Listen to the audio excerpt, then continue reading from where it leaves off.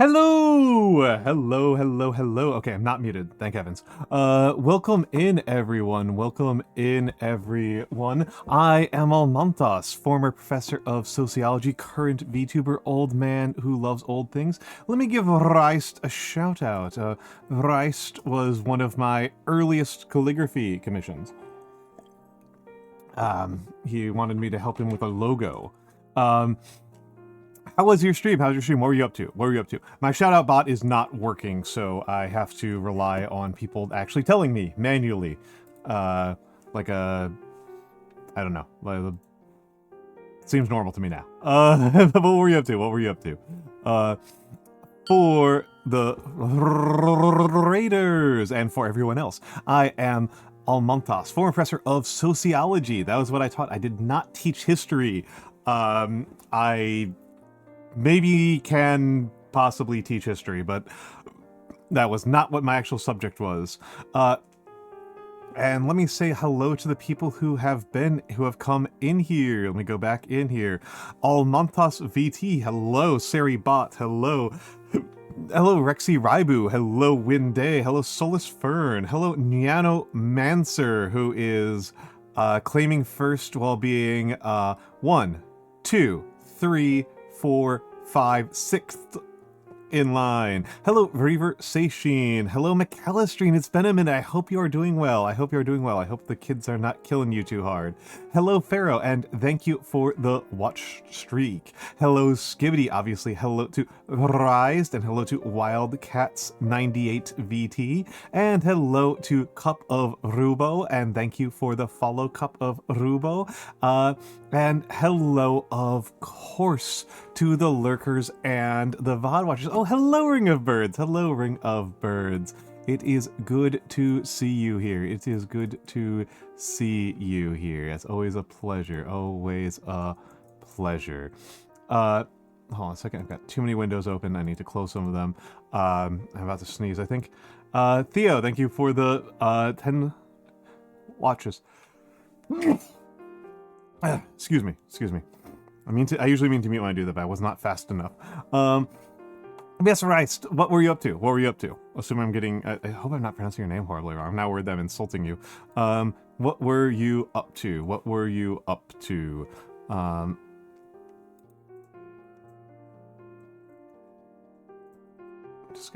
Just gonna clean some things up around here. I think we're fine there. I think I'm fine.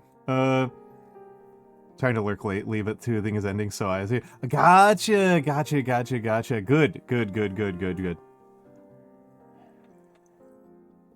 That's not actually an X in your username. It's interesting because in Chatterino it is an X, but in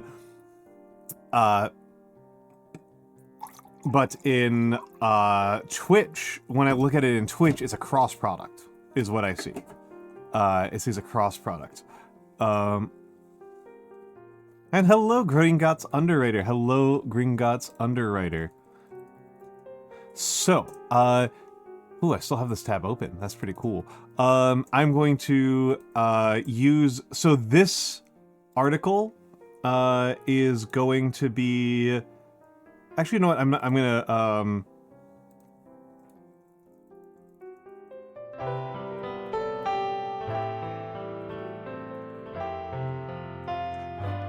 There we go. And we've got another raid.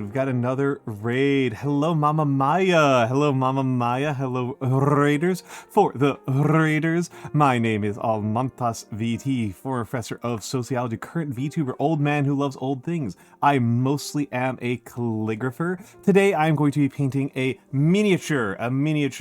I want to play, I'm going to be doing, unless somebody was really upset with me about this one, I was planning on doing another Ancient Roman.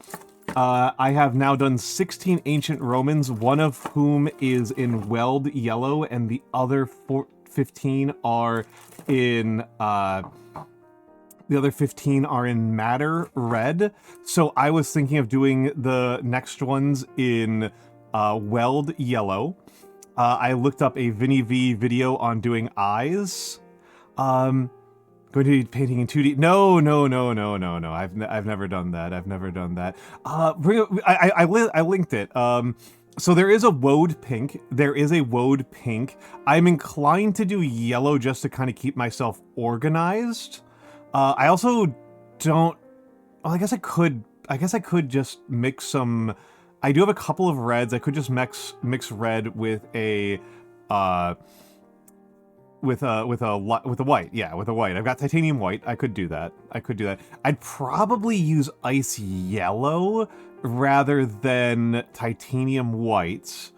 But I think that might be something I'll have to do off stream. I'm not gonna lie. I'm inclined to do weld yellow, mostly because I already started on that, and because that means that if I do 15 in a row in yellow, well, 14 in a row in yellow, that means I'll have 15 in red and 15 in yellow, and that's like actually possible for me to keep track of.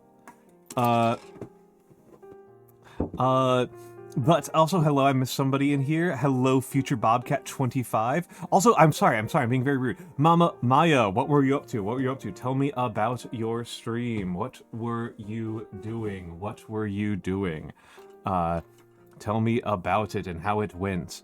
And hello, Akshi. Yes, I did start a little bit earlier than I usually do. Hello, Akshi, and implicit hello to Sparkling Anarchy. Yeah, Ring of Birds really wants the pink. I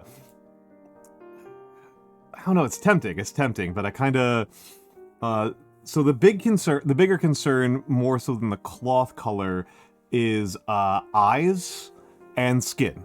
Eyes and skin are bigger concerns to me. That's honestly kind of why I keep on sticking to doing ancient Romans. Have so many of the same color. Yeah, I mean, it's interesting, right, that when people picture ancient Roman legionnaires, they pretty much always assume that they're wearing a deep matter red. They're pretty much always assuming that this is a deep matter red. And hello, formally, to Sparkly Anarchy, and hello, Wea Biscuits. And also, I forgot to say this before, but yeah, Theo, the tags are very fun. I'm sorry, not Cup of Rubo. Yeah, the tags are funny. I like those tags. I am of the opinion that tags should be used primarily to tell people what they should be expecting. Right? They're for setting the tone of the stream. I know that the usual theory is that they're like for reach, but I genuinely do not know anybody who is who like watches a stream, who like goes to Twitch and just like searches tags. Like I saw, it's like so rare. Like it's not like it's never ever happened, but it's usually like it's almost always been people searching the VTuber tag for raid targets. I don't really know anybody who's like actually searching the like Minecraft tag separate from the Minecraft category. I do know people who will search for something else and then they'll look at the tags and that will tell them if they're interested. And so that's why like things like comfy are in there. You search queer terms, find other LGBT tags. Interesting.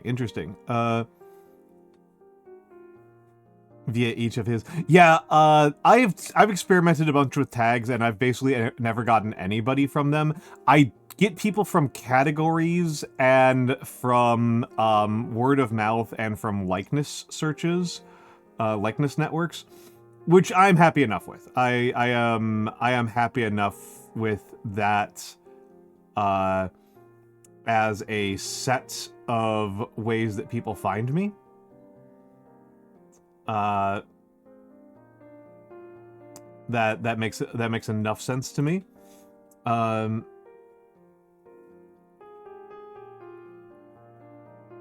You found me by searching. That would have been if you had done that. Actually, you should have not put the /s there because I absolutely would have taken you for real, and I definitely would have included that in my market research going forward. I absolutely would have that absolutely would have gone in if you had not /s. I absolutely 100% would have taken you fully seriously. Can't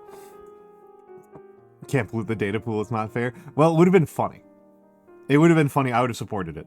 I would have supported you.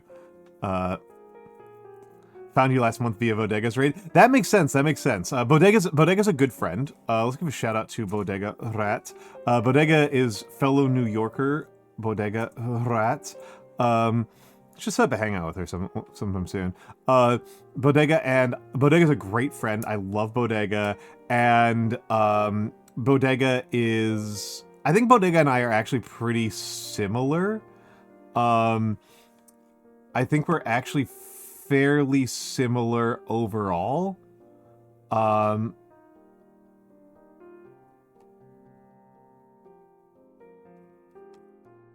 I think we've got a lot in. I think people who like to watch one of us like to watch the other of us a lot of the time.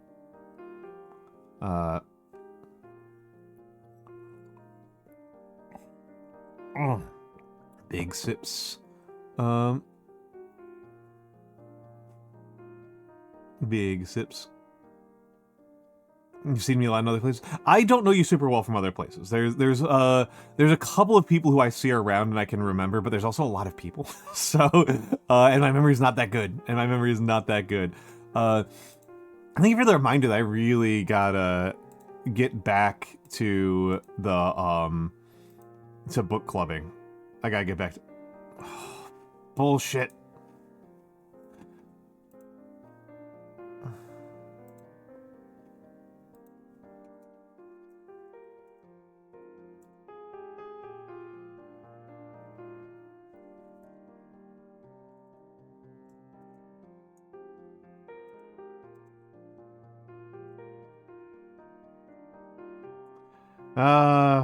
Okay. Well, this is just for, I guess, the VOD watchers. Yeah, it has disconnected over on Twitch, and so I'm just kind of staring at nothingness.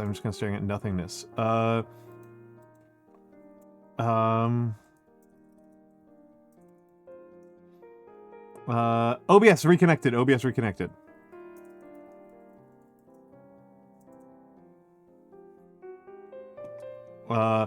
Or false alarm. Am I back, folks? 0 kilobytes per second. 0 kilobytes per second. Oh, 5 kilobytes per second. 0 kilobytes per second. You know what?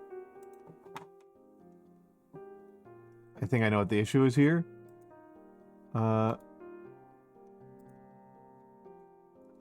I don't know if that's actually the issue, but I'm going to kill Firefox and see if that helps. Hello. 3 phonemes into my answer. I am back. There we go. I can't really remember who I see around in everybody else's chat. If it's somebody who I'm like really familiar with after a while, like I like Matthew the Rice Seeker, I see around a lot because we have a lot of overlapping communities, and same with Emperor's Armpits, and I've known them for a while. It takes a while for things to like really implant on my brain. It takes a while for things to actually like really get stuck in there. The Inari's Plastic Duck Simulator. Yeah, that rules. That's like legitimately one of my favorite streams, just of all time. Just period. It's that stream was actually like top tier, like legitimately truly top tier. One of my favorite experiences as a streamer was that one. Man, what a good stream. What a good stream.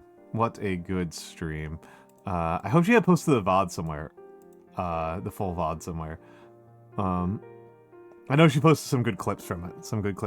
But yeah, I've killed all my browsers. I think that might have been the problem. So no browsers are open, which is a little bit of a limitation going forward. But yeah, I'm really inclined towards to sticking with my plan of doing weld yellow. With Dega and Clonk and a bit with Grimmy. Okay, those are all people who I watch a lot. Now those are people who I'm pretty familiar with. All three of those. I don't know Penbu, but yeah. How about some cabbage and rice noodles? Where can I get your cabbage stir fry recipe? Walks of Life. It is from Walks of Life. My only modification to it is that I just flat out don't use it. It calls for pork. I just don't use the pork at all. And it's just a cabbage recipe. Instead, it is a pork and cabbage stir fry on walks of life. That is my... Usually when I have a recipe that I go to a lot, it's either Walks of Life, Post-Punk Kitchen. I go to Post-Punk Kitchen a lot. World That Was. If it's a really old recipe, I get it from World That Was. So let me think about it. So those... And there's somebody else. There's somebody else who's pretty common. Asian Vegan. Jiko Yue's Asian Vegan is another pretty common one. But that's a cookbook, not a website. So it's a little bit harder to check. For Japanese, I almost always use just one cookbook, but I wind up having to make a ton of modifications, so I don't know how much I should count those. And yeah, those are basically my sources for most recipes, for most of my recipes.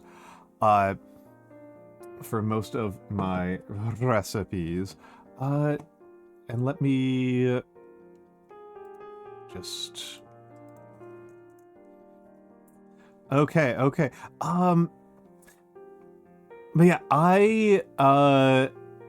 what do I have to say for myself? What do I have to say for myself at the moment? Oh yeah, I'll probably end up talking about this at a few points. When is the baking stream happening? Ilorezzi, I do not have plans for a baking stream.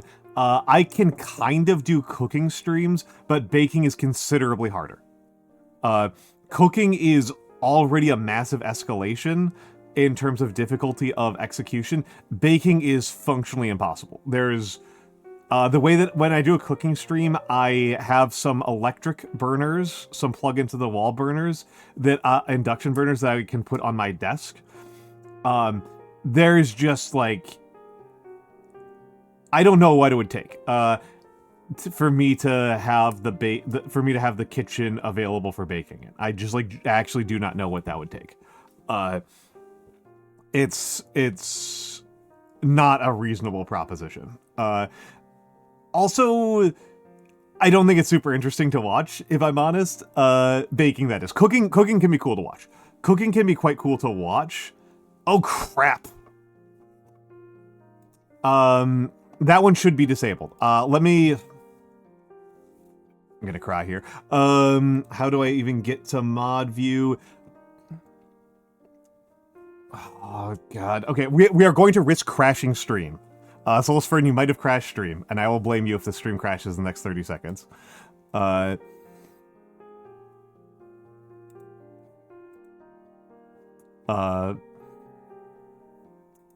going to have to go to the stream manager. No, hold on. I have to go to rewards and disable that. I thought that was disabled, is the thing. That's like the part that's driving me crazy. That should have been disabled. Yeah, I live in an apartment and I have multiple roommates.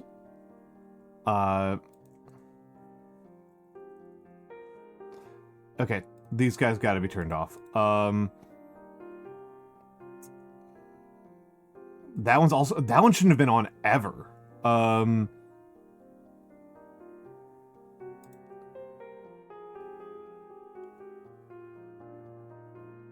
What in the world is going on here? Some of these really should have been disabled.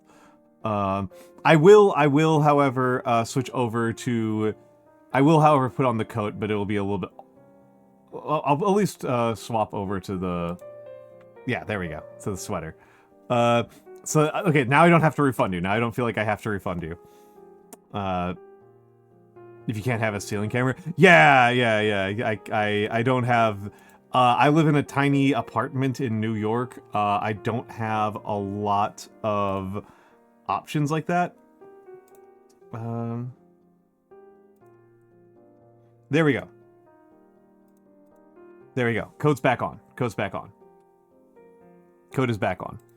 I don't like having the coat toggle when I'm in the suit mode because it looks really awkward. It looks really awkward. It's designed to lay flat on the... It's designed to lay on the sweater, and so the suit's a little bit thinner, and so it like is floating awkwardly in space. So not the biggest fan of that.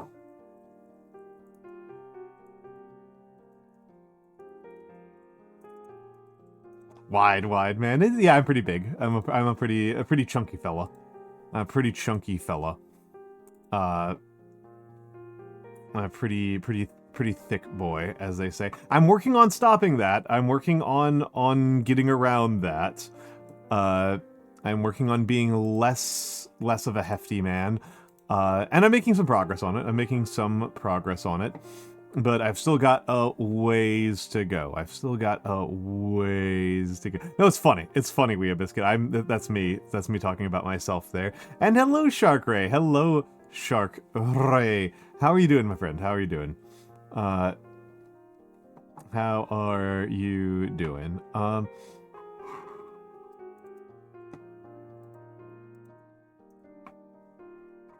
But yeah, I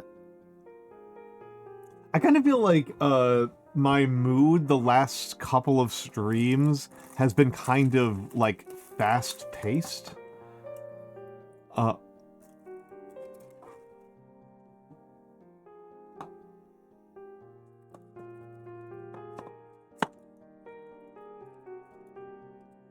a new place and sitting kind of Well, this happens. It happens. Unfortunately. Hold on a second. There we go. There's my tool.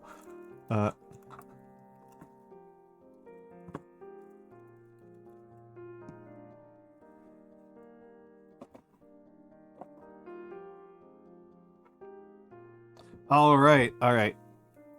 I think I'm just gonna go over and start on the painting like early. I think I might just go over and start early. I'm in this kind of like fast mode lately.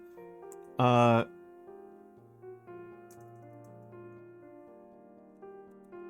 don't know what's gotten into me. I'm normally like I've looked at some of my streams because I've been uploading VODs, and like sometimes I'll be like 20 minutes live before I am ready to start streaming. And then like every once in a while I'll be like 2+ hours before I actually get to like the game or whatever. And I'm not sure what's just like the better one. I'm not sure which is the better one, but I can say that like right now I'm kind of in the like slightly faster mode.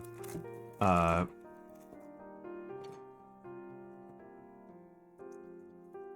think it depends on the mood. Yeah, I don't know. Am I like, I don't think manic is the right word, but I'm definitely like a little bit like, maybe I just feel like I've got less to say for some weird reason.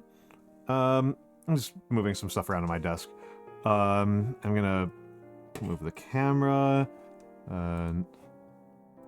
recalibrate it. Let's just do a quick check in studio mode.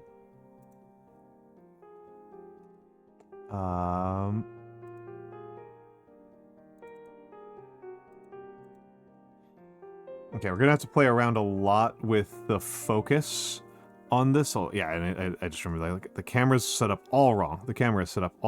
So just gonna fiddle with the camera a little bit. If I was a real professional, right, I would have done this beforehand.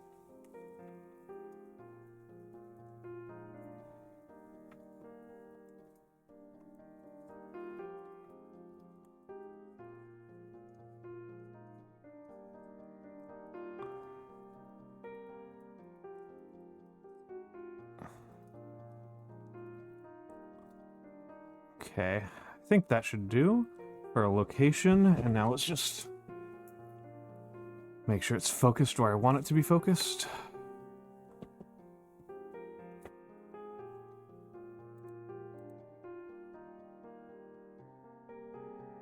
Okay, that's pretty good looking. Okay. Alright, let's go over there.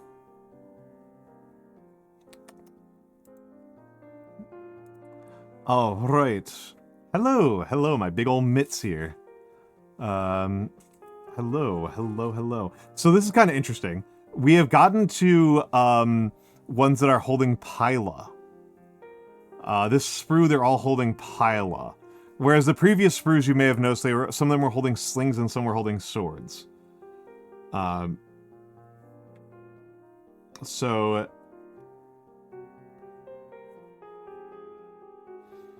They're kind of interesting. These Pila are double featured. And so far I've been pretty lazy about how I've been handling the Pila. You know what?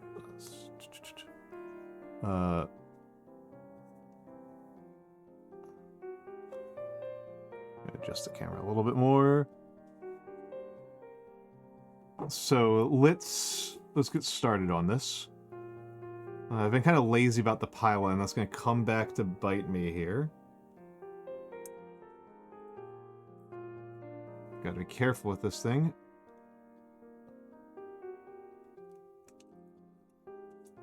And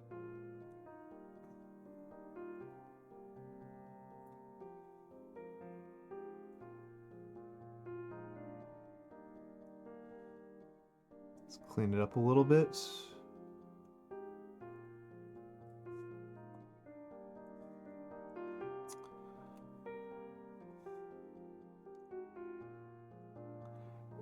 I also didn't grab the waters yet for the painting, so that'll probably... I'll probably take my sweet time on the cleaning step. And then when we get to... Then I'll grab the waters when we're on the ad break. What the heck? Where did I put the scraper? There's the scraper. There's the scraper. There's the scraper. Oh, yeah, yeah. So, there's not enough light in here. Let's get some more light in here. So that's the flash right there. And they're clever enough to line up the seam from the mold with the edge, right? With these edges here. Hold on a second. It's a little bit higher than it should be. I think that's gonna be better. And folks, do not be afraid to tell me when I am wandering off camera or if I break my tracking. It's probably going to happen a lot.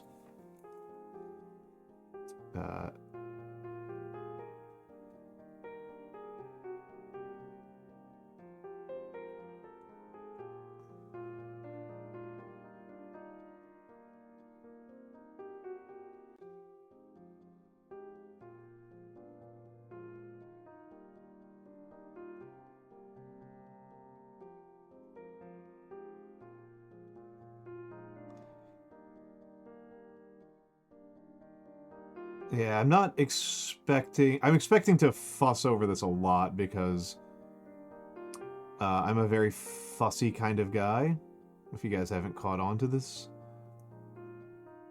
by now.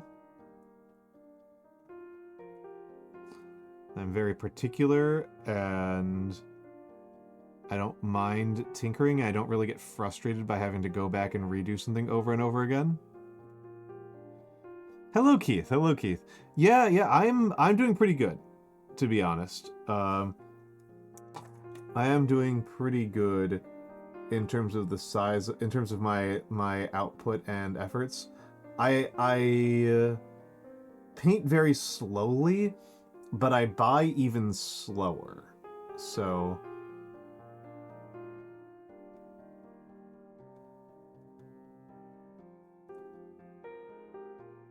it's kind of where it's landed at.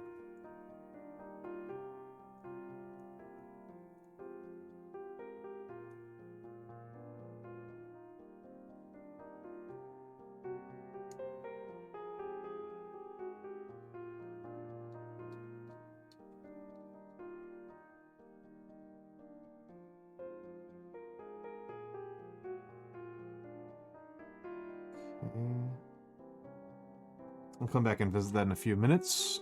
Nope. You're a chronic hoarder collector. Yeah, I'm not. I am primarily a cheapskate. That's what I primarily am.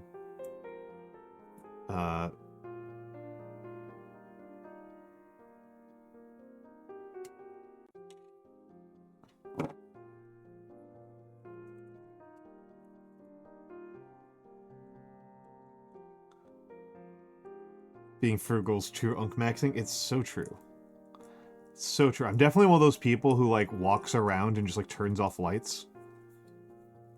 Just like, this is wasting energy. You know, this stuff causes greenhouse emissions, right?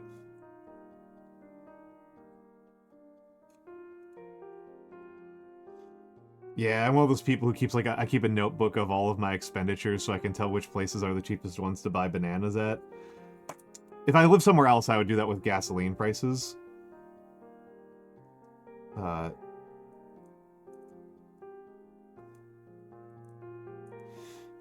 Well, something my grandfather did was he wrote down he logged all of his gasoline purchases for his entire life. Like, his entire life, he logged his gasoline purchases. And my dad has told me this several times, and he keeps on thinking that it's going to be like, wasn't my dad so silly? And I'm like, no, that was smart.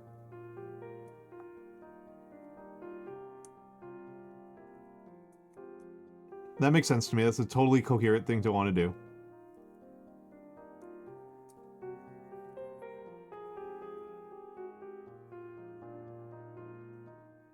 $1.18? That's so brutal, Wea Biscuit. That's so brutal. It's like 69 cents where I live.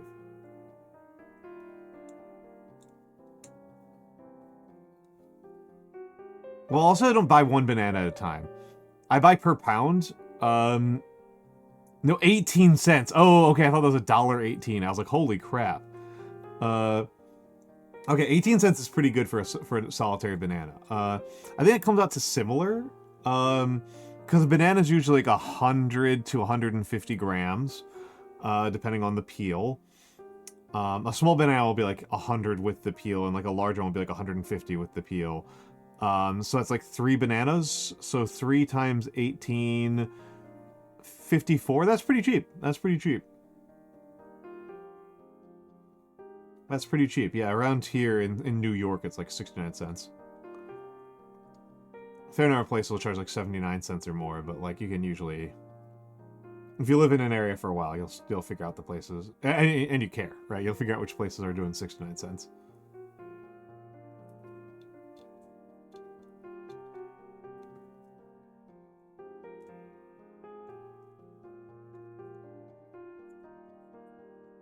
Well, time to start wars in South America again. We've already got one. We've already got one. Silver Clawjack, thank you for the follow. Do you need to head to sleep right now? All right, Cup of Rubo. Have a good night. Have a good night. I usually start at 10 p.m. U.S. Eastern. This is not like a late start time for me. This is a normal start time for me. Because I tend to be getting people when they're heading to bed. I think New York is not as expensive as people make it out to be, if I'm honest. I've got friends in Indianapolis and Wilmington and Houston. They're all paying like a lot more than me. Well, in DC, of course. Houston's the one that's like constantly shocked me. Houston is shockingly expensive to my mind.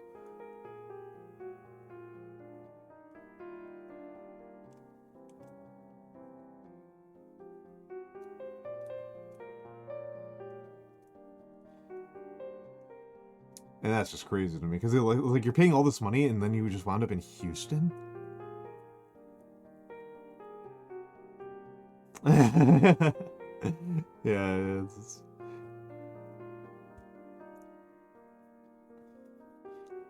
Thank you, Silver Clawjack. Thank you, Silver Clawjack. Well, the big thing, Wea Biscuit, that makes New York a lot cheaper than other places is transportation. Transportation in New York is much, much cheaper than almost anywhere else you're going to live. So think about your car, right? Think about your car. I'm assuming you have a car because you live in America. Well, you're talking as if you live in America.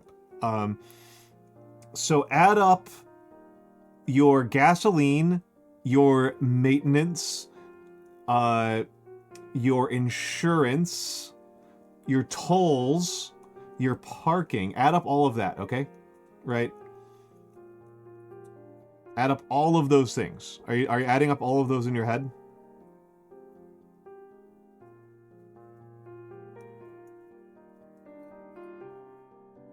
Okay, the New York City equivalent for that, if you do the equivalent of that in terms of New York City transportation, the maximum amount that you'll pay in 1 month for Metro cards is $130. Is $120.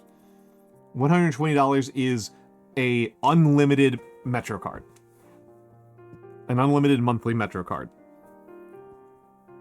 So in order for somewhere to, so like, I've never heard of somebody paying $120 for all of their car-related fees per month. So, like, that's, like, the big price differential.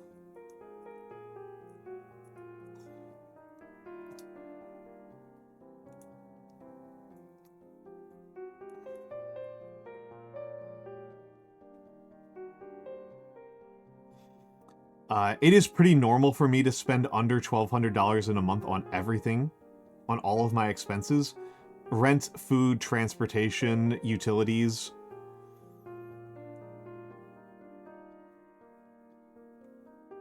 I just, like, don't know anybody who's... I don't know... I know very few people outside of New York who are managing to live that cheaply. Outside of New York, inside the United States. Oh, yeah, of course I've got roommates. I'd have roommates wherever I lived, though. I don't really think that... Yeah, I obviously have roommates. I have lived without roommates for, like, weeks out of my life.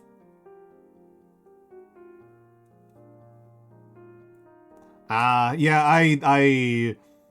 Even when I've lived in the countryside, I had roommates. Even when I've lived in like farmland areas, I had roommates. I am very cheap. I am very, very cheap.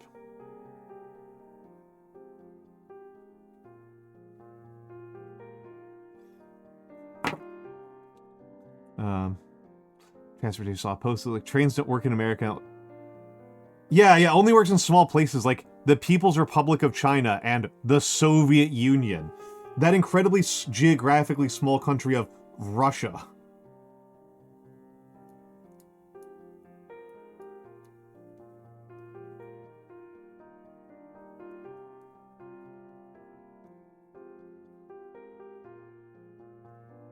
But, like, they did. Yeah. I will trust you on that. I'm actually not a trains guy. I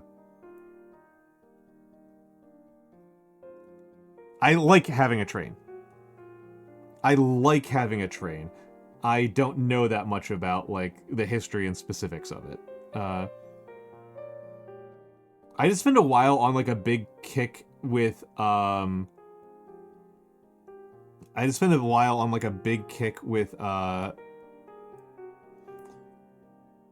like, looking with, like, train prices. Like not like the price of riding a train, but the price of constructing new lines. That was a very weird habit of mine for a while.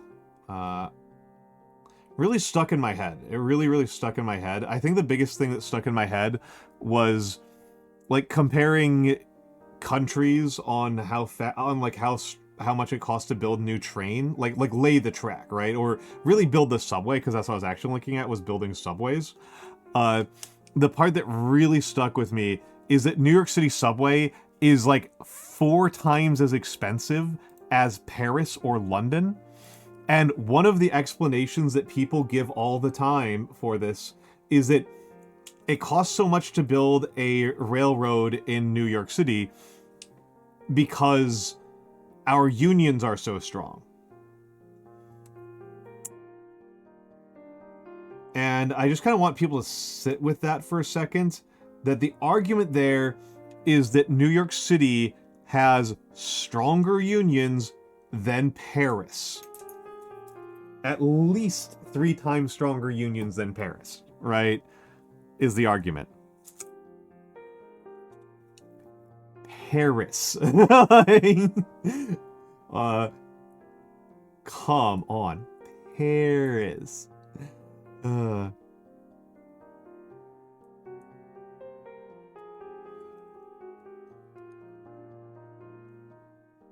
Yeah, the Wrench are rioting. Yeah.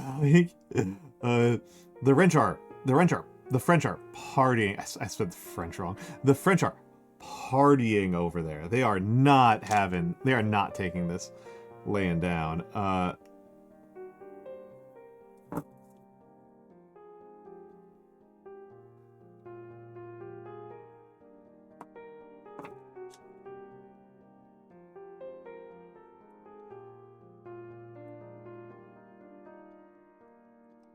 Yeah, they're having a good time over there. They're really putting in the work.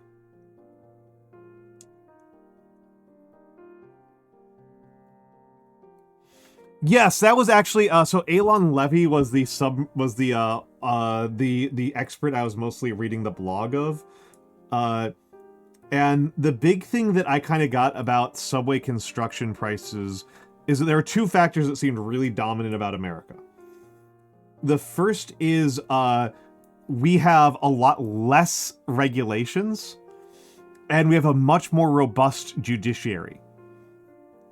And in particular, the specific regulation that's the real consideration is our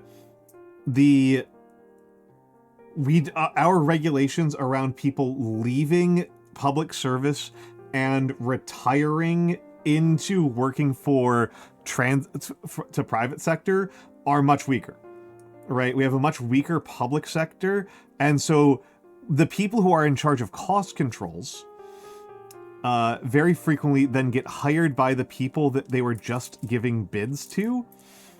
And I hope that people can see why that creates a huge problem, right? I hope people can kind of see pretty quickly like why that's such a huge problem for keeping costs down. The other kind of side of it that one of the other factors I thought about in this quite a bit, yeah, the private one is really worth noting, right? Like I maybe I should be more explicit here. One of the consequences of doing things like this is that the people who are giving out bids to the private sector from the public sector side, have very little reason to actually control costs, because if they don't control costs, that goes into their own retirement, right? When they control costs, they are reducing the size of their own retirement. It's a very bad system that way.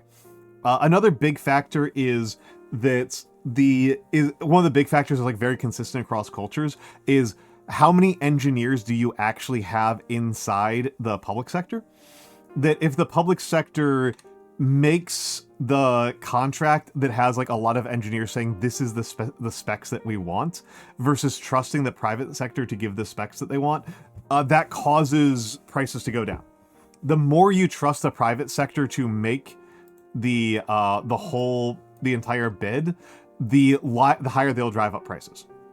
And very importantly for the United States versus like the UK and France is that we actually have way fewer companies. Our private sector our lack of monopoly regulation has meant that we have way fewer companies bidding for the same number of contracts, which means that their ability to collude with each other is much stronger. They have a much stronger ability to collude on prices and thus drive prices up.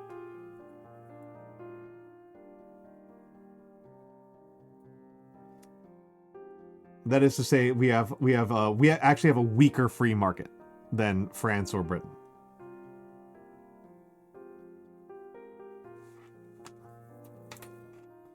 Okay, we are going into the ads, and it's good timing as well, because I do want to fill up the water cans, which I haven't done so far. So we are going to go ahead and do that. We're going to go ahead and do that. And I'm going to try to move around some things on my desk to make it a little bit more painting friendly, because it's currently really bad. It's currently really, really bad from a painting perspective. So I'll be back in 3 to 5 minutes. I'll see you all soon.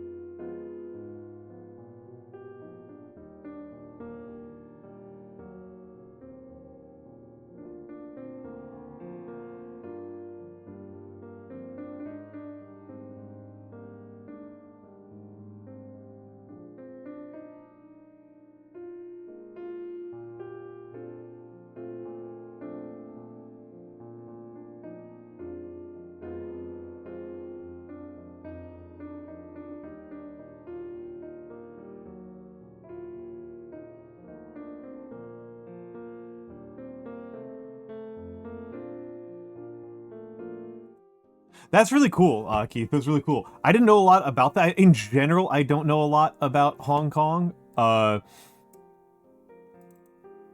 Like just kind of like across the board. It's not like a culture. It's not a country. I know like a little bit, but like at the level of like being kind of generally interested in colonial history and have watched a bunch of Jackie Chan films.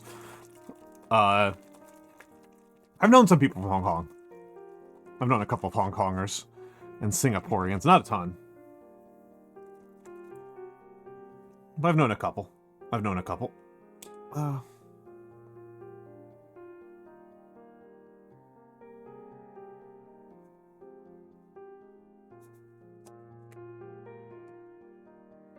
Okay.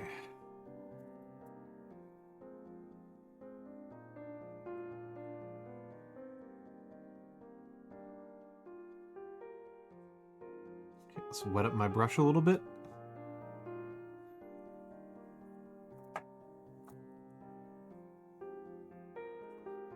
Start the big boy first. I always like to do the sub-assembly. And yeah, I've known a couple of people who have worked for like really high-skill jobs, and you know, like their company would have fuck-ups where they couldn't they didn't have any tasks for them to do, and so the company would just keep them on payroll. For like sometime in one case that I knew of, like 2 years. This person was kept on payroll just for like 2 years, just because it was like headhunting was so much more annoying than just retaining talent.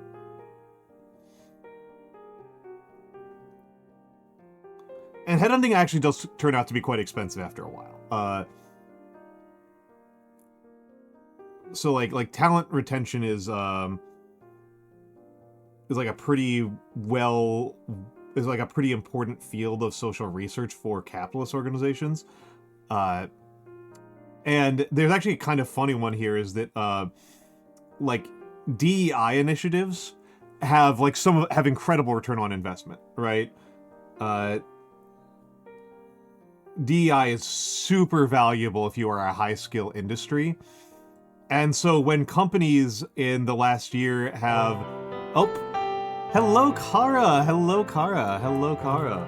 It's my dear friend Kara-tsun. It's my dear friend Kara-tsun. Hello Eclipse Bun. Hello Kara-tsun. Hello 1,000 skeletons. 1,000 skeletons. Tell the class about what you were doing, Kara. Tell the class about what you're doing. For the Raiders, my name is Almantas VT. I am a former professor of sociology, a current VTuber, an old man who loves old things. I mostly do calligraphy. Calligraphy is my main art form. This is one of my favorite works. Weren't you playing a video game? I only caught a couple minutes of it, but I thought you were gaming.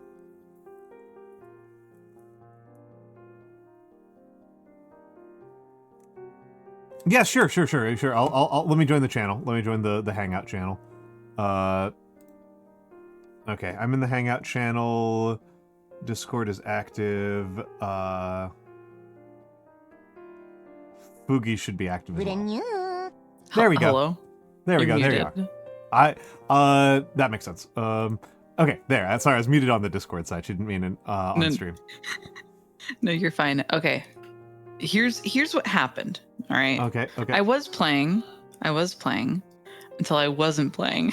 Okay. And then what happened? More people. So people were allowed to join. They joined, and then I had to explain to the white folk in my okay. In the VC and in my channel and just in general. I was like, listen. At work, we were trying to have a good time because there's not much work to do.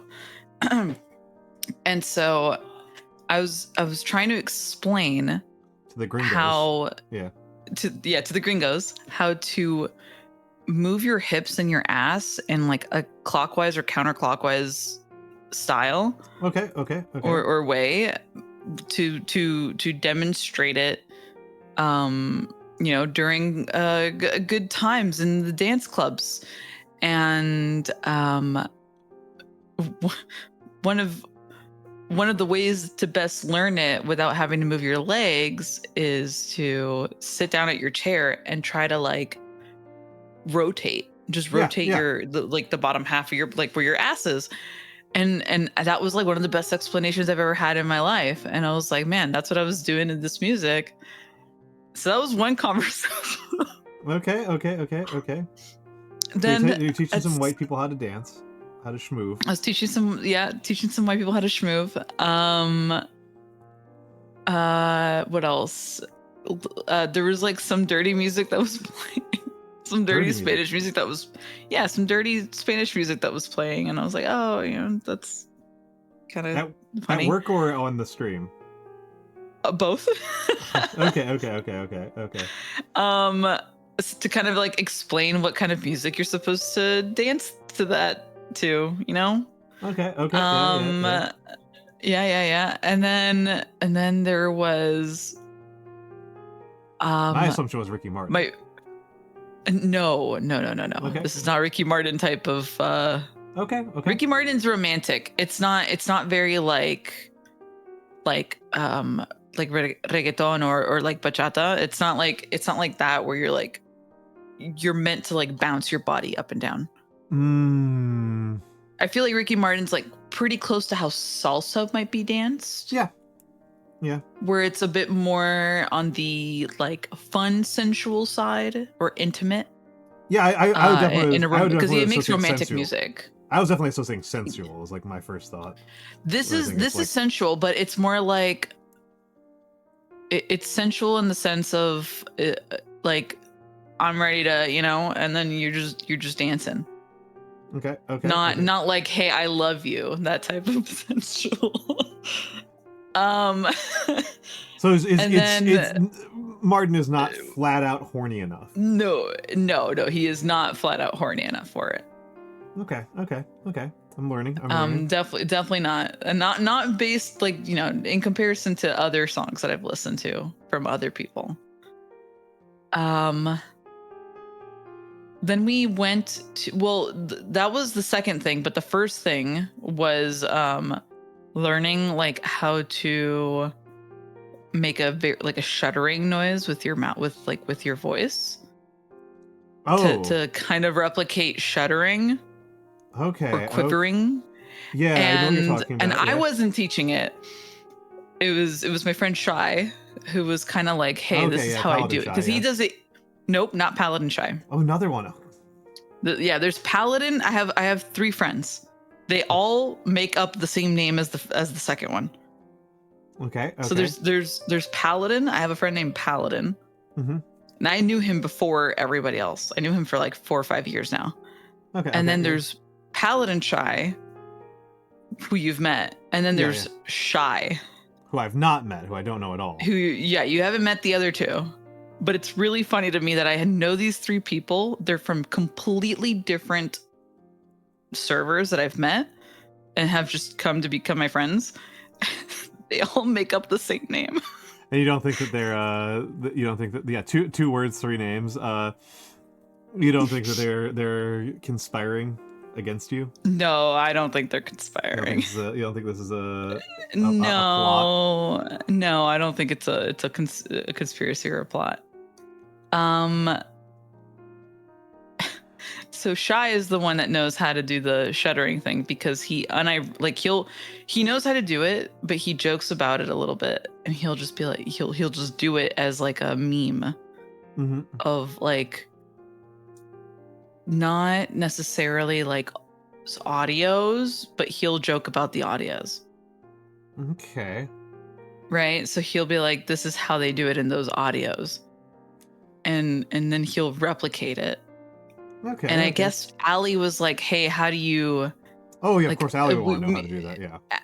Right. No. Me and Allie were like, how are you doing that? And he goes, okay, so it's an inhale, and then you're stuttering on your exhale. And we were like, okay. Then it went into the dancing education. Okay, yeah. So you had an active stream. You had a good one. It was active. It was like weirdly active and educational at the end. I have to say that I was. Yeah, go ahead. Sorry. No, you're good. You good. Oh, I was gonna say when you said like the shuddering voice thing, my assumption was actually the person who was teaching was Allie. No. Me and Allie were very curious. Allie also didn't know how to do the ass thing, but I'm not surprised by that one. Wait, I think I mean, yeah. Allie's my white girl. Allie has some very Allie has skills, but they're specific. I mean, Allie was shown like the steps to twerking by a mutual friend of ours from like a couple months or years back now. And this was a while back, and she was taught how to do the twerking. And especially like when you're in water, when you're in the pool, it helps with your movements a little bit because you're not really like, you don't have a lot of weight. You don't have to worry about falling over as much, yeah. You also don't have to fall. Yeah, you don't have to worry about falling over. You can like actually just position yourself better. And Allie was like, I just couldn't fucking do it. I just couldn't do it. Maybe it's the white girl in me. And I was like, listen, just use a chair. Use a desk chair like I am. And just rotate counterclockwise. And I think one of my friends, it was Shy, and then at the end, it was like Shy was like, "Oh, I didn't know you had a bald toggle for your model." You do. It's a good one. And I have a double chin. He didn't know about the double chin. He goes, "Why do you have a double chin?" I said, "I don't know. This is what was given to me." I said, "Sure, go for it," and now I have it. Started laughing, and then we started making fun of Pitbull. By putting sunglasses on me and being bald. Oh, and that was it was. I guess it was a very poor eventful because he's very, very wealthy in a way that I will never be, and for reasons that I don't. He is extremely wealthy for just saying "dale." That's it. Yeah, and singing. He does sing. He does actually sing, but it's not the most eventful music. It's been party music. I don't know how true this is anymore, but for a long time the meme was like featuring Pitbull, right? Well, that's how I treat him the same way that it's DJ Khaled. Okay. Where they just invite this guy. That's kind of how I've seen, and I think most Spanish people do. I think it's just the non-Spanish folk that really, really like Pitbull. That's understandable, yeah. I don't know. I don't know. I mean, I'm the non-Spanish folk, and I don't know like anybody who really likes Pitbull. I know people who are like, Pitbull might like make a song like slightly better, but like he's a supporting cast member. He's not a star to everybody. Right. I don't know any Pitbull shooters. The other thing is that he also, I've noticed, has a lot of people featuring in his songs. It's always Pitbull featuring this person. Yeah, he's a collaborator. Or Pitbull, right? And so he's a collaborator. So all he does is he just has Pitbull featuring, and it's all like Kesha or Neo, like big names. Yeah, I honestly associate him with that's like what Kesha. he's that's really good with. Kesha. So. I'm personally not a big fan of Kesha, but I also didn't grow up with much Kesha. I think. I had a interesting childhood. I mean, I'm in terms of music. Unsurprisingly a bit older, so Kesha wasn't born when I was growing up. Hello, Dark Side folks, and hello, Ignamata. Yeah, I when I think of like music I grew up on, it's like Beethoven. I mean, I grew up on 70s rock. Of course, soft rock. Of course. So like between Eagles, right? 70s soft rock and then I would say the Eagles or Chicago's pretty good. Kansas. Kansas not so much. Electric Light Orchestra, Creedence is also pretty good. Creedence, okay. I grew up on a lot of Creedence. You might be whiter than me. I grew up on a lot, and especially since my grandparents were not white. I mean, they're, as much as an Argentinian can be, I guess. There are standards and measurements by which Argentinians are whiter than me. I know. So- That's why I mentioned it. Like when Spanish people are like, I have so many Spanish people that work with me. Mhm. And a lot of them are like, do you not know how to dance? Like, I didn't know how to dance, or I don't know how to dance at all. I just know the movement of what you're supposed to do just by sitting in a chair, but that's it. I don't Mhm. actually go to clubs and dance like that, right? So when my coworkers are talking to me and they're like, "Hey, Kara, have you ever heard of this song? Like, do Argentinians not dance?" And I'm like, literally, fuck no. No, not at all. I was like, no, we do not dance. Like, there's cumbia, but cumbia is a very specific, like streetwise, like Argentinian type of thing. Like someone that hangs out in the streets with their friends, like that kind of thing. I don't know how to explain it. That we call it the streets, but I don't know how to explain it in English. Yeah, because the streets mean something kind of specific here, right? Like, yeah, like let me see if I'm trying to. the villages. What's the vibe you're going Yeah, for street here? related. Well, it would typically, so like there's a word called callejero, which just means street or street related. Okay, what's the And implication of street related? in terms of like being a wanderer streetwise, it's so funny. In some contexts, suggests a lack of productivity. So not necessarily like someone who is homeless or lazy, but it's like kids that are just hanging out and just walking around the street, not going to school. Okay. It's got like a casual vibe. It's casual, but I don't know if it's related to poverty in any way, because like tango was related to poverty. So I'm not entirely sure, but whatever. The point is, that's what we have. We don't have anything else that's kind of in that rhythm of more Central American music. Interesting. And it's different. Music is a very interesting thing. Yes. When it comes to different countries. So my coworkers were asking me, "Hey, have you ever did you ever bust it down and shake your butt?" And I'm like, "Nope.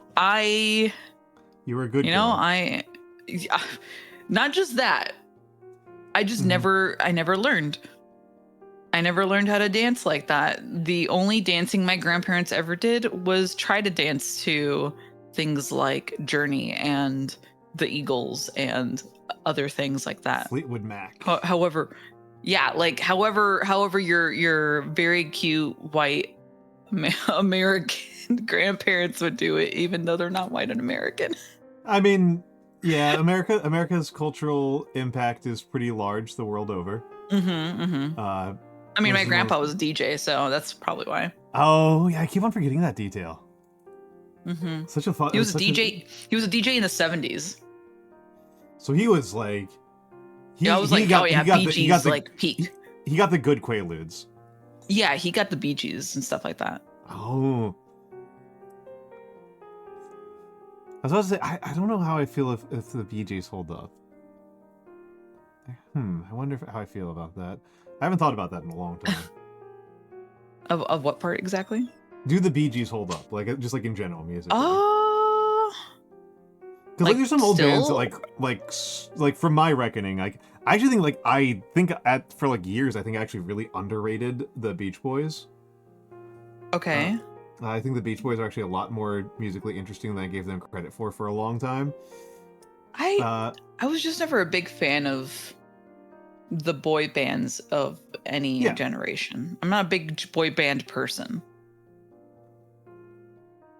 That's understandable. That's understandable. I'm not usually, but like, you know, the Beach Boys, the Beatles, the Stones are like this kind of like Anglo-American triumvirates of like super bands for years, and it's generally accepted that the Beach Boys are kind of like the idiot's choice of the three.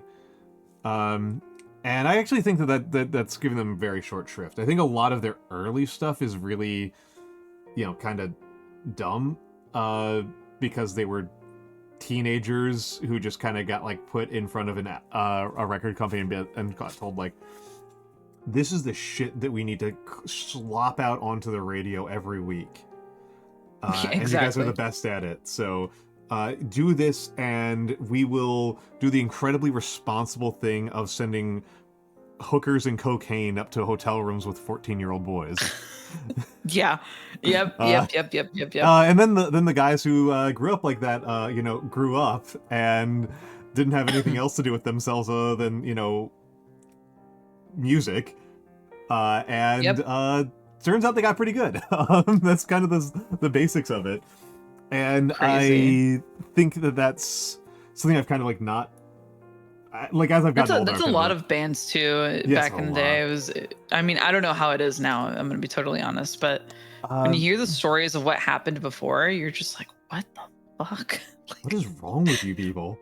What is wrong with the record label? Yeah, exactly. That's what I'm talking about. Like, what's wrong with these producers? And like these producers and the record labels and the managers and everything. Anything management wise has just been like, ugh. Like, what do you guys are fucking disgusting. Yeah, you guys are. This is honestly one of those things like really stops me people. from being scandalized too much by like VTubing controversies. Is that I'm just like, oh, it's just the same shit as that happens with like actors. Like it's yeah. Like the best example sleazy. Too is like the Disney young child actors, actors in general.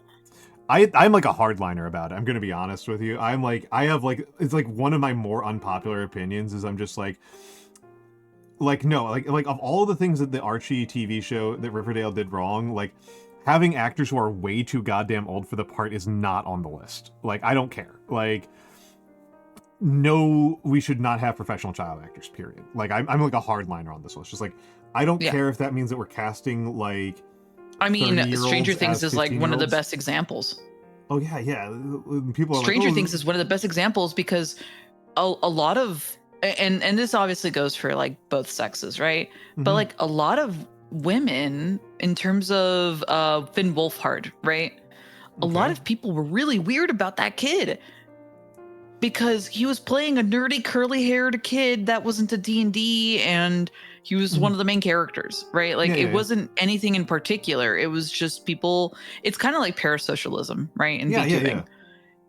No, it is. People got very parasocial about a fictional character who has there's a person behind it, right? Like if it was a fictional character, I'd be like an actual fictional character, I'd be like, okay, I mean, is it healthy? No, but it's not like an actual person for you to like go and follow and stalk if you're creepier, right?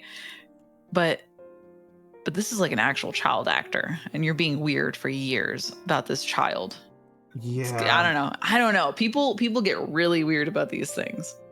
It is like Game of Thrones had the same thing happen to it. Game of Thrones had the same thing happen. And more of like I hate Cersei, and they would literally send like death threats and things like that. It was really bad. Yeah, even though she's just doing like a good job acting. Literally one of the best jobs. Yeah, like actually one of the better actors on that show. Yeah, the one I remember people being really weird about. I mean, okay, the most demented people were about was Star Wars. Like Jesus Christ, that's the one I remember being the most like, what is wrong with you people? Hayden Christensen. It was with Hayden Christensen. Like people were so weird about the Harry Potter kids. Oh yeah. Like Rupert Harry Potter got away with a lot and just like skated under the radar and was like very successful in that one. But the other two, it's just like, oh my god, I'm so sorry. Like, it just sucks. It feels super uncomfortable seeing it from a viewer perspective of someone that actually just enjoys watching these things and not like feels any certain type of way, like someone a bit normal, right? In their mental anything for it. But yeah, I've been seeing so much stuff on child actors and things like that recently, and it's just been mind-boggling to me because I grew up on Disney Channel. That was my childhood. Hannah Montana was one of the biggest things for me as a kid. I was like, I love this shit. Yeah. Mm-hmm. Yeah. And poor Miley Cyrus, everything from that time period, I was just like, wow, like Drake and Josh and things like that. Everything is just really, really rough. It's really gross. It's honestly kind of fascinating. I can only name like one. Emma Watson went through Hell, Hello Galaxy, Wolfstar. There's only like one of those like super wholesome child actor type actors I can think of that like really got away with it and like had it like really turn out well for them. And that would be Kurt Russell. Yeah. People often Kurt forget that Russell's he a was great functionally actor, by the way. great actor. Very I apparently very chill dude. I love a lot of his acting. Yeah. Apparently very chill too. I've known a couple of people who've met him and they're like, oh yeah, he's actually really chill.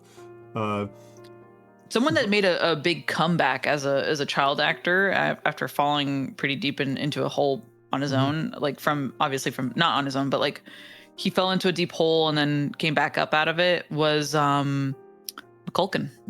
Culkin, yeah. Culkin Yep. had a terrible time for a long time. Holy crap. He was stuck like that for years, and then he obviously thanks his wife for everything, who I didn't realize that Brenda Song was his wife. Oh. And I grew up on a lot of Brenda Song TV shows. But yeah, no, that was some crazy stuff.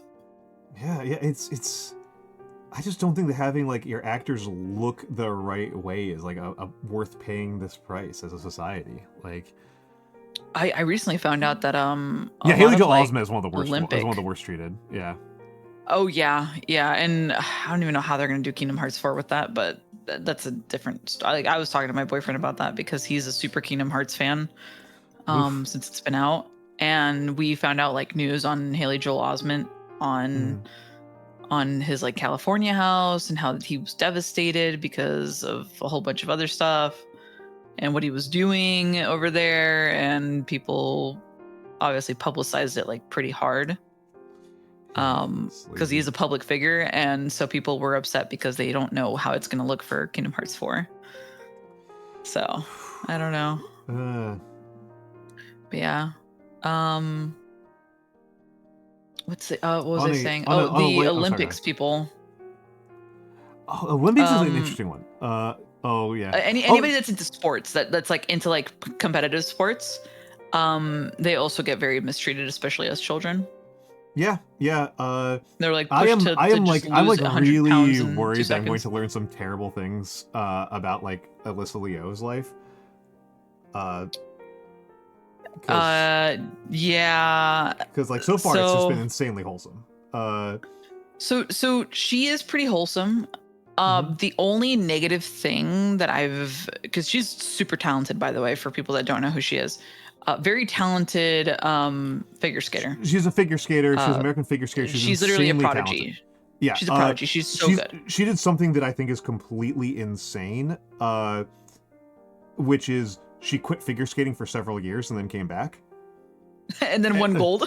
And she's like 20 or something, right? She's like super young. She's 20. Yeah, she's 20. Super young. But she was so this goes into the child actor thing, right? She was she won gold, I believe, when she was younger as well. I think one of the youngest. Yeah. And she was like, oh, I quit because I think it was like she quit because she realized that she was being pushed to like to be competitive and win, you have to lose a shit ton of weight. Oh yeah. So she felt like she was being forced and abused into this position of losing your weight, like losing weight or you're going to be a loser, basically. Okay, yeah. Yep. And so I think that's what led to her quitting, and she came back. She actually weighs not an unhealthy amount. It's not like an unhealthy amount or anything, but in terms of figure skating, she looks different to everybody else. Yeah, no, she looks super muscular. Because she's bottom heavy in terms of muscle and just more fat, not in like in a negative way either. But she just has more down there. And so what that does, why they don't like that is because you can't make the jumps. But she made every single jump and she was perfect at everything. And I'm going to be honest, if somebody told me like you can't make the jumps because you have too much leg mass, I would just not believe them. I would just be like, flat out, I think you're lying. Like, yeah, I mean, I will say there were a lot of people on X that were getting very weird about her Oh, of course, and of like course. like very not parasocial, just dudes being weird Yeah, dudes. I mean, I That's did it. see some people being parasocial about her, but mostly from the Also Chainsaw Man parasocial, yeah. side. Uh, Mostly Oh in the Chainsaw Man really? fandom. She's a huge Chainsaw Man fan. I Oh don't think right, people were being she like is. She is. She's really, big into anime. yeah, yeah. That was one of the things that she said was like, yeah, I've got my gold medal match and also a new chapter of Chainsaw Man drops today, so big day for me. Yeah, yeah. I mean, Which is very speaking of funny. Chainsaw Man's almost done. The Almost done. manga's almost done. Yeah, part two's Oh, almost done. yeah, part 2 is almost done. And hello, Fenrir Angel 633. Hello, hello, hello. Bigots is a English language term for uh, the collective term that covers racists and transphobes and people who hate the gays and so on. I Just don't have a lot of yeah. tolerance for that, and as I have learned over the years that if you just are a white man in a public space, people will assume that you agree with their really insane misogynistic takes just based on that. And so I have to be kind of clear up front that Yep. I don't got space for that. Especially not here in No this year with Women's no space for negativity. Yeah. You can be negative in other ways, but you know. Well, in that, I guess. Especially because we were just like, talking about like how badly treated child athletes are. yeah, that's true. That's true. So it's not a no downers rule. It's a don't be an asshole rule. Basically. But yeah, yeah. So, and I don't know. I mean, I can't tell when the people are being like actually parasocial when they're like joking about parasociality. Yeah. VTubing has like true. completely like robbed me of the ability to tell that unless like I'm actually friends with somebody and then I can be like, hey dog, what you're saying about that VTuber is actually kind of weird. Like I can do that, but like otherwise if somebody like posts like memes about like wanting to like impregnate their favorite VTuber or whatever, I'm like, I cannot tell like how sincere this is. Yeah, well the thing is text is really like it's hard to tell tone through text. Well, it's not just text, right? It's also community norms, right? Like different communities have different ideas around this. That's also true. I feel like a lot of people jokingly will make a meme like shit post type of text, and sometimes I might take it seriously because I don't know what these people are thinking. Yep.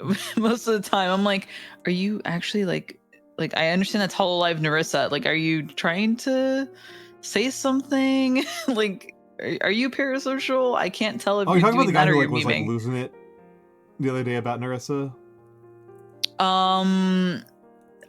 Not him in particular, but I'm saying just in general because she was going through a couple things. Because he was being a little bit of an annoyance, and she's like, "Yeah, I have literally no room for people like that. Goodbye. If you don't like it, and you think I can't invite people, like I can't invite my friends and my male friends, and because VTubers go through that a lot too, especially Okay, Corpo. let's back up here a second to fill people in because some people who watch me do not watch VTubers at all, even less than I do. That's true. Okay, so there is a VTuber named Narissa Ravencroft. She is one of those big name ones, which is why I don't think about her very much. And works for Hololive, which is one of the big companies. I think it would be fair to say it's the only big company. I think Cover is the only big VTuber company. Yeah. The other ones kind of lost their. They're not. I mean, and even then, Cover's not actually that big. Like I always feel like I need to emphasize this. Like I've read their public financial statements. They're not actually that big. They're just very big compared to like a 3AM or Vershion or something like that. Yeah. But it's a VTuber corporation, and they try to do like a sort of like idol culture sort of thing, and that includes sex segregation among their talents. And however, this is obviously like kind of bullshit. It's just on screen. Like these people are coworkers. Like they don't have separate male and female human resources departments or merch departments. They're coworkers, right? They work in the same office. You just don't really see them on screen together because again, they're doing the sex segregation thing because of Japanese idol culture norms and like that's kind of one of their selling points, right? As a company. And anyway, Narissa like mentioned by name one of the male stars that is employed by Cover, and a guy on Twitter had a fucking meltdown over it. Yep. Also, hello, Stellar B, and yeah, I'm not a big fan. It's terrible how they get treated. Obviously depending on the company, but also a lot of problems also come from like fans just in general. It's super. No, I think that's like the big. It's just super weird. That's like the big thing that I think is kind of like part of the expected duties of a VTuber company, and like one of those things that, like, as a company they have to make a lot of decisions about is talent security. Talent security, which has been a bit more. Yeah, and I think talent security has been taken a lot more seriously now after a couple things that happened throughout the years. And, like more companies are having to double down, I think, on talent security because they don't want to end up like Niji, for example. Yeah, they don't want to end up like Niji. And there's this is like a horrible way to put it, but it's one of those things to kind of keep in mind that companies are not your friends. Hello, Colebounds, and hello, Nap. One of those things that is really like a really gross way to put this is that talent security, right, is a form of OPEX. Is a form of operational expenditures. And the consequences of fucking it up are like reputational damage and talent loss. Are like you're from a corporate perspective. And so now that you've established this, right, that like you are using talent security as a way to mitigate against like having to worry about one, reputational damage or getting sued by your talents because they had a reasonable expectation for you to do certain things that you didn't do, etc. And of course, talent loss. This is now an insurance problem.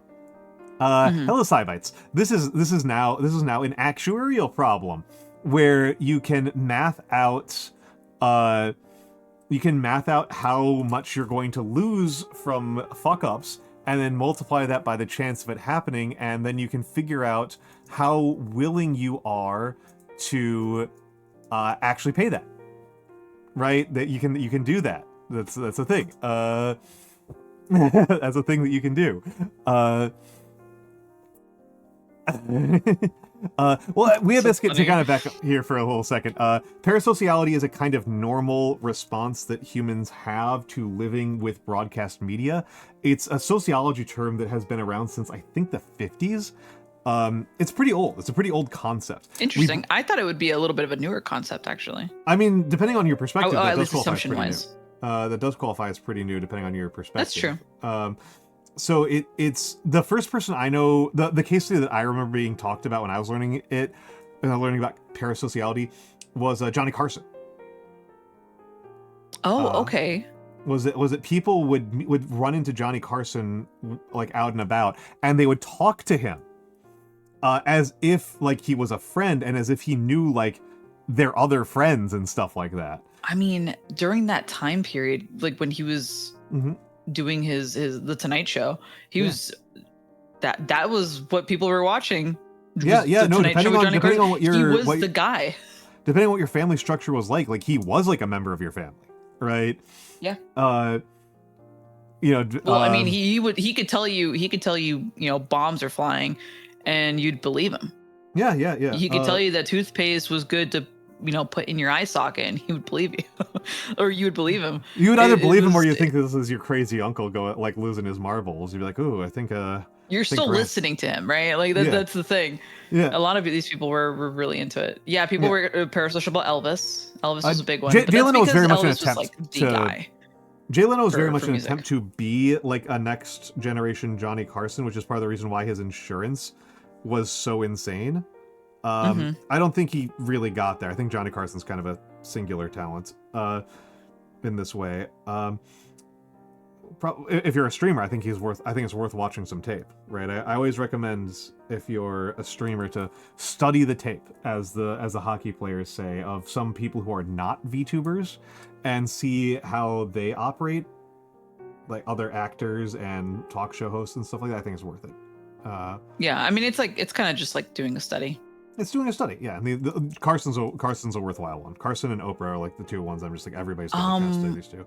Anyway, as much as I hated these people in like their actual personal life that was later revealed, if you study people like Dean Martin when he was being public, very charismatic guy, extremely charismatic. He's actually a piece of shit. But I mean, I'm not endorsing Oprah, because I kind of feel like Oprah's main effect on this world is that Oprah is perhaps the single most important person for like the anti-vax movement. And for like she really dragged out the satanic panic. She like really gave a lot of fuel to that fire. And that is not something I can endorse. But yeah, it's I think parasociality has become more talked about. I think mostly just because like the norm. There's two reasons for this. One is that the norm for like broadcast type personalities during more of the more traditional heyday of broadcast, when it was more centralized, was that if there was a problem like this, it got swept under the rug.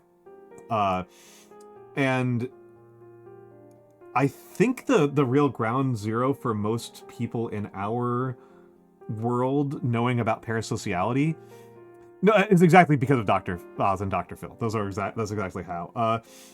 That's the mechanism for how.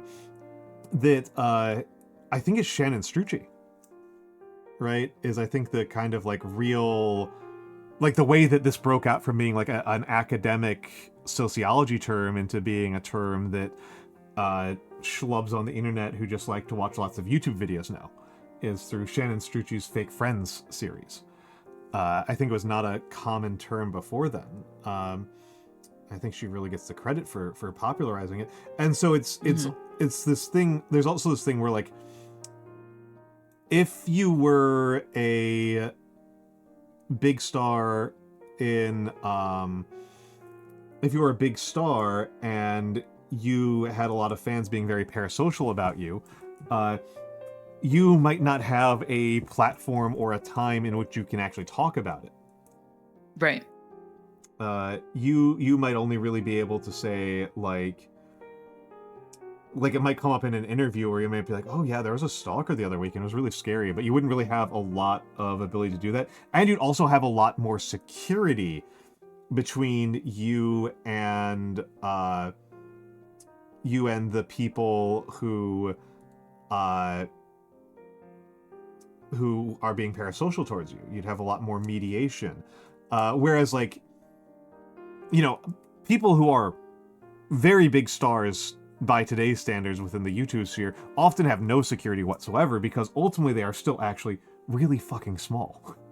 Yeah. They're ultimately still really small. Something very interesting is like, sometimes I look at like how people look at the anonymous identity thing of a person that's a VTuber. And I compare it very similarly to well, if that person is married, that just makes it it's harder to get it, like this is a harder to get thing. Like there's a challenge of either wanting to figure out who that person is, or in the sense of like marriage, it's like, well, hard to obtain things is like, it's more fun.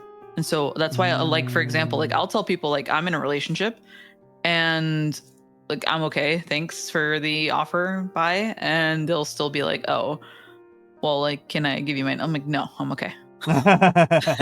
No, please. I don't want to get upset with you because it's the unobtainable person, right? Yeah, it's a challenge. I feel like that people live to overcome challenges. You're right. Yeah, and so it's the unobtainable person thing that I feel like is like a mentality that is within also the parasocialism that I don't think people can, like, they don't realize this. I don't think obviously people that are parasocial are going to realize that they're parasocial. I'd hope so. I hope most. I mean, some of them I don't think are aware, but I think that like because we've developed a lot of vocabulary around it, I think people are better, at least within I think our they're getting community. better at it. Yeah. Yeah, they're getting better at like recognizing it. I remember this happened with this was a public post that Mako had a while ago, Mako Fukusame. Like she got somebody in her like marshmallow or whatever, like one of those like anonymous ask a questions thing where a person was like, hey, sorry, I quit watching. This person was just like apologizing, not really asking questions, kind of like apologizing, like, oh yeah, I don't really watch your streams anymore. I don't even know if you know who I am, blah blah. But yeah, I was feeling like really parasocial about you, and I realized that was not healthy, so I took a step away from your streams, and I hope you're doing well, kind of thing. Which is like, and Mako was like, yeah, this was the right response. This was the right response. If you like, I'm not dating any of my viewers, and I'm not going to be dating any of my viewers. And like, it's not healthy for you to think that that's like a thing that is on the table or possible or like part of your life. But yeah, my broader pedantic point is that we often use parasocial, and it's kind of often implied that parasociality is about delusion. And it's not. It's not. Parasociality is about unevenness. It's about having an uneven relationship with the person you're thinking about. It's that you know a lot about them and they know nothing about you. Or very little, right? Like, and so it's a very common consequence of how broadcasting works. And it's actually kind of one of those interesting things where the concept and term are somewhat more robust than their original intention. Because I would argue that like your relationship with a family member you've never met but you hear about through gossip, that's also a parasocial relationship. And you know, historically speaking, a person's relationship with their king would often be a parasocial relationship.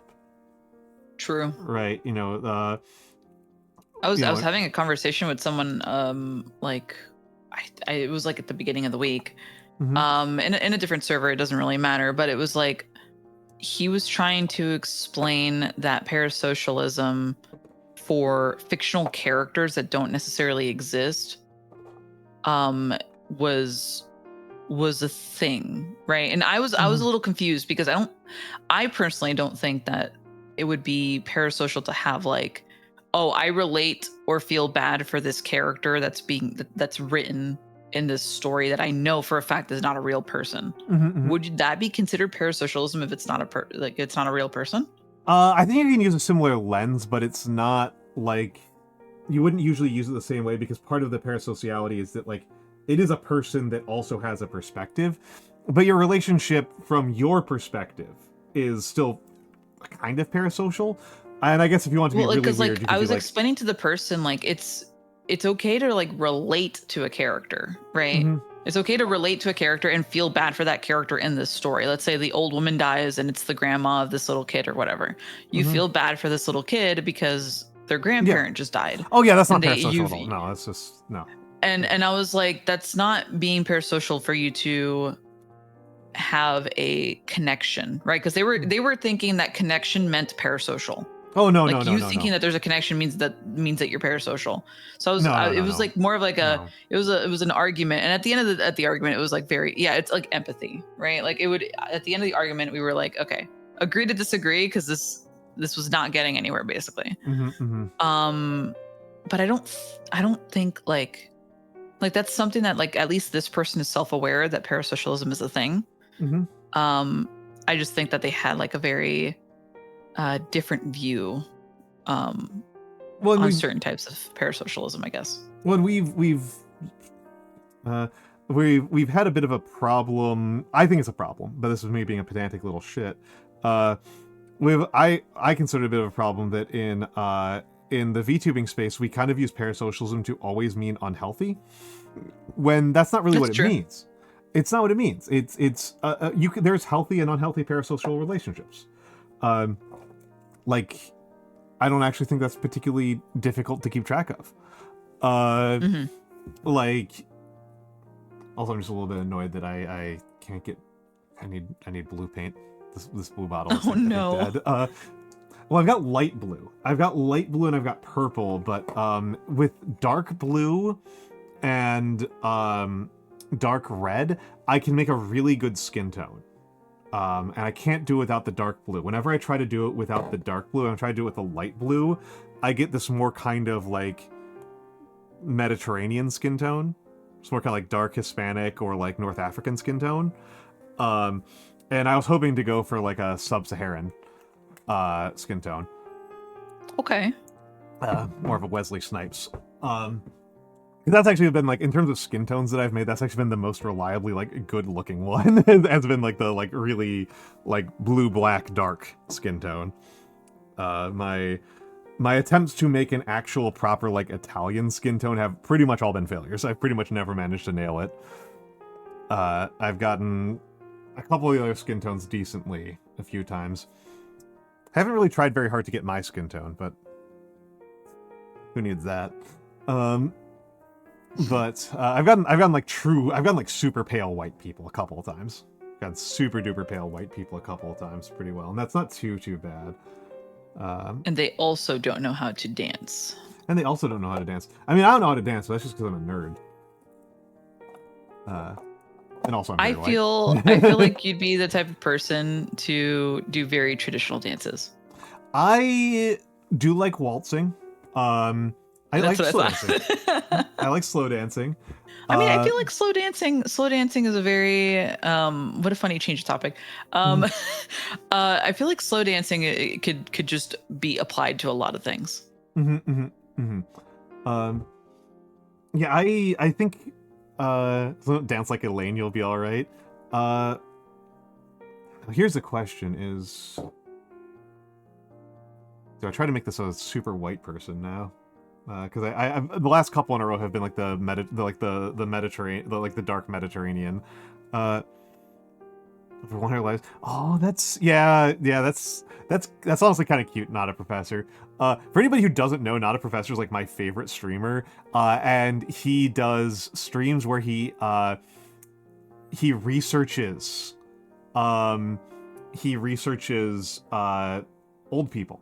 Like old dead people. Like he does genealogy research on stream. It's so cool. And hello Noctis. Hello Noctis. That is incredibly cool. It's so cool. I mean, my big limitation on dancing is that I have a really terrible sense of rhythm. I have like no sense of rhythm. I like can't even like clap to a beat reliably. It's very embarrassing for everyone. I mean that might just be like a personal thing, right? Like, I think some it's a people. personal thing. I think it's a personal thing. I think it's just a. I think like some people are just tone deaf. Doesn't matter where you're from, you're just tone deaf. You're kind of fucked. Oh my god! So there's a thing where perfect pitch is more common in countries where there's tonal languages being spoken. Makes sense, right? But okay. God, can you imagine being like truly tone deaf if like being born in China or Vietnam? Oh my god, that sounds like a mess. It sounds like such a mess. I'm fairly tone deaf, and it definitely made learning Chinese harder. It absolutely impacted my ability to speak Chinese when I was taking Chinese courses. Yeah, because there's so many dialects, right? Where I was only studying and then there's certain words to. I was gonna say there's certain words that can mean different mean different things, but it sounds like they're said the same way. There's just a certain a tone to certain parts of it, from what I remember. Yeah.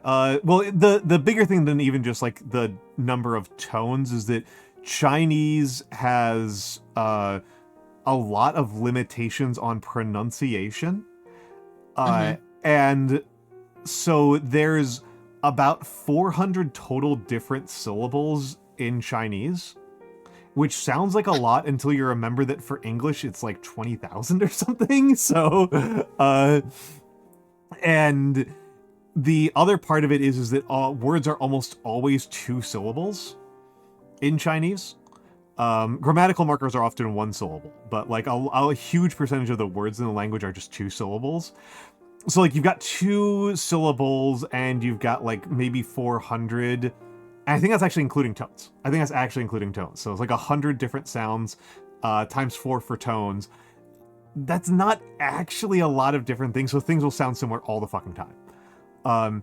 It's honestly like one of my like most annoying little takes in this world is that I think it's really ridiculous that I think it's very, very silly that when Americans talk about, oh, English is really hard to learn because we have so many homophones, right? That like in English, like lead and lead are different words, right? There's you led as in like the past tense of to lead, and then there's lead as in like the metal and stuff like that. Hello Jazzy. Well, I'll do that after the ad break. And it's like, That's no, crazy. like, the biggest one that we have is like raise. There's 7. There are 7 different things that are raise, one of which is archaic English and that like nobody uses anymore. So like that's our biggest one. In Japanese, which is my second language, I'm pretty sure kuru gets up to 32. There are 32 different words that are pronounced kuru. It's so overwhelming I feel like it's so overwhelming for someone who has never who or at least like someone that's interested in getting into another language and then just has to find that out. It sounds super overwhelming. Kuru, it mostly means to come, like come over here. Kimasu, kuru. You hear it all the time. Isn't like to die? Isn't like shine or Shine, something like that? is the shinu. Shine is the imperative form. Shinu is the infinitive form, which is the normal way that people categorize verbs. So yeah, shine is like an imperative noun. But kuru is yeah. So shinu is to die. Shinu, shinimasu. I think there's a way that you can use. There's sometimes people say like, I forget what the word is. There's like a. Oh, you think of kurosu. Kurosu is to kill, not to die. To kill. Kurosu is to kill. Kurosu. Kurosu. That's to kill. That's to kill. Okay, what skin tone should I give this guy? But yeah, you think of kurosu. We'll make him the skin tone that doesn't dance too well. Skin tone that doesn't dance too well. You mostly know bad words in Japanese. Oh Understandable. boy. I actually don't know that many bad words in Japanese, despite like knowing a fair amount of Japanese. I'm very similar. Where I'm just like, yes. Bad word, go. Bad word, go. And I think I've talked to Inari about it before, and Inari was like, "Oh, okay." Oh man. She was very surprised. I feel like Inari is easy to surprise. True. Normally we talk about people who are hard to surprise, but Inari I think is actually easy to surprise. Easier than average. I would say so. I don't know how often that's a bit. She's very safe for work too. So it's like very safe so. Very safe so girl. Very safe so girl. Love that lady. Wea Biscuit, thank you for subbing. Thank you very much for subbing. That's very, very generous of you. As you all know, this is a viewer-supported stream. It is supported by viewers like you.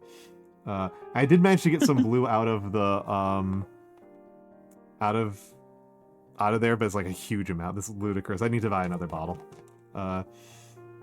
There's still some blue in there. It's just so I'm gonna go for the dark skin tone, like I originally intended. I can hear my cat in the back somewhere. She's like, I got her like a can of food, like one of the little ones, and I can just hear the can just being dragged slowly but surely because she keeps licking it and it keeps pushing it away. Every time she's like just eating from there, it just keeps pushing it further and further and further. So she's just going in a circle right now, and I can see her in the darkness. Incredible. incredible. Oh Love yeah, that no, for her. cats are so funny. Love that girl. She's funny. Okay, I think I actually got a decent color here. I'm starting to doubt myself because it looks really purple on the palette, but experience has taught me that that actually works fine. Works pretty good once it gets on the model. So, yeah, you can see it very chocolatey. Yeah, Stellar, that's the huge for well, I get a lot of ads for other things like that too. Yeah, It's super annoying. there was But like not just on Twitch too, it's like everywhere right now. Gambling, online gambling has like exploded so much. It's madness. Probably a significant factor in this is that some of our oldest and most like respectable traditional institutions have just like super hard embraced it. Yeah. CNN being the most embarrassing, but it's also pretty obvious that our government is just like super enthusiastic about it. Our federal government, that is. Yeah, it's just that it's accessible. It's accessible and it's yeah. I do get a lot of ads for sports betting too, and it's kind of annoying because I don't like sports like that, and I still get it. I'm not prompting. I'm not doing anything that will prompt this to just appear on my For You page, on ads or anything, and it just still pops up. I would need to check the numbers. I'm wondering at what point like the sports betting itself winds up being like a larger business than the underlying sports.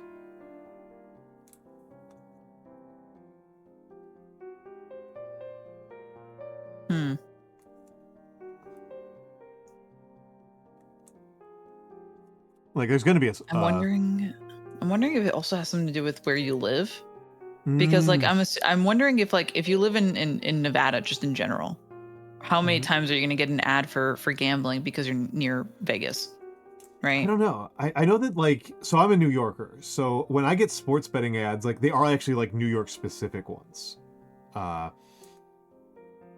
Like they are actually like very specifically like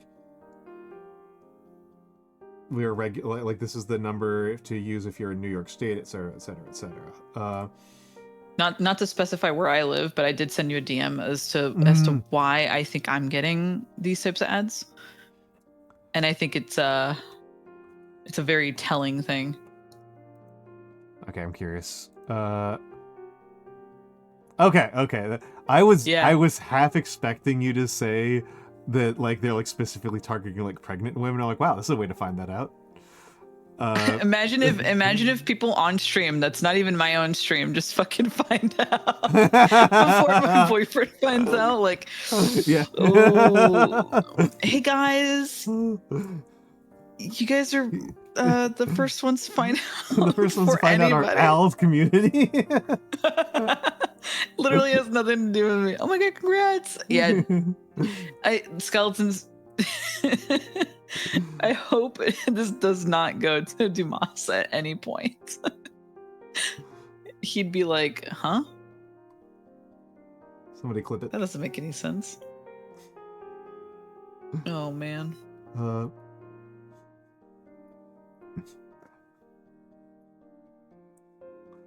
But yeah, addictions. Yeah, they do like to do that. It's just a I get it wild everywhere one to now. me. It's just so wild. Of all of the things, it's like I definitely would not have predicted that it's like what's going to become the industry that's going to just like take over functionally every other industry and just like start crowding out our ability to like buy cars and like groceries. It's like sports betting specifically. Yeah. Like I'm also wondering, maybe this is like the crazy person in me, right? Mm-hmm. But I'm also wondering if this is because there's a lot of people that are struggling financially and economically in the US right now because of like just rent everywhere has been going up. Yeah. And pricing for like groceries has been going up.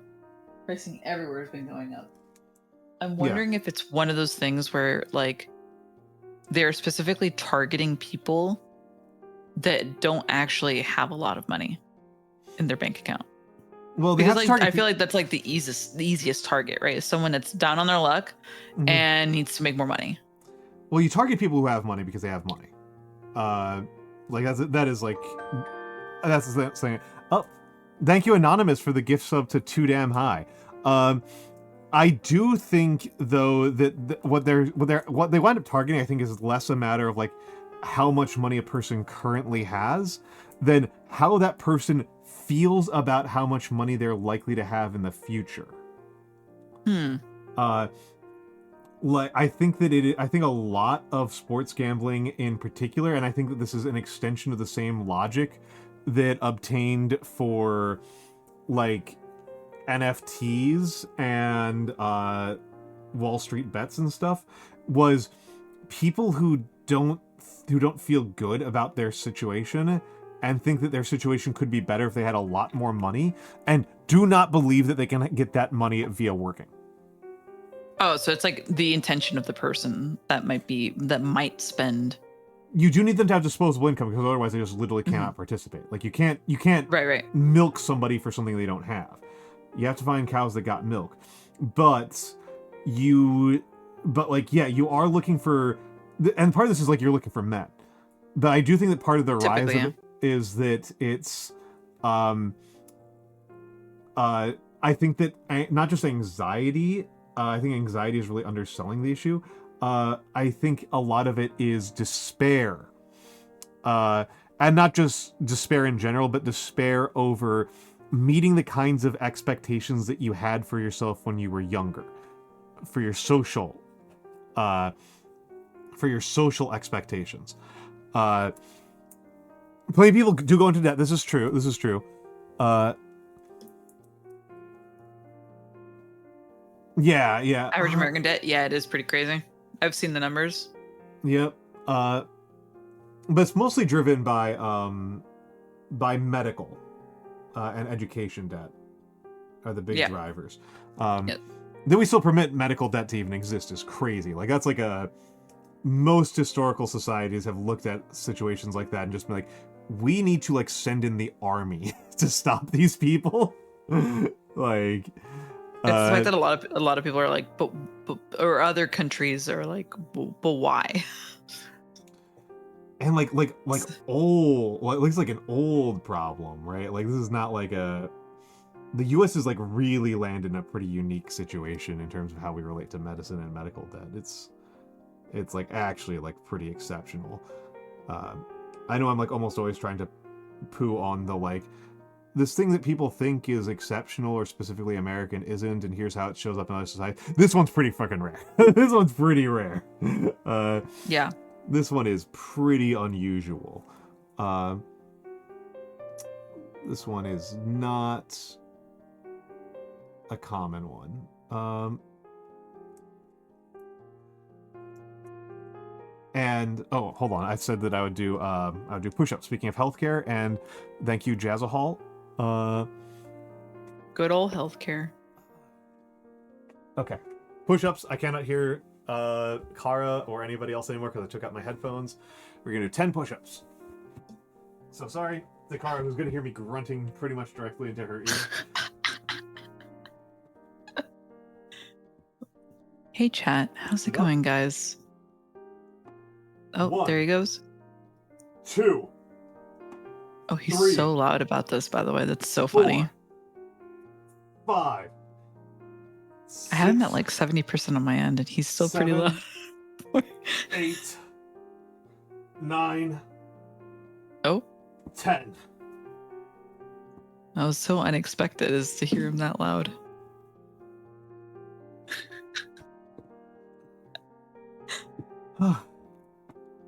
Nice. Which one do you think Hey, I missed, Carmelo. Skeletons? Skeletons thinks I missed something? He's trolling. Okay, I thought he was trolling. If it was almost anybody else, I would have been like, Oh crap! I miscounted. But I'm pretty sure he's trolling. You know what's crazy? You know what's crazy? I'm gonna out this guy. Okay, I'm gonna out skeletons right now. Yeah. He's okay. So many changes in topic, but it's so funny. Yeah. We took this test thing, right? And it's supposed to be like what your dynamic would be in a relationship, and what your ideal partner. No. The BDSM It does touch on BDSM a little bit, but it's different things. We'll get to roasting skeletons in a moment. We just got raided. Welcome in, Raiders. Let me give the shout out to the captain. How was it doing, Captain 870? How was it doing? What were you up to? Shout out at the Captain 870. Oh my god, is that a possum? And you made pizza and garlic bread. That's wonderful. Oh wait, no, DJ faced it. Okay. I thought it was a stream. I was like, ooh. And hello, Helto Reese, and hello, Vaporwave Axolotl. That's a great name. Escape from Tarkov with friends. I hope that you were having a good time. I hope you escaped from Tarkov. For the Raiders, my name is Almantas VT. I am a former professor of sociology, a current VTuber, an old man who loves old things. I mostly do calligraphy. But today I am painting a little Roman soldier. I think it's still pinned. A description of how dyes worked in the ancient world. A Roman legionnaire would equally... I think madder was probably the most common, but this guy's using weld, which is a yellow. The colors are super saturated right now because I haven't washed them or highlighted them or shaded them. So yeah, it's super. If it's looking super washed out, there's a reason for that. Yes, and I am joined by my friend Karatsun. Hello. Karatsun is a funny little bird lady. It's a funny little bird lady. I'm a funny little bird, yay! She's a funny little bird lady, and she's one of my dear friends. And she joined me today to roast her friend's skeletons. So we were. Well, it wasn't just that. We talked a little bit about everything. But we talked a little about everything, but I was trying to let you get back to roasting skeletons. Oh yes, obviously, if you need to raid and run raiders, feel free to do so. But if you want to stick around and fall asleep and all that, feel free to do so as well. That would be lovely.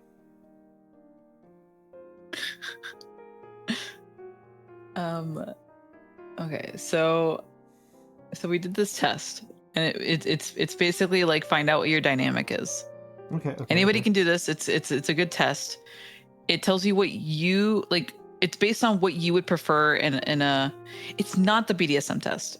It's very similar as well. It's very similar because it uses different scenes or scenarios. And basically what you have to do is like, how much would you want your partner? It gives you two ways to answer.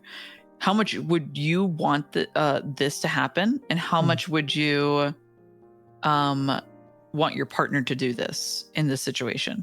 Roger. So let's say one of the BDSM questions would probably be in this, and then you would answer like, not at all for you wanting to do this, but you would want your partner to do this to you. Okay, yeah, vanilla is not an option. That is not a thing. You can't just be like, no. Like, I mean, you can, but you're not going to really get much out of it, I don't think. Because it's not just a straight BDSM test thing.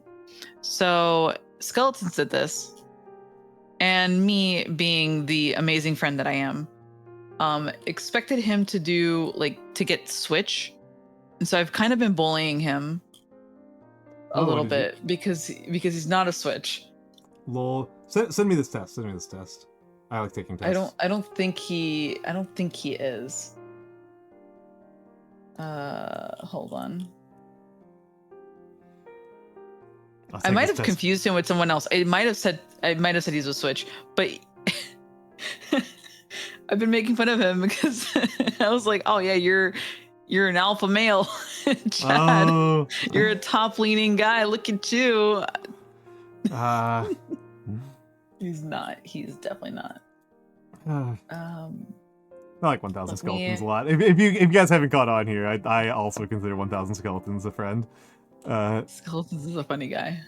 Skeleton's a funny guy. I like him. I like him. Here, I'll send it to you. I had to go back into like old messages to find it. It's a very interesting test. That's for sure. What did I? Because I love tests. I will send you what I got. It's basically the same, like the BDSM test, just a bit. It feels a bit more fleshed out. So I'm gonna send you exactly what I got on top of that. I'll have to check in a moment because I'm focusing very heavily on getting this guy's face. You're good. You're good. Base coated. Base coated.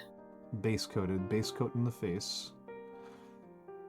The face is definitely the part of these models that always stresses me out the most. I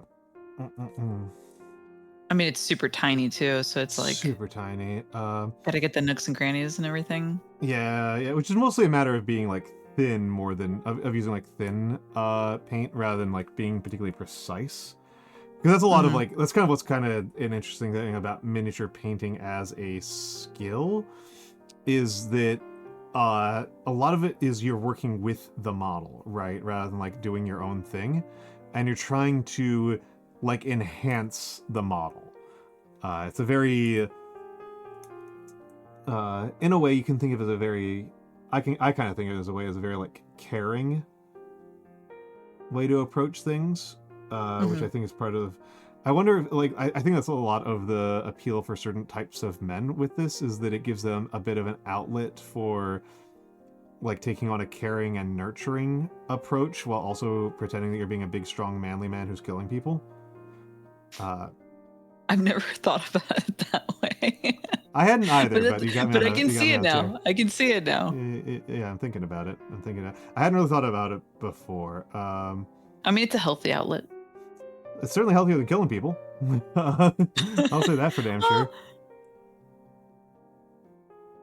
Don't say it. Don't say it. That's TOS. I'm not saying anything. I'm not saying anything. I was quiet the whole time. I heard you. Why do you automatically assume that I'm going to say something bad? Because it was by far and away the funniest thing you could have said was something really bad. So I was expecting your comedy chops to be what was going to get us in trouble. I was expecting it to just be that's for a different time. Oh yeah, no, yeah. Well, I see. This test. This test.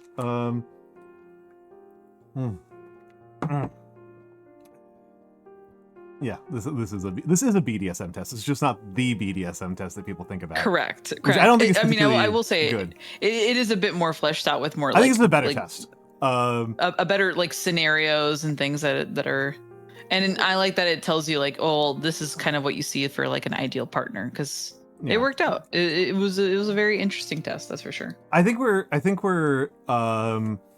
the world is progressing towards better like kink related tests because the canonical one for a long time was the rice purity test, which sucks ass. It does. We've got another raid. On that note.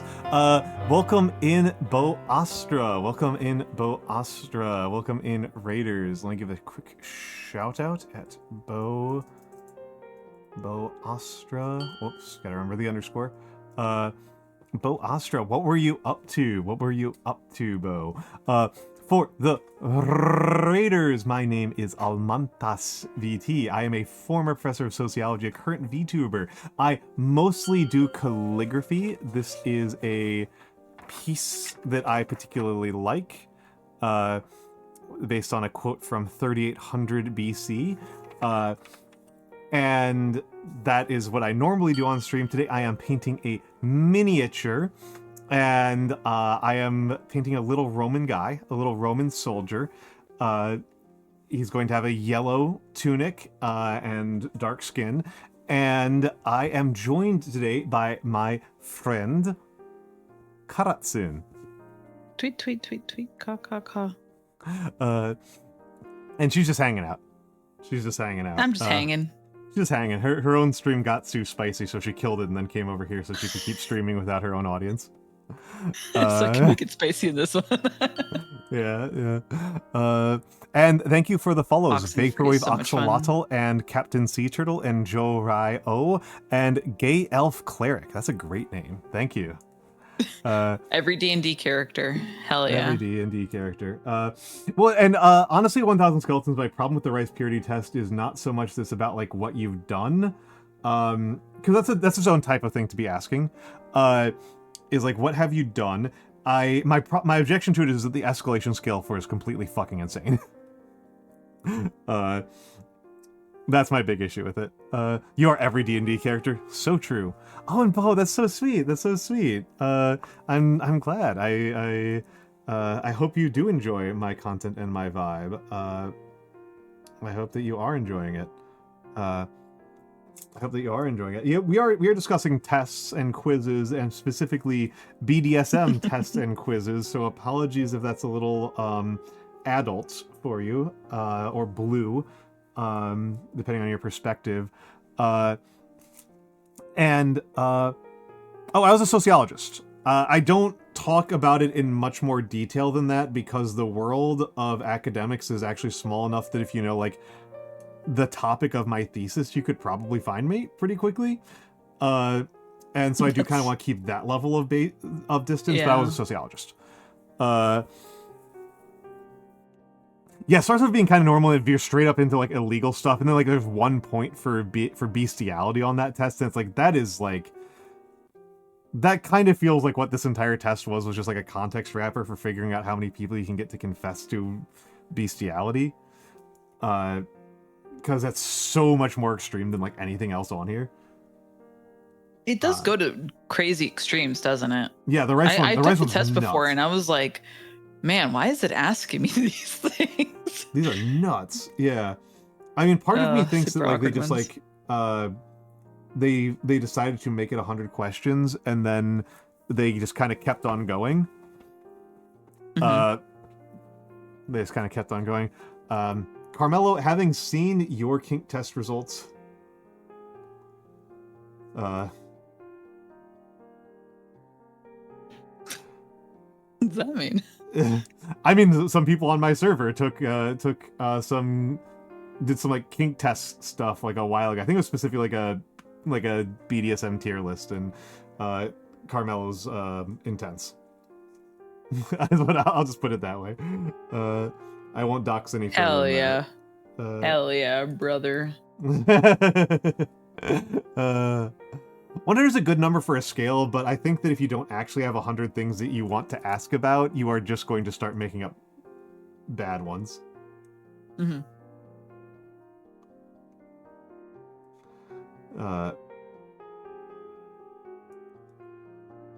I think that's what happened with the. I think that's a significant percentage of what is wrong with the rice purity scale.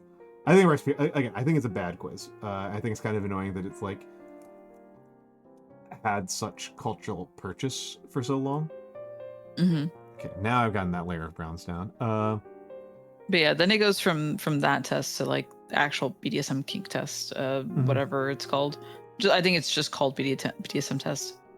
And even that one's kind of just like test, which is that one's actually kind of interesting because it's like old web. It's like a web 1.0 thing. Yeah. So like, there's like parts of it that are like, there's like a part at the end of the survey where it's like asking you, like, would you be okay with like a community of these people that what was it? It was like, how do you feel about there being a community of people that have the same tastes as you?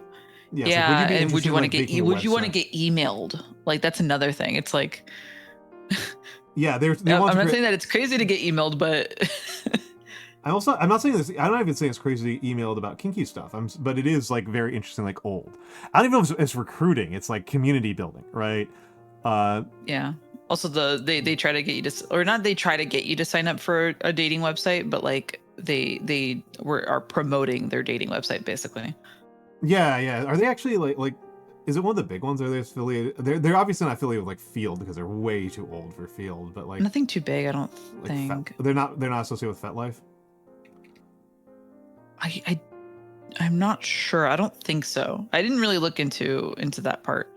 Okay, I didn't even 'Cause bother. I just figured typically it was just I I take it figured once a year. defunct. I think it was like I figured it was a defunct list, emailing list is what I figured.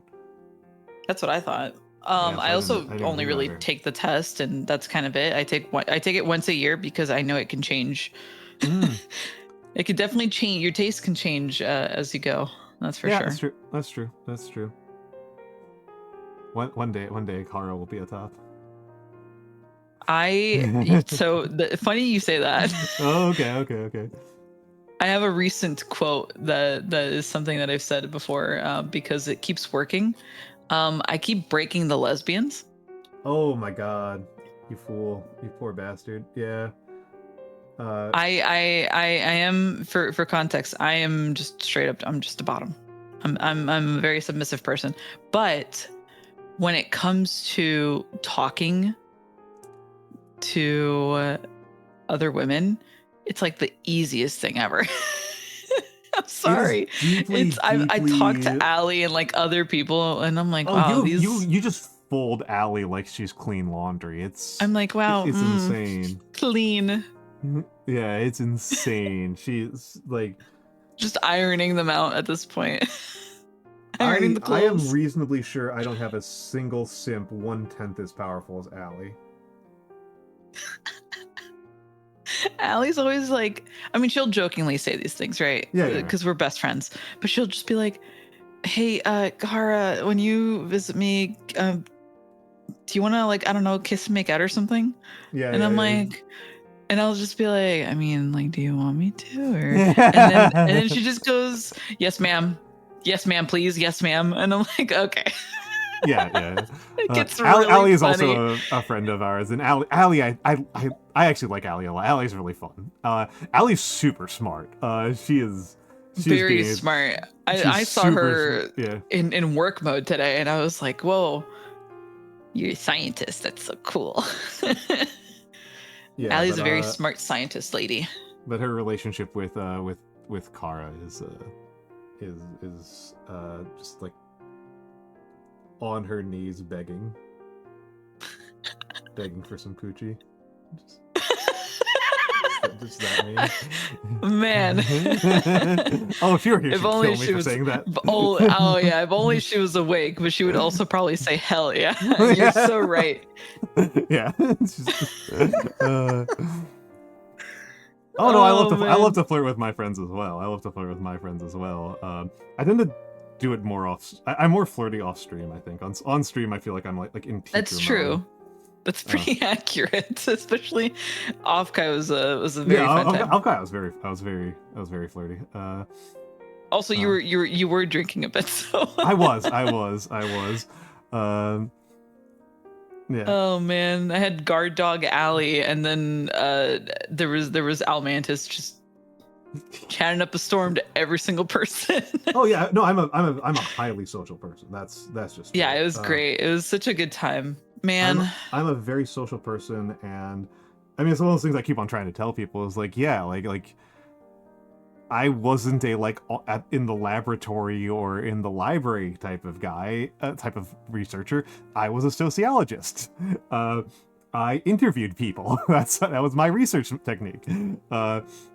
I actually do like spending time in the library, but like the actual research technique I had was like interviews. So like, because that's sociology, baby. Yes, absolutely. Or it might be more accurate to say it is a job skill.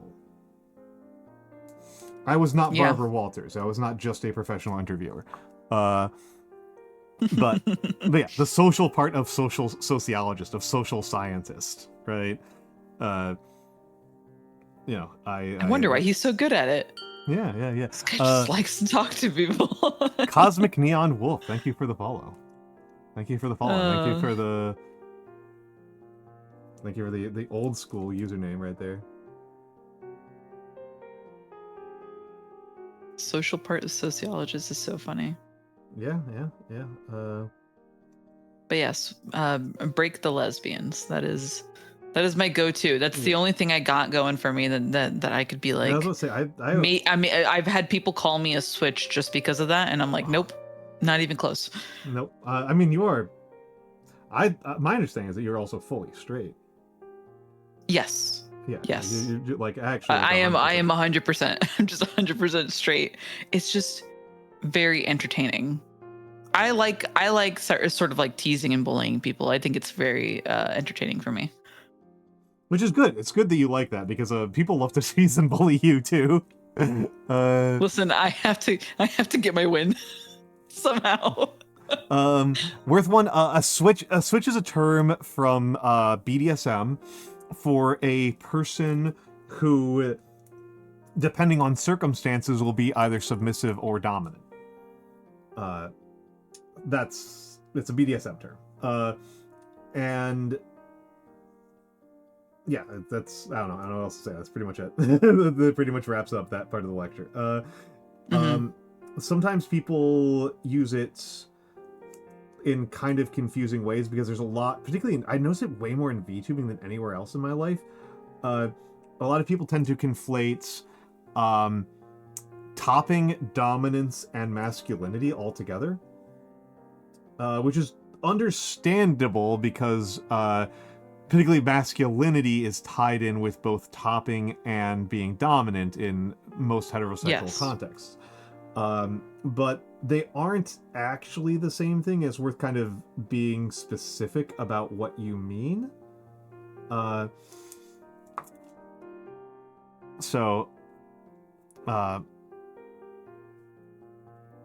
First in my bloodline to hear these words in a sentence together.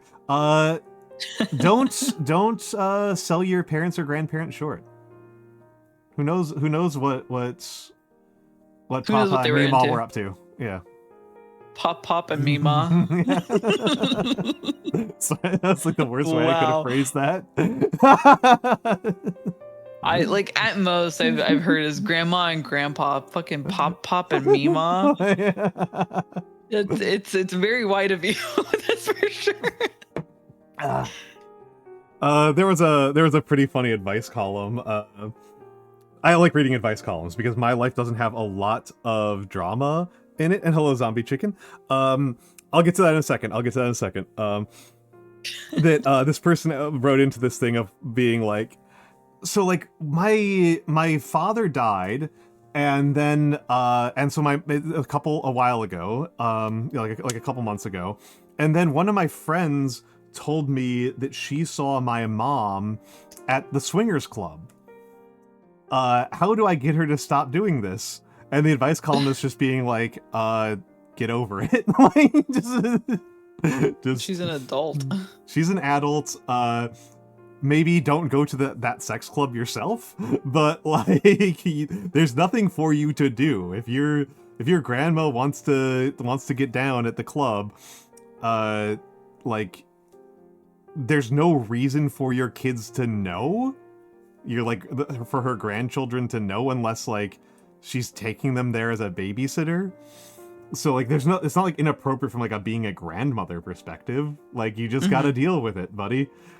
Like, it's inappropriate to like taking minors there, but that's just like a flat out crime. I think that's already kind of covered by the existing legal codex pretty firmly. Yep.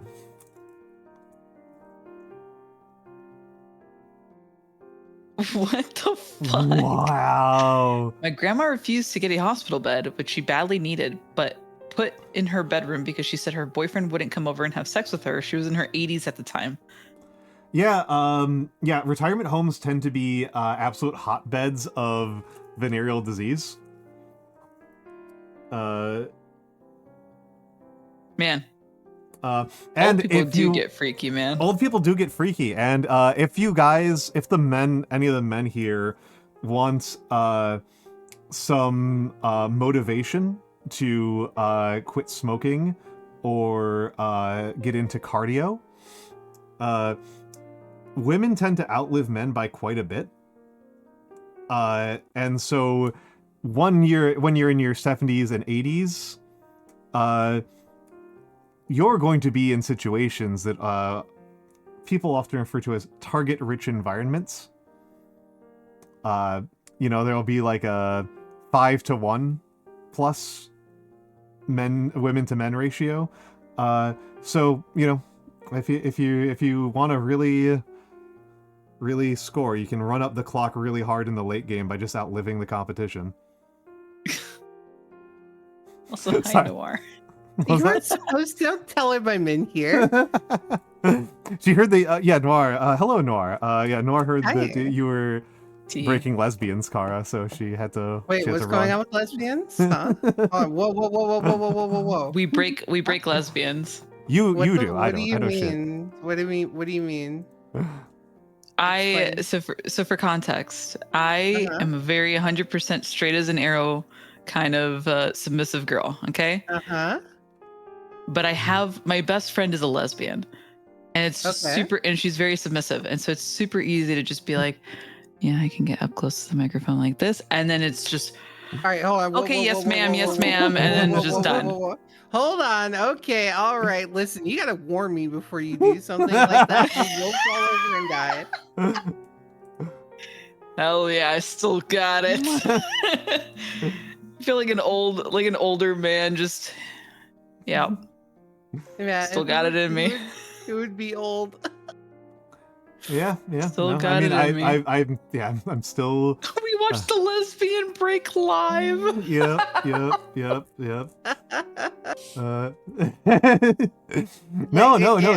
I'm a very vulnerable target. Okay, this is. At this moment, or just in general? Yes. Oh. I have felled yet another. I think I've told this before. I forget if either of you haven't heard this. I think somebody here hasn't heard this before, at least. This is actually this kind of content is how I got into VTubing. So I didn't come from like VTubing at all. I came from like politics, particularly left-wing politics, and I had a really bad case of COVID. And a bunch of pretty much everybody who I'm friends with and talk to on Twitter, a huge percentage of them are lesbians. This keeps happening for some reason. A huge percentage of them are lesbians. And so I was so sick I couldn't like watch TV. I was like totally incapacitated. And so a bunch of my friends were retweeting this VTuber she's still around. I still think she's popular. And if she's watching, hi. Alexandria. And Alexandria's whole content is that she plays Valorant and she has a very smoky voice. Wait, I know this lady. Yeah, I think you do. She's I've seen her Valorant content as well. Yeah. Oh yeah. And she just fan. crushes these lesbians. Just flusters them so bad they like start throwing. I followed her over it. I'm not gonna lie. Oh no, I mean for me this is like fun nostalgic reminders of my friends when they were younger. Like it's super cute to me. I love it. That's so funny. I love it. I love women. I think it's really fun to watch. Now the closest I've got to this as an experience on a personal level is getting coached in how to do ASMR voice by Inari Reiju, and apparently nailing it. Thank you, Inari. Ooh, Inari, yay! We love Inari. Yeah, and we do love Inari. The clip of it is really good because like I'm like, okay, hold on, I'm gonna try it now, and like she's like, okay, yeah, whatever, and she talks a little bit more, and then I break it out, and she just starts screaming. It's the fact that at Offkai, I think it just popped up. He just popped up out of nowhere and did it, and she just got so scared. It's like the typical like cartoon, just jumping up into the air and just yelling. That's hilarious. She dodge rolled. She went full Dark Souls. Yeah, she dodge rolled. It was incredible. That's hilarious. Yeah, she's pretty funny. Inari's great. What a time to be alive. What a time to be alive. What a time to be alive. I'm so grateful I get to have friends in so many places that I wouldn't otherwise meet. Like 100 years ago, the chance that I would meet an Arya was like basically zero. Right, like... True. But yeah, so it's interesting, this ability to kind of fold people at will.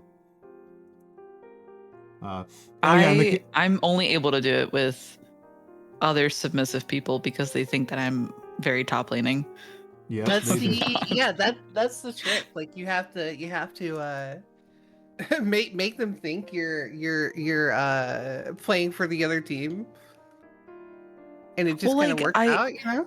I also have like semi or like somewhat submissive male people, just like male presenting at least, right? Like that are in my chat or that are just friends, and it works either way. I have like 4 lesbian friends and it works.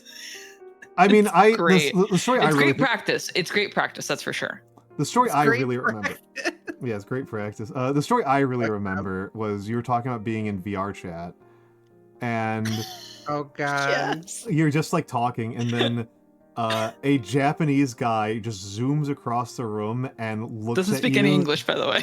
Doesn't speak any English. Just looks right at her and says, "One-chan." No. It was One-san. It was One-san. It was One-san. One-san. Okay, that's funnier. Yeah, the One-san. It's so funny to me. Dude, it's always VR chat. And I was just say the stuff I want guys to say to me that works really well. This is yeah, the gay world does have some life hacks that don't work out, that don't work as well for the straights. They were both bottoms. That's exactly work as well for the straights. Hello, Gilded Brush Studio. Hello. What were you up to? From the name, it sounds like you're a painter. Let me give you a shout out. What were you up to? For the Raiders, my name is Almantas VT. I am a former professor of sociology, a current VTuber, an old man who loves old things. I mostly do calligraphy, which I am considerably better at than I am at mini painting. And I talk about history, and I paint miniatures. I am painting an ancient Roman legionnaire tonight. Siege Turtle from Dragon Tapper Lodge. Nice. How's it going? I would describe myself as very mediocre. We are still doing underlayers and base coats, I should say. We're still doing base coats on a Roman legionnaire. I have pinned a historical archaeological paper about what colors would be available in medieval and ancient Europe, because I don't want anybody being like, ooh, that yellow doesn't make any sense for a Roman legionnaire to have. One, it's super saturated now because I haven't done any washes or highlights, so it is super bright. But 2, it's fair. This is a totally legitimate color for somebody's clothes to be for this era. It would be weld is the name of the plant that you would use. Gilded Brush Studios, this is a very funny story. I ran out of Warhammer miniatures to paint, and so I went to my throne and I added some other miniatures to paint, and I figured that I would just kind of let the donors guide my painting decisions for a while. And they got me some Conquest minis, which are fantasy, and that was fine. And then somebody bought I just put up a bunch of different like $30 there's a bunch of $30 box sets of infantry was what I did. I just looked at like, was the price tag like under like $40, and was it some sort of infantry that I'd actually enjoy painting? So that's what I did. And I didn't look at the model count, and so I got like 12, that's like 12 Conquest minis for like $30. And do you know how many Atlantic War Games Roman Legionnaires you get for $30? Also, hello Zowolo, good to see you. Because the answer is 100. So I took all the other miniatures off for a while until I get further through these guys. This is number 17 today. This is our 17th Roman Legionnaire. And I got on a bit of a tangent about painting. I'll get back to painting, I suppose, in a minute. I am joined today by my friends Karatsun, who is in the bathroom, and RG Noir. Howdy. Howdy. Howdy, the fox. Howdy doody. It is Tiny me. lesbian fox. Plenty of D&D, whimsical moths. Okay. I am a huge history nerd, so I kind of am enjoying the history of it. I don't really play a lot. I actually don't have any game that I would use these for. Maybe Saga. But yeah, I kind of go all over the place on aesthetic. To be honest, I'm kind of all over the place aesthetically. I do have aesthetic preferences, but I don't think they break down as simple as like fantasy or sci-fi or whatever.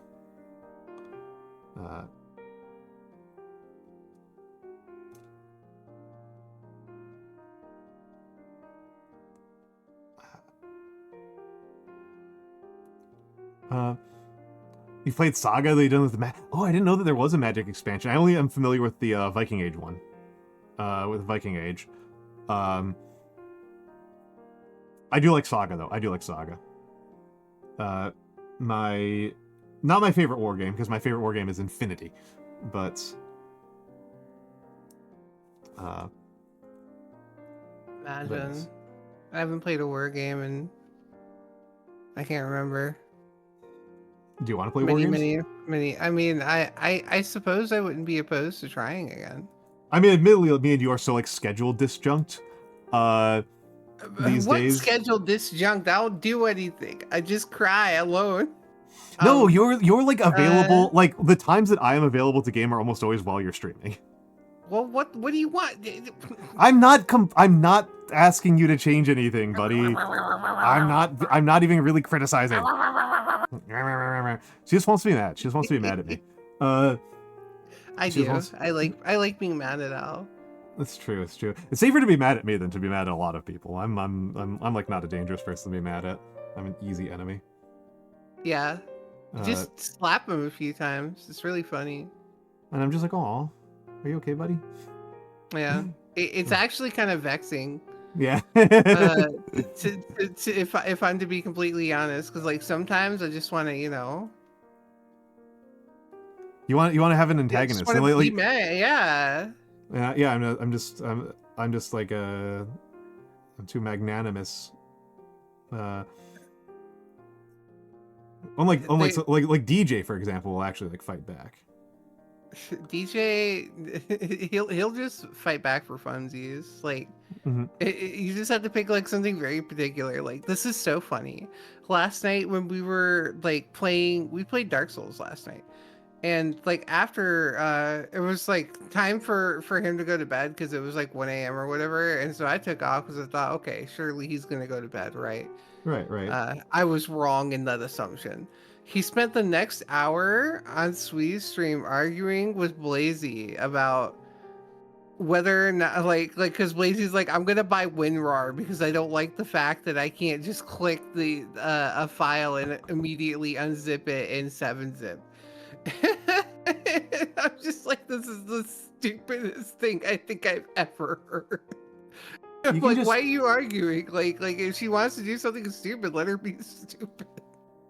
I think it's kind of funny, but mostly because I'm like, if somebody paid money for WinRAR, I would actually have massive respect. Because like I don't have any opinions about this whatsoever.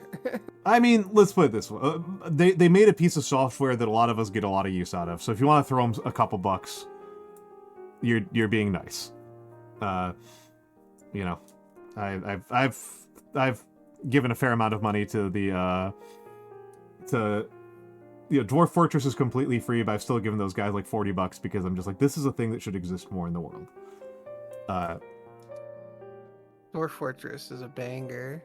Dwarf Fortress is a certified banger of a game. I kind of wonder if I should play it on stream now that I'm thinking about this. I hadn't really thought about streaming. I don't think it would be a good stream game. I think it would be an even worse stream game for me because I play without graphics packs. Oh, no, don't get me wrong. I don't either, but like, people are going to look at you people are gonna yell, "What the fuck is wrong with this idiot? Where's the game?" There's the game. You know?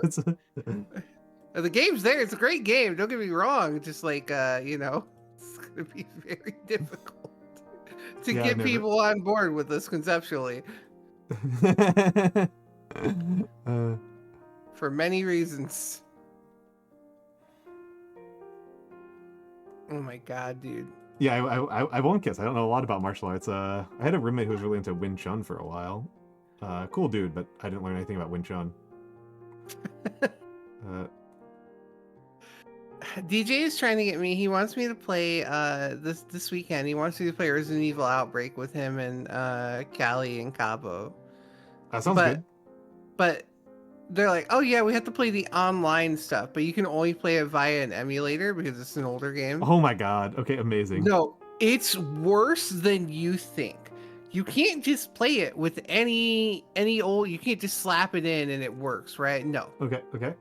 No. What you have to do is you have to get specifically the Japanese version of the game. Okay, already a bad sign. Yeah. And then you have to get the English patch for the Japanese version of the game. Pretty bad. We're making it worse. Yeah. And Okay, then you have to configure very specific network settings and also sign up on like a very specific forum to create an account on this very specific forum. And also you have to install like a specific memory card file. And I've been This is a very DJ experience, I'm not gonna lie. Here's the problem, okay? Now we get to the problem. DJ I'll type is it. like, sorry. Yeah. DJ is telling me like, oh yeah, we'll just figure it out tomorrow on stream. And I'm like, we're not gonna. No. When I tell them the process I had to go through, because I still haven't got this working yet. Like I'm still working on it. And when I explained to them the process of what I had to go through to get this to work, they're gonna look at me like I hit them upside the head. It's not gonna go well. Oh, this is gonna suck. This is gonna be so stinky. I would consider just pulling out entirely. In your shoes, I would just be like, dog, I'm gonna do it. Okay. I'm committed to the bit, right? At this point, Committed to the bit. I'm committed to the bit. But let me tell you, this is a really crappy bit and I don't like it. Hello, Wasteland Mad God. I think I'm mostly keeping my Hi, fingers God. pretty clean. I think I'm keeping my fingers Hello. pretty clean. I think I'm Alright, doing a pretty let's- good job. But yeah, no, that's a Yeah. stupid idea. That's a stupid idea. DJ's lucky that I am incredibly stupid and also like Are you streaming your perspective? yeah, I am probably going to, yeah. Brutal. See, I I'm would gonna be consider the this if only it was, one that's gonna know what I'm doing. I would consider this if it was not my perspective. Okay. I did just get reminded of something out of a bit that I want to bring up briefly. So how much of a Resident Evil fan are you, Noir? I mean, I pretty decently sized. I mean, like not as much as I like Silent Hill or something, but Okay. Because I'm not at all, right? Like I just like it's the matter. original. It's the original horror series. Okay.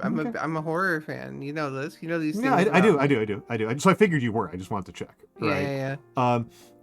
So I heard somebody describe the lore of Silent Hill, not Silent Hill, of Resident Evil as anti-matter Kingdom Hearts. I've never played Kingdom Hearts, so I don't have reference for this. Oh, okay. It was specifically in response to apparently canonically Leon is married. Leon. Okay. Leone is married. Leone. But they refuse to say who he's married to. Yeah. Like canonically they're just like it's there are some people have done many deep dives on this. This shouldn't be a hard question.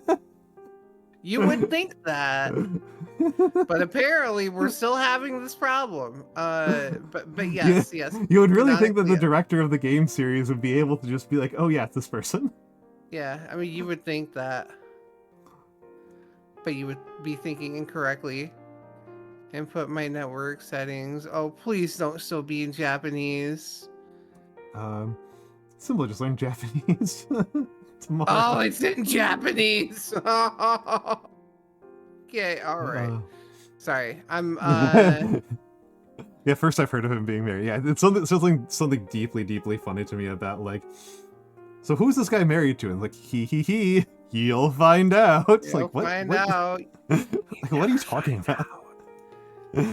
What is this? I don't. What am I? I can't read this language.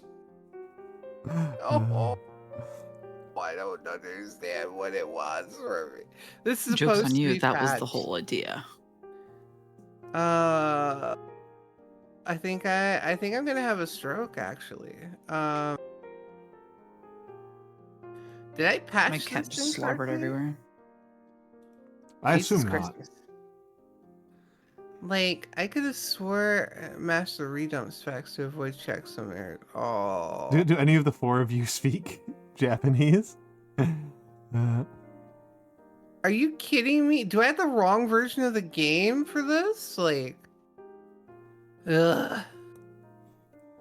I'm gonna be here doing this for the rest of the night, and then tomorrow is gonna happen, and I'm going to have to be leading this band of buffoons. Tomorrow's going to happen. Or not tomorrow, but Saturday. I'm going to have to lead this Yeah. band of buffoons through this process. Yeah, the real quick catch up, Kara, and for anybody else is that Noire is in a collab on Saturday of, what was it, Resident Evil Bioweapon? No. Outbreak. Outbreak, The Resident Evil PS2 one. Outbreak. And the way that you do multiplayer in it is you have to get the Japanese version of the game, English language patch it through your emulator, and then sign up for an account on a specific forum. Yep. So it's a very stupid idea. It's dumb, and I don't like it, and it's stupid, and I don't like it. And yet you're going to stream it. Does it anyways. Well, like, I already said I would do it.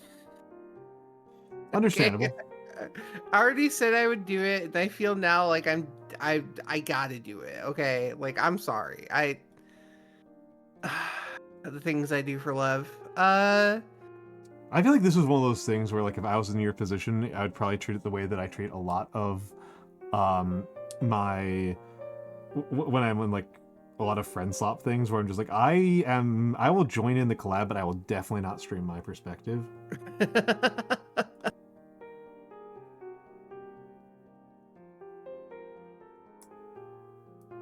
Well, I'm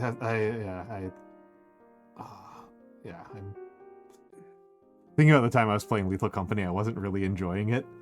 Yeah. So I just tried to see how fast I could get killed so I could go back to reading my books. Did you not like it when So we funny. were playing? Did you not like it when we were playing Repo? Repo's a bit better, but I think it's like they're like a little bit below like my stimulus threshold. Guys, I think Al hates me. No, I like you. Obviously, I like you. Otherwise, I wouldn't keep playing Rabbit and Steel with you. I miss Buns. I miss Buns too, but I made my commitments for the week. This is flicked up. That's crazy. I will happily come up with a schedule where we collab on your channel because I think I'm too late in the day for you these days. I'm surprised you're. I mean, no, I can. It's just like I said, I've kind of had some stuff going on, and like I've been. Yeah, I've been traveling. This is why we haven't. The last couple of days I've been quite sick. On top of failing the monthly skill check, and so I've slept a lot during the day. And so now I am awake. Last night I was awake till like 5 a.m. So that's almost me hours. yeah, it's crazy, right? Wee Biscuit, I have played DDLC. I liked it. It's a good game. I like the DLC. It's a very entertaining game. I think That's for it's sure. like I'm gonna dump on our mutual friend, friend of the show and ultimate hater, uh, Mix. Uh, Mix comes from an angle that is not unique to him. I think it's fairly common, of really disliking DDLC because it's like not the most groundbreaking fiction ever, and I feel like that's a kind of Classic ridiculous Mix. expectation to put on like anything in general, um, but especially on like a pretty short video game. You gotta Uh, remember, he's all about the maximalist position, man. he's all about the maximalist position, and he loves to hate. Like brother loves to hate. I love hating too. I'm not the best at it, but I do love hating. I like being I filled think with haterade, you know? I think most of Mix's streams have just every time I tune in, he's always on like a mix rant. It's great every single time. But He's yeah, dude, they're so mad. perfect. They're He's perfect. so mad. I'm like, are you like, how's it going? Like, are you okay? He's like, yeah, we're just ranting right now. I'm like, okay, Yeah, love you yeah. too. He's like, we're just popping off. It's no big deal. Yeah, What's it's the always problem? interesting. Yeah. he's Oh my always god. so mad about a take he saw. Uh, How do I make sure this is the correct version of the I'm so lost. I'm gonna use a different yellow paint because this yellow paint is not covering well. The two Scan. very different Oh. difficulties of life. Yeah, two very Figuring out how to different. do a multiplayer and painting. This Yeah, might yeah. be the stupidest thing I've ever done in my entire life. Wow, I've I thought you were done gonna say in your streaming career. I've Or done Life for stupider career. DJ. things. Yeah. Yeah. Listen, no. Correct serial number? Oh, I don't know what's going on. How am I supposed to? What is a checksum? What am I checksumming? I don't understand what's going on. Checksums are, depending on the game you're playing or the software you're using, checksums are often usually like in like the top right or left corner. Or the bottom. They're usually in one of the four corners on like the start page. There'll be a checksum, and it's a big weird number that validates that the code you've got isn't corrupted. Is the idea? I'm about to checksum my face into a freaking wall. I swear to God. I can't believe that this was the plan. Like, this is. I can't believe nobody else considered that maybe we could have a problem. Like, I feel like I'm the only one that's like, huh, I should check and see if we're gonna have a problem. Man, I do my software checks all the Wait, time. it's not the right file size. Oh no. What version of the game is it? 104? If you're not have the right file size, there's no way you're gonna have the right checksum. You're definitely gonna have the wrong. You definitely got the wrong one. I don't know how You're to an get optimist to be right painting yellow. I guess so. I mean, otherwise I'm painting red for this, and the red is also not very cooperative. Where do I get the right version of the game? It's like, it's actually kind of crazy. Hold on, wait, am I actually off?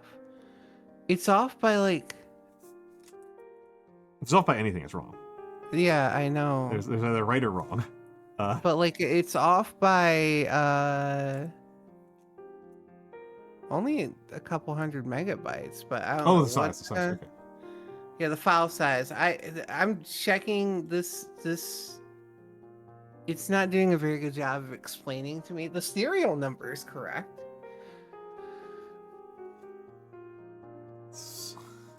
Uh, I don't.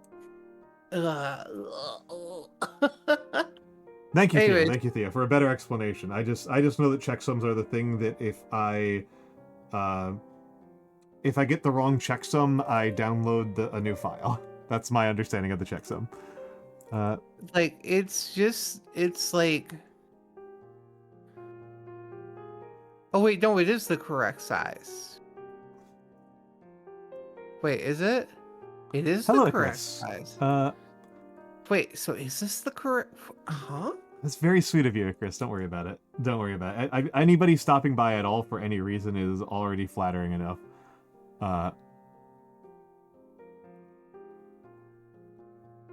So I stand corrected.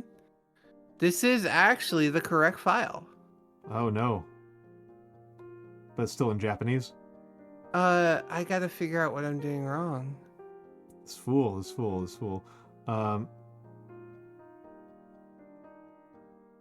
Yeah, I checked the redump to make sure that I had the correct stuff, but it seems I do. Okay. well, that's very sweet of you to say, Chris Brokenwold.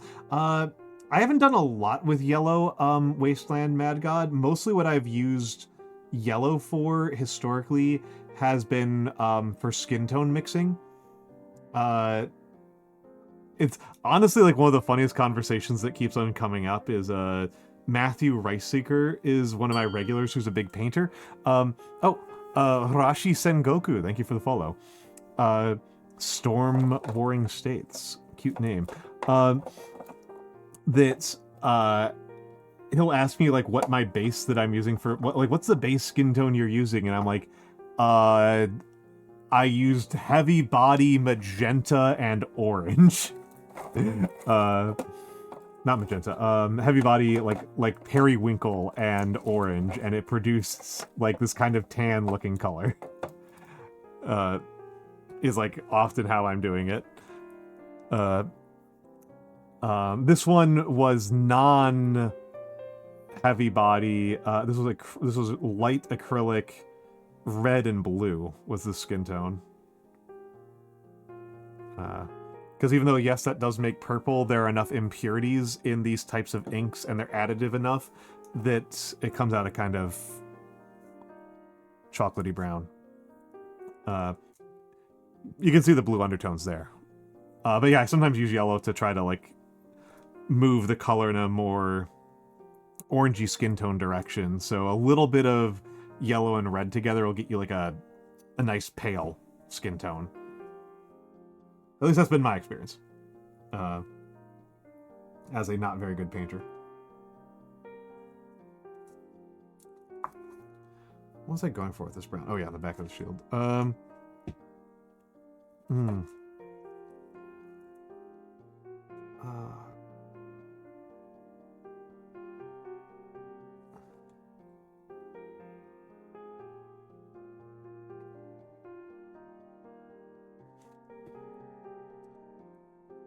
Yeah, you're gonna show up on Saturday and you're gonna wind up either spending like 3 hours on tech support or you just end up playing like Super Battle Golf or something.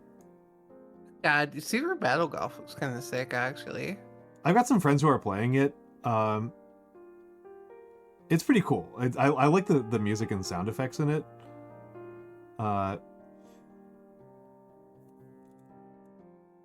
like, I already thought that. You? I already thought that. This is like a place where like my tryharding kind of kicks in. Like I think it's like literally me and Vividly Vivi are the only people who are just like, golf with friends should be more tryhard. There should be, when people do golf with friends, they should have no collision on. They should just be trying to golf as hard as well as they can. I agree. Oh hell yeah, hell yeah. I love that shit, dude. I love trying to do things better. Exactly. I wish to succeed. I wish to improve. I wish to learn. Yeah, exactly. See, Al gets it. Yeah, this is why we like buns so much. It's a fun game. That's why I play FF. That's why I'm an FF enjoyer.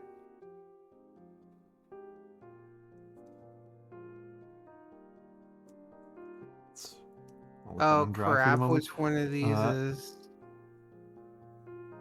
Which one of these? Your copy of the Ripley scroll. I learned mixing skin tones exclusively from one Vinny V video, and Vinny V is a hero to me.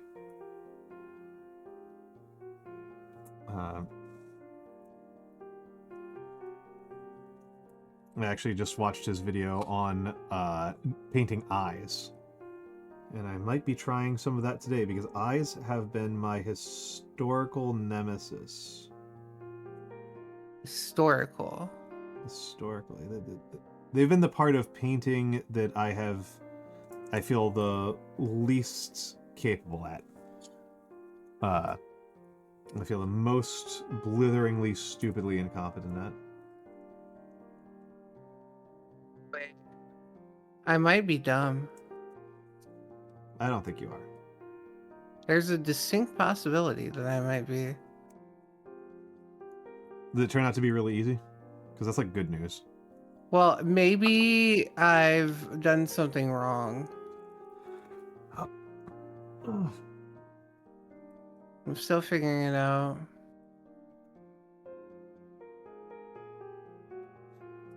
I never But played yeah, online with a but yeah, Dark PlayStation. Sly Fox. This lady is a big FF14er.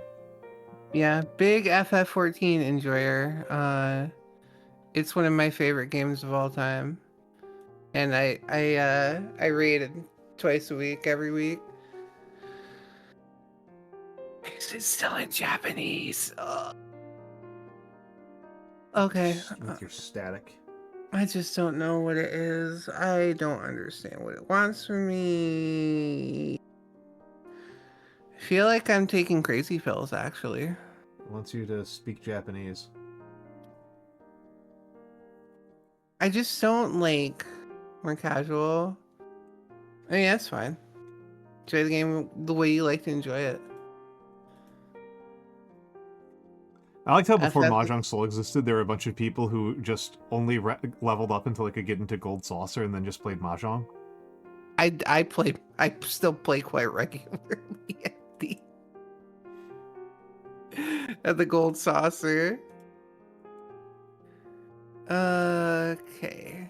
Read me. I learned most of my painting from the vivid hallucinations related to leaving the cap undone on my paint thinner. That's crazy. Noted. That's crazy, man. Dude, I don't understand what I'm doing wrong. I don't have an answer for you. My answer, I suppose, is play something else. Thanks.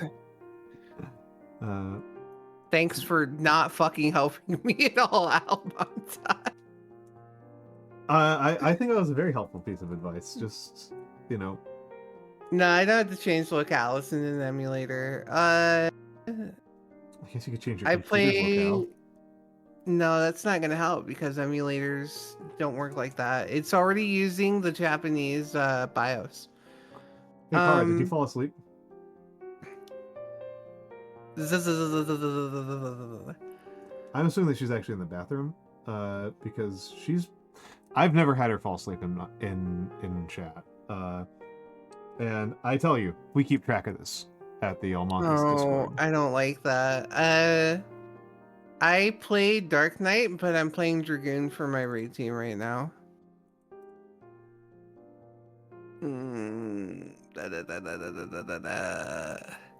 Outbreak multiplayer Discord. I don't want to join a freaking Discord. Ugh.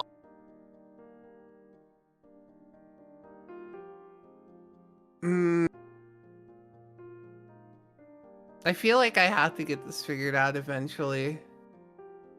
But I really don't know if right now is the time I want to be putting into it because, man, I'm losing my mind. I would not blame you for giving up and just doing something else. Yeah, Nito, what do you want? What dog? Hey, wait, go, Scoot, go do something. Goober. I feel like this is supposed to be in English. This is not the right screen. This is a different screen from the one I'm looking at. Hold on.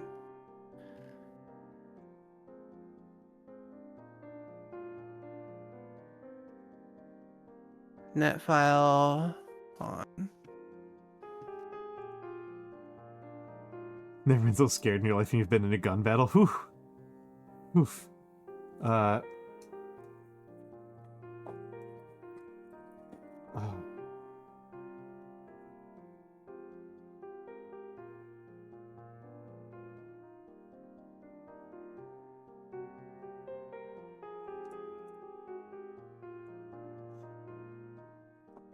Yeah, let's see if I can get a good tip on this again.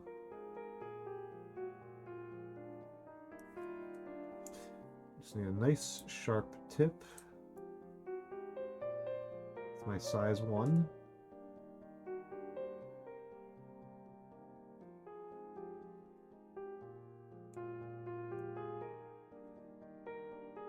I almost certainly need flow improver is what I think I need. She'll also be stuck on hyping. I think she's just... I think she's just AFK, to be honest. Tragedy.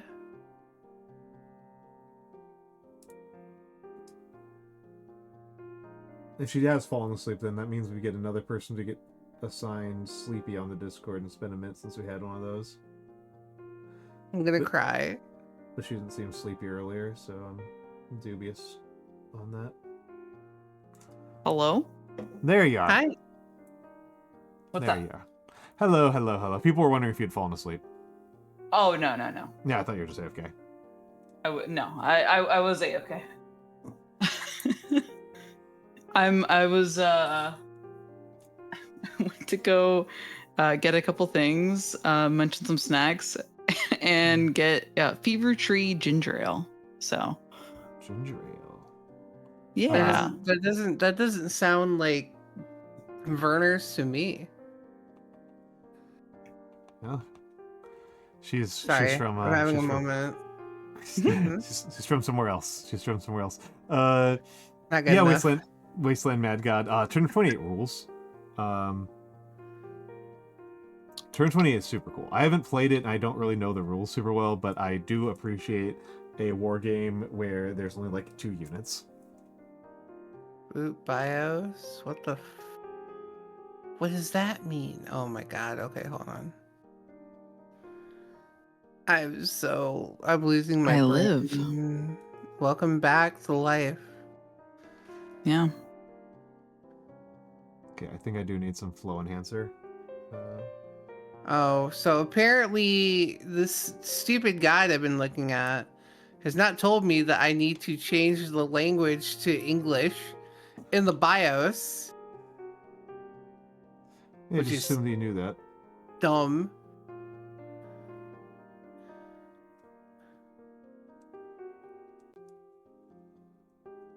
Okay, can we... If I can get through here... Like, I feel like this would be a very important thing to, point out. Like, oh yeah, you have to change the BIOS language to English. Like, thanks. Very cool. Thank you. Set it to Wumbo. I think I'm gonna set it to explode, honestly. Wumbo. Like, wait, why? Okay, hold on. or Exit? No. Wombotron. Shut down without. Wait, crap, I didn't mean to. No! Okay, alright, no, it's fine. It's fine. It's fine. Close without saving. Yeah, Nice. I'm Classic. gonna explode. I'm losing it. I'm telling you. There's something wrong with me.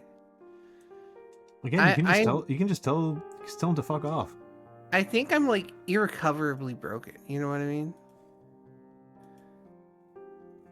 I mean, I believe Oh, that. I want to tell my friends to fuck off. You're force so mean DJ. now.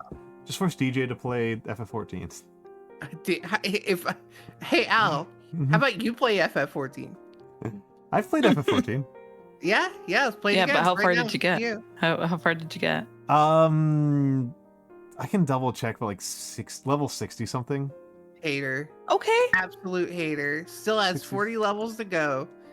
It was, That but just makes still, you it's not tired. that bad. It's I still not that know. bad. I know, but like, But he missed peak, so he did. He missed. I am a Shadowbringers. 14 player. Yeah, Shadowbringers is peak. What class do you play? What's your favorite? I like DPS, so I was a samurai main for the longest time, and then Viper came out and switched. Yeah, that's okay. That's But I pretty- played samurai sage, and now I'm more of a Viper Oh. sage player. I'm a big tank enjoyer. But I'm playing Dragoon right now for my static. Yeah, I think Yeah, I have equal high levels tanking in, stresses me out. I think it's Heaven Sword post game is where I'm at. And That's not more or bad. less equal levels That checks on out. warrior, Oh my god. guns, Okay, sorry. gunbreaker, bard, dancer, and astro. I think about more or less equal levels on those classes. They are all in like the What's mid the- 60s. I was gonna say, what's the just like a general question for people that do know for current content? What's the biggest like nerfed thing still? Is it still machinist? It depends. Are you talking about like strict team DPS? Like, are we talking like in a raid setting? I think most conversations for FF14 talk about it in a raid setting. Then yes, the answer is 1,000,000% machinist. Oh no, I haven't played by the way in like 6 months. So it's very funny to me. There are two classes that have kind of gotten dunked.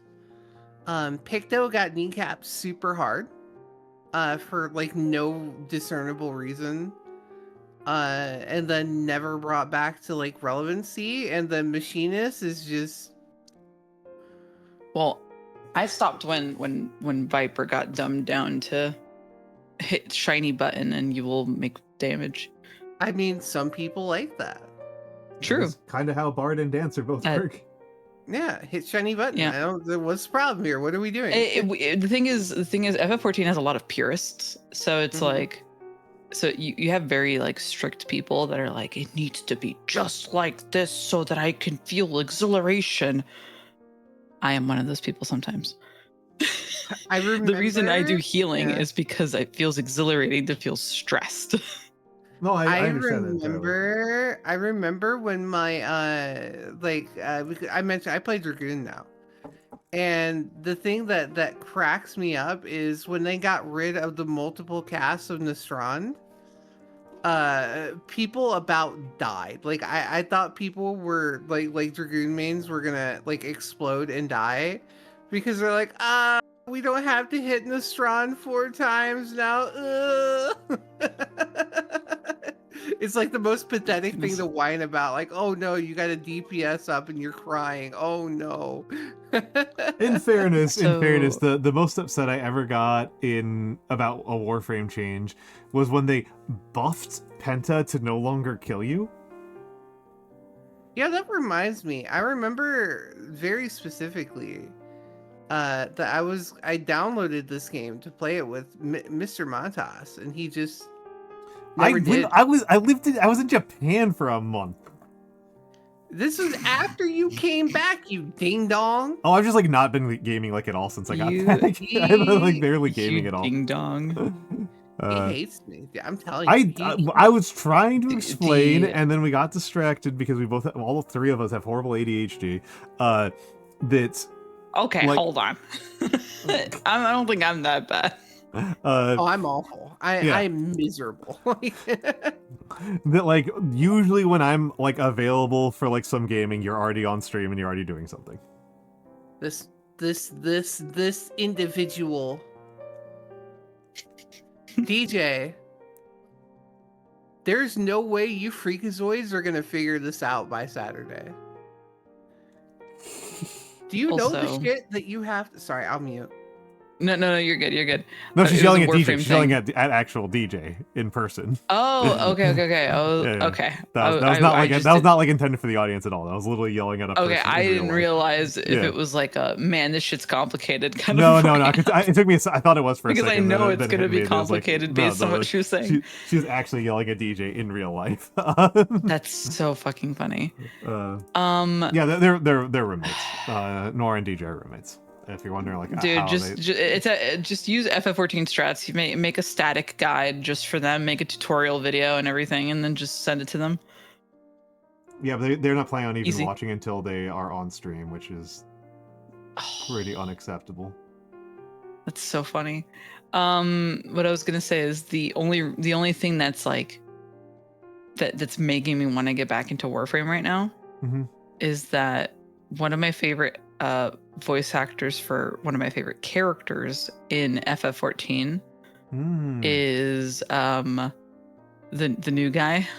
Okay, The new Man, I completely forgot about all the races and the alien races and everything. Roth,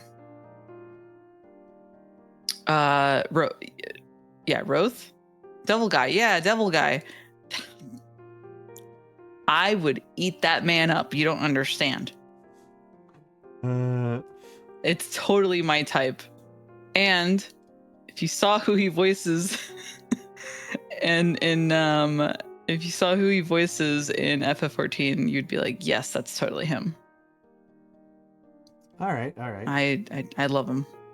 All right. It's literally my favorite FF14 character that he voices, and it's just now it's like, oh, hot devil guy, amazing.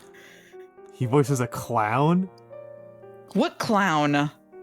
Kafka? Is Kafka in No. FF14? No, he doesn't voice a clown.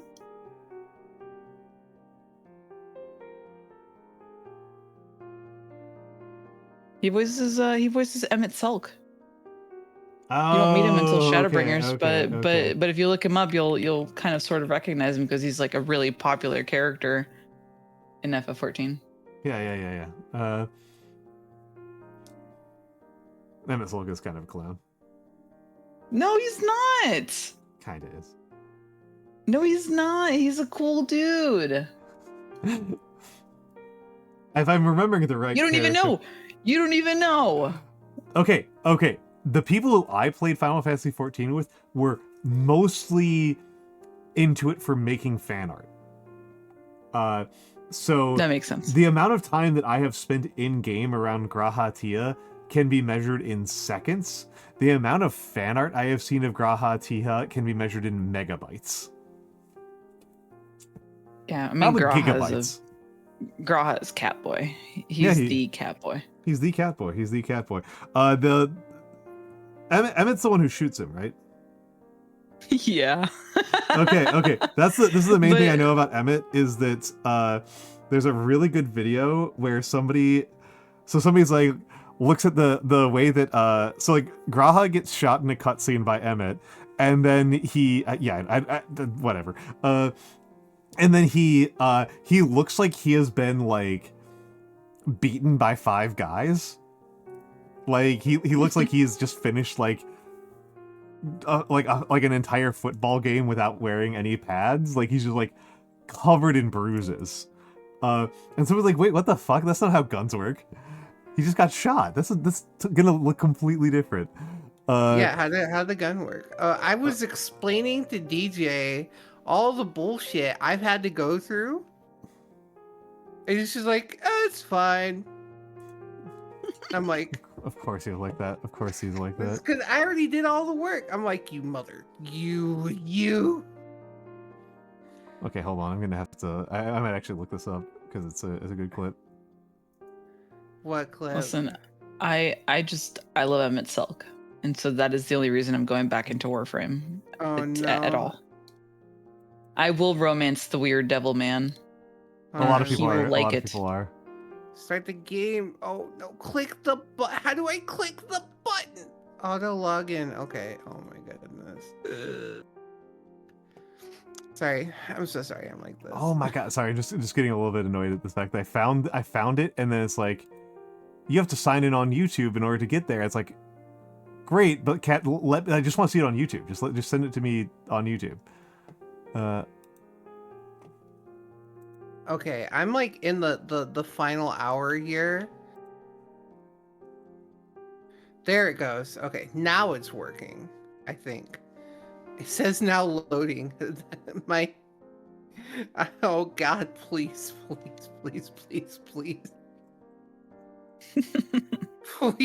Please, if there is a good Lord above, make this crap work. It won't. You're screwed. It's gonna work. No, shut up. Silence, geezer. I will it. I gotta stop using Google Chrome. Telling you, man, Waterfox is where it's at. I'm using Waterfox, but I use Chrome for stuff that on stream that like I don't want to like worry about sharing the wrong window. I do that with Florp. Yeah, no, that's the thing. It's like I need to migrate my main computer, everything's migrated. My main computer, everything. Handle name. But this is my stream PC. I'm still using Firefox and Chrome, and it's like, oh, these are so bad now. Strawberry Stardust. Oh, raid. Welcome in, Raiders. Welcome in, Raiders. What were you doing, Miss Stardust? Strawberry Stardust. I spelled it wrong. How are you doing? For the Raiders, my name is Almantas VT. I'm a former professor of sociology, a current VTuber. I mostly do calligraphy on my streams, and today I am painting a miniature. I am painting a historical ancient Roman. I am using some less common, but still very historically plausible and justified colors of yellow clothing and very dark sub-Saharan African skin. Your World of Warcrafting, how was the Warcrafting? We were talking about Final Fantasy 14 when you came in. We were talking about Final Fantasy 14. I've been playing World of Warcraft recently as well. Okay. I want to pick it back up, but I was unable to for the longest time for cost-related reasons. Okay. Because I know Mix will support that. Yeah, I know you will. The bird will drag people into the. Oh my god, mines. Al! I'm the best. Noir is also doing some tech troubleshooting. Also, hello, Wolfgang 90 Ounce. Great name. Did I say who I'm joined by? I am joined by RG Noir, the Fox Girl. Hello. And Karatsune, the burb. Tweet caca. Yeah, that one. Oh my god, how do I? Oh, it's tank controls. Oh crap. Yeah, I'm here. That's the main thing I know about Resident Evil as a concept, is this tank controls. Dude, I'm cooking. I got it to work. I'm so good at this. Oh my god, I deserve. Yeah, I was horde all the way whenever I played World of Warcraft. The idea that somebody would play Alliance on purpose is crazy to me.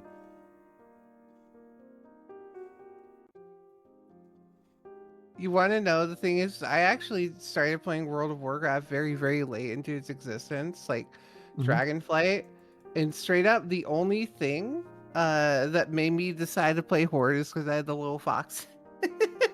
Interesting. See, I no text for like the story or anything. I'm just like, ooh, little foxes, and that's it. See, I played.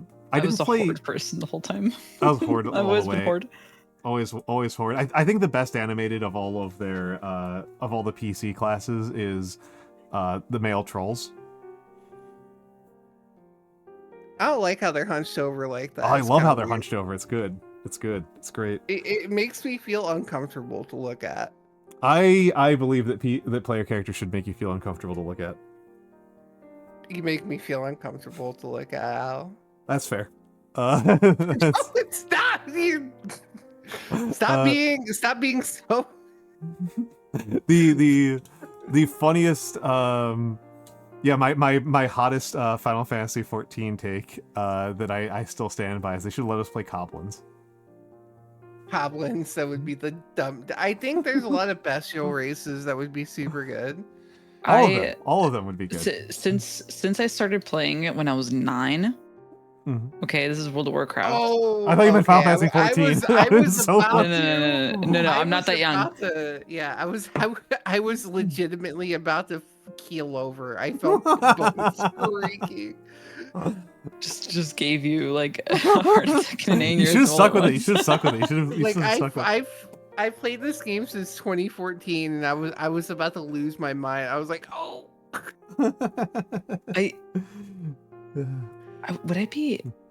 never mind. Honestly, that's a lot. For World of Warcraft, I started playing it when I was 9. So that was in 2009. Oh, ow!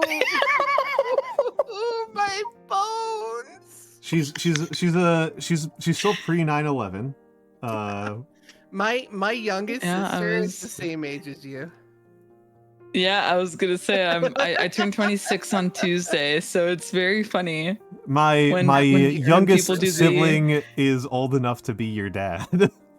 That's so fucking funny. Yeah, my stepdad's like 42, I think. 43. Okay. We are And my we mom's are, 45. we are 10 years apart. My mom is 55 right now. Wow. I was born when my mom was like 19. Yeah, similar to me. Yeah, so yeah. Oh, Dark. I'm so sorry. Yeah, I graduated in 08, so I mean, you know. Yeah, so you're so Dark is pushing pushing 40.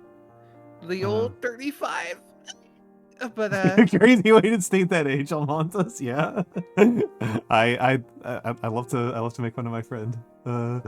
what year were you born? 19 dinosaur. Yeah. Wait, have you seen this TikTok? Yeah. Where it's like, hey Casey, what year were you born in? 2006, 7, 6, 7, 6, 7. I think I'm gonna dive bomb off of a very tall building. I was born in 2000, so like just that's it. So yeah, it's always very funny to me when people are like ominous on. I'm like, no, if only you knew. If only you knew. Sometimes sometimes physical age and mental age just don't exactly line up. I may be a crotchety old hag, but somewhere deep down in my psyche, I'm like 22 at best, surely. I just want to forget about all the horrors of living through my 20s, okay? Hello, Cat Deer Snooze. Hello, Cat Deer Snooze. She's she's been hanging out here and being quiet, and then she just broke out 6767. I will never. My nephew does that, and I don't get it. Like I mean, even my contemporaries do this meme, and I don't get it. I think it is to me it always feels like a completely arbitrary way to inflict psychic damage on working on people who are like old but not actually old. Like Sweet Robo's the same age as me, and he still does it. And I'm of course so he does it. I'm like, I keep telling him like, dude, you need to like find something else to like focus your autism on, because like this one's gonna fucking kill me. Of course. Yeah, no, I'm. This is like 2 to 3 meme generations deep past my ability to just be like, okay, this is just something that kids are doing arbitrarily and has nothing to do with anything. Like it's just like I just completely no-sell this one. It's just rage bait. It's just rage bait, and if you just are like, okay, like nothing happens, like you're fine. You can be immune. Being immune to it is just a matter of perspective. It just makes me feel violent, you know? Like I just I'm a pacifist, and it makes me feel violent. Like I just feel like they need to be slapped you know? I mean, it's really funny because like my immediate reaction to people like doing that to me was I just immediately went 8-9. Jesus Christ, you're so fucking unfunny. I know. Just That's almost worse. I know it is. It is worse. It is worse. It's ruinous. It's I think like the worst response. I think you're gonna have to. I think you're gonna have to stick to cooking and calligraphy. Those are the 2 C's you're good at. Comedy. This is like the most like the most like thorough way in which I have like math teacher energy. And like strawberry stardust and Cat Douche News liked it. If my math teacher was like this, I think I would have. I think I would have failed math so hard. Like I just wouldn't go. And thank you, Cybites, for the follow, and thank you, Galaxy Wolfstar, for the streak. This is apparently what the people want, Noir. What? What? The What? people What? want 6-7. Oh my goodness. Well, no, the 8-9. I think I'm gonna crawl under my desk soon. Just completely like walk past any actual engagement with the topic and just move on with the rest of my life. The people. I think I'm gonna be stuck in this moment forever. This is But this yeah, is your see, this is your my torment nephew. nexus. This is crap too. Yeah, Zololo knows. Zololo knows. My nephew is 5 this year, Oh. and That's I cute. need him Good. to be a normal human being and not whatever they're doing to the kids these days. Like, no, My, yeah. I would say my brothers are 11 and 12, so they're Oh, at no. peak. They're at peak age for like understanding or not understanding, but like retaining all this information and then bothering me with it. Ugh. So the 6-7 thing, I was like, what is that even? I started feeling old because now they're saying things that I don't know. And I have to go to my really hip 35-year-old friend which is Shy. I'm like, hey, Ow. Shy. I'm like, Shy, hey, what do you like? What does this even mean? Like, do you guys know what this means? No. My 35-year-old friend says, oh yeah, that's this. And I'm like, how do you know that? You're older than me. He just goes, I have to try to be hip because then if I start getting confused, well, there's a problem. I'm like, okay. That's crazy. I'm like, okay. Yeah, just It's embrace like being 6-7 and like clock it, like all these terms. I'm like, I don't know what the fuck you guys are saying. Swagoucious. That sounds like a. What did you just say to me? Zololo said swagoucious, and that it just I'm sounds like losing my a. mind. It just sounds like a racist idea of a Chinese philosopher. I don't know how. I don't think I want to live on this planet anymore. Wolfgang 90 ounce. Thank you. That was thank you for the follow. Speaking of the good old Chinese philosophers, I recently said something on stream, and it was something that really broke Skeletons. He really didn't like it because he's just like Al. Nice. No. I said it's better to 6 than to 7, and then I said it's better to 6 than to 7, and then I said it was who did I say it was? Not Sun Tzu. Who's the other one? Skeletons, Confucius you remember? Is the one that people tend to bring up. Confucius. Yes. Confucius. I said Confucius said this, and Skeletons was like, "Please stop! I'm so angry. I'm so mad." He hated it. 7. I'm gonna attribute that to Xenophon. I honestly I don't like that. On many levels. On many like I'm having like an emotional reaction to this, and I don't like it. And see, it's really funny that you said that like that Skeletons is like Al, and I just think this is funny. I'm just like, yeah, go for it. True. I meant more like you in the sense that you guys are history nerds, right? Mm-hmm. I don't know shit about shit. Okay, not because of my age or it was just never my thing. I've always been a literature person. So I'm over here fucking looking up like what did Confucius say and how can I turn it into a meme to bother Skeletons with it. You're and I was actually wicked, but it's really funny. Yeah, because I was like that's gonna bother him. Sometimes I like to bring out a little bit of the tism in him and in public, and I just go, hey, Skeletons, what did this historical figure do? And he goes, well, you see, and I'm like, see, I was right. You just got a little bit of tism. He goes, it's not. It's a passion. And I'm like, okay. Is there truly a difference between these two things? Yeah, exactly. I think so. She retweets me so often. It's okay. My friend, I have a friend also named Shy who is my resident rage baiting feline. Like he will find anything to rage bait me about because he knows I'm so susceptible to it because I'm just like I've got angry bitch energy, you know, like I try to be calm, but in reality I'm just willing to explode at anything at any time. And he abuses this fact quite heavily. That's pretty funny.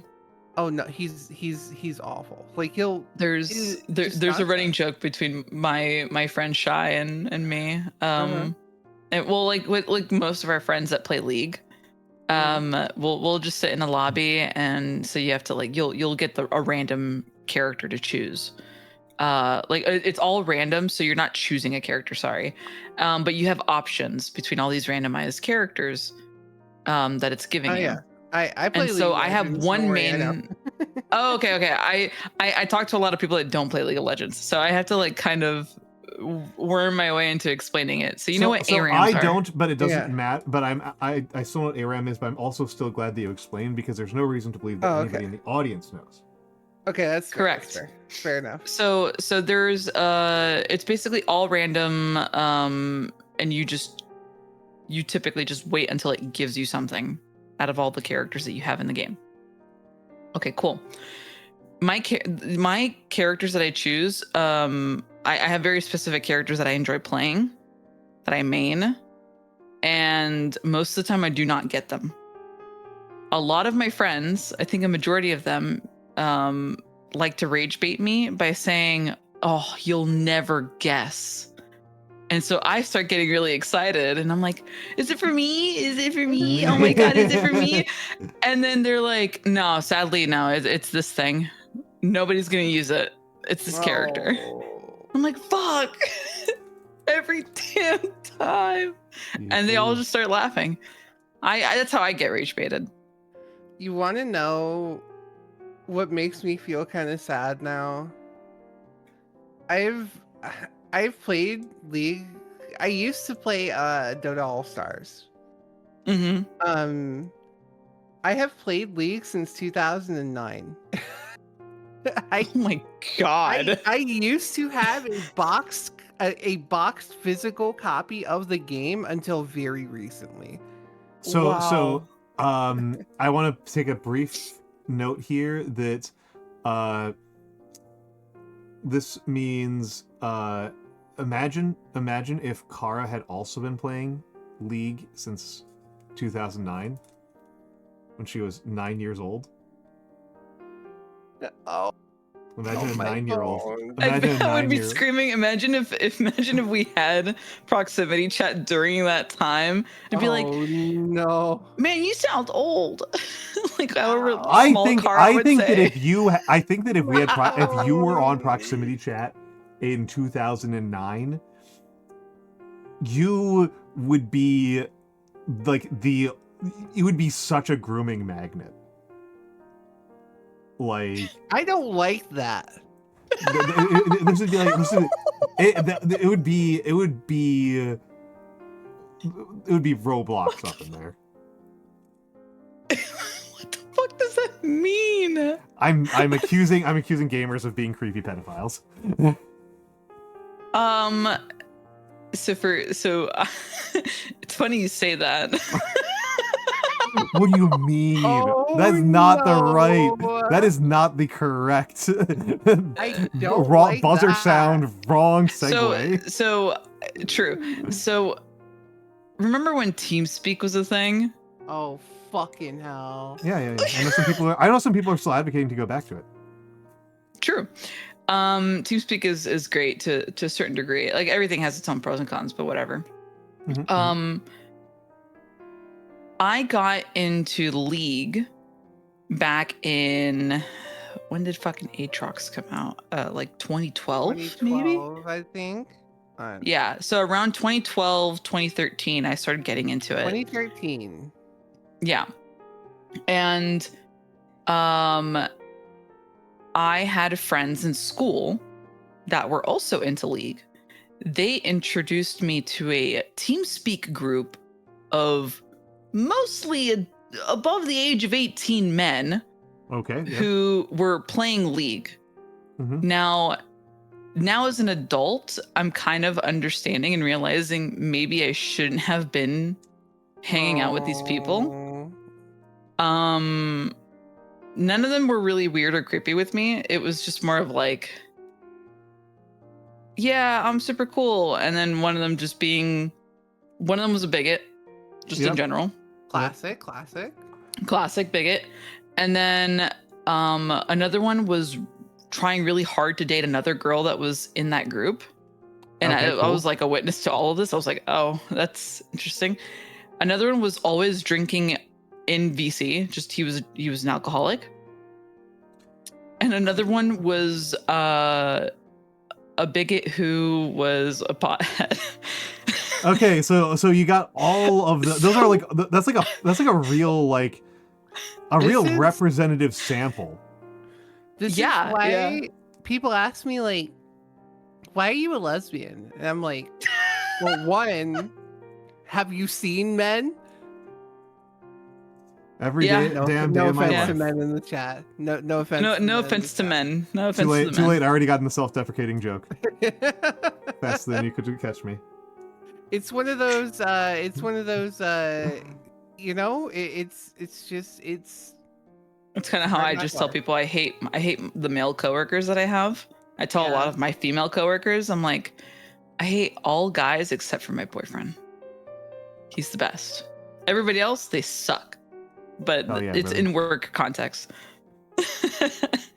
but yeah, no, it was definitely Hello, definitely Mr. Frizzle. interesting. Uh, Until proven otherwise, yeah. I'm gonna. I Mr. absolutely need to Robinson use the trash. restroom because I've been live No. for 4 Go, go, go, hours. go, go, go, No, I'm go, just go, before go, I go, go. go. I'm just gonna. I'm just giving you guys the warning that I'm gonna put these two in charge of chat. Yeah. For a little bit. But Cybites, you know, the kind of the my quick note that I always make about models having now painted from multiple different companies. I feel like the 40K models are like super deluxe. I feel like they're like super nice. Also, it's Shatteroo. It's Shatteroo. Holy crap, it's Shatteroo. Oh my god, Ruru. Dudu is here? Ruru's here. Ruru's here. Oh my goodness. Shatteroo. Shatteroo. Yeah, this is Ruru. Inkwell. This is Inkwell. That's the name of my little guy. Mwah. It is very cute. Very cute, very cute. Okay. I was just saying, Cybites, that I kind of prefer painting models that aren't made by Games Workshop because they're so much cheaper. like they are. I don't feel as bad about them because they're like, yeah, they are kind of the best, unfortunately. It is an unfortunate thing to have to admit because they do not. The other stuff that they do is not so great. Okay. And people should follow Ruru. Ruru also paints. Shatteroo also paints. Yeah, also a painter. And he's a sexy man, and he's got a much sexier man voice than I do. So if you're into that, and he plays World of Warcraft. He's been streaming World of Warcraft. Yeah, we love that shit. Oh, all right, I gotta use the bathroom. I'll be back in a moment. I'll let you guys handle chat. Okay. We love to love World of Warcraft, and we love to hate it at the same time. It's definitely a love-hate relationship. I have no negative opinions about it, just purely on the basis of I haven't played it enough to hate it yet. I always finish, like, or I always catch up with the current expansions, and then I stop playing, and I'm like, man, I fucking hate that game. After I put like 50 hours into it. fucking Because hate now that. leveling, yeah, because like now leveling is like not, it doesn't take that long, really. Yeah, I feel like my friends that I got me into it, right? Like, oh yeah, no, I never felt like I got to really experience the game because it's like, oh yeah, just go do dungeons, and I'm like, Mm-hmm. that's it? Like, what? Where's the rest of the game?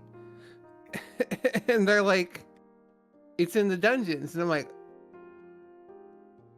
what are we doing here? Huh?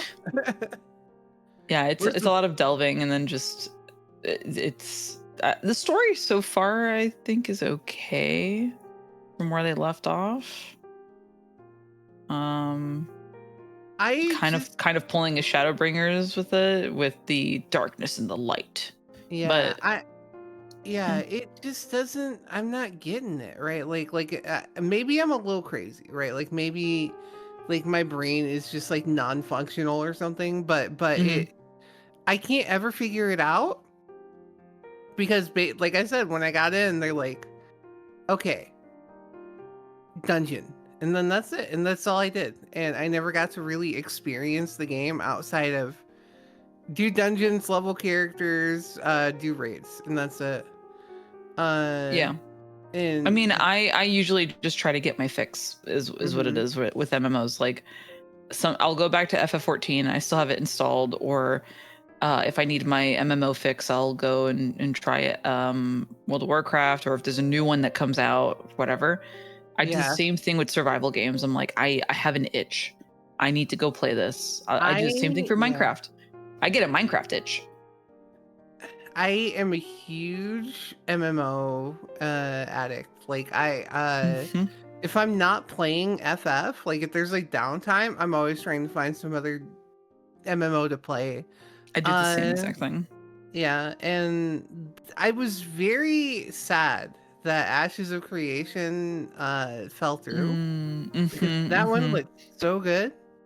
I was really excited for it, and then some Yep. stuff started coming out, and I was like, "Oh It man, turned out to fuck!" be a little stinky. There was That one some, is stinky, and then New World is shutting down, yeah, so there's no point in unfortunately. going back to that one. You know which one I end up falling back to almost every time whenever FF's on downtime? Mm. I just find like a random Ragnarok online private server. Oh my god. I used to play old like before Blizzard started putting out the like, hey, we're gonna go back and bring back old expansions. hmm Before they started doing that, I would get really, really into private servers for Wrath of the Lich King. I was like, Okay. man, nostalgia from when I was 10. Hell yeah. And I wouldn't sleep. I would just raid. I would do dungeons. I would do everything. And Oh I was a yeah. main tank for that. And then that stopped because I was like, man, I need to pay attention more to like actual life stuff. I can't be going to sleep at 6 a.m. every day. But going to 6 in the morning is sleep at 6 in the morning is great. And I hello, love Ulysses, and going to hello, bed Gora. at 6 in the morning. Yeah. Uh, Pain. ah, Destiny 2 is like, I am a big believer that if any game should be hated by gamers, it should be Destiny. Do not talk to me about Destiny. Do not tarnish the reputation of my beautiful It's not about baby the actual boy quality like of the that, game. okay? It's not about the actual quality of the game. Whatever my thoughts on that are. It is about how Destiny is the only game I can think of that regularly bricks content that people already paid for. Yeah, that Destiny 2 is a problem. Like Destiny 2 is stinky. Like it's mega stinky. But listen, dude. Destiny 1 though, oh goodness. It was perfect. It was perfect. There was nothing wrong with it. Why? Why must it die? I say as I still played it quite regularly up until I move, and will probably do so once I have a PS5 again. To be honest with you. Galaxy Wolfstar, yeah. What else would I sit on? Man, there's so many things that I like. There were old MMOs I used to play. There was Mabinogi, there was Maple Story, there was Do you ever play like those crappy Aria games MMOs that were just like really bad? not like those. I Forest used to play Kingdom? Adventure Quest. Adventure Quest. Oh my god. Yes. Remember Adventure Quest? And Really then they went going into back, Adventure yeah. Quest Worlds. And Oh. then once Worlds happened, everybody was losing their shit from that community, and it was great. It was around the time I was playing Wrath of the Lich King, so I was like around 8 or 9 years old. I don't know, something around there. I'm young. That's what it is. Gotta I make people mean, feel old. I'm pretty young still. Like I do the bit, but I'm still young. Oh my god, I they just added so many fucking classes to Adventure Quest. did they? Yeah. There's like so many subclasses that were added in. It's like you can be a lich now, you can be a necromancer, you can, like it's apparently different. You can be a rogue, you can be a trickster rogue, you can be this type of rogue. It's a million things. Like I don't even know anymore. That's a lot of stuff. Yeah, everything has subclasses now. And I remember when it used to just be like 8 at minimum, maybe. Back in my day. 8 classes, 6 of them are different types of necromancer. Yeah. yeah, no, I'm not even joking. There's so much content for it, yeah. And then I have a friend who just recently started getting back into RuneScape. I never got into RuneScape. I feel like that's I the didn't only either. one that I just couldn't get. When I was younger, I even tried to get into it, and I was not Same. going for it. It wasn't happening. It's just not. Yeah. It ain't right. You know what I mean? Something about it just ain't right. I ain't know how to explain it. It just ain't right. I think for me, it's like it's not ADHD like invigorating enough for me. Yeah, Right. Like it's I need very more slow. action on screen. I can't deal with point and click and then like trying, Mhm. even with glasses on, trying to fucking look at all the text. Uh, You It know was very plain for me. what game I miss the most in the world? I miss Terra. Man, Yes. I miss Terra so much.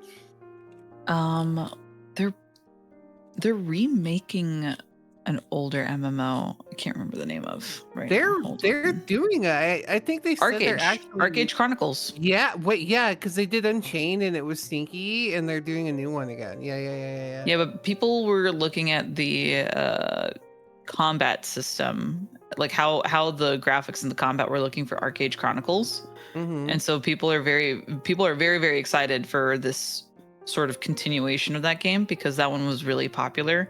I had a history teacher in high school who would literally just talk to me about how he had an arcade character.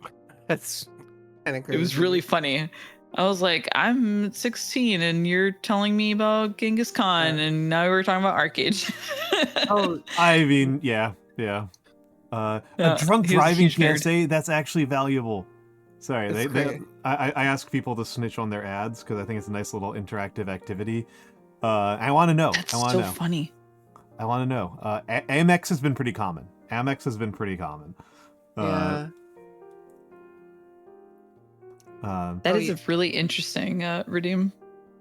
I like it. It's good. It's a cute Chicken nuggets. Oh yeah, they are. I think Crafton said they are making a Terra too. I have to double check, but I guess they're after Elion or whatever game that they made after PUBG took off. That was like really bad, and they're like, dang, we should make the good one again. So I guess they're going to be doing another Terra game, which would be pretty cool. I would be a big fan of that. I would probably play it for millions of hours. I feel like playing something for millions of hours is a dangerous thing to say about a game. You want to know how many hours I've logged into FF14? I know it's less than 1 million because I know that's like literally longer than you've been alive. But it's obviously not literally 1 million hours, Al. Come on. Please tell me. Enlighten me. I would have to go check, but it's definitely I would not be remiss to, or sorry, not remiss, but I would not be surprised if my total in-game game time is equivalent to more than half a year. Like actual on the game, playing the game, etc., etc. I don't think I gotta check, but I'm pretty sure it's around there. It's got to be around that area. I do not know how many hours that is. Let me see. How many hours? Half a year. Oh, yeah.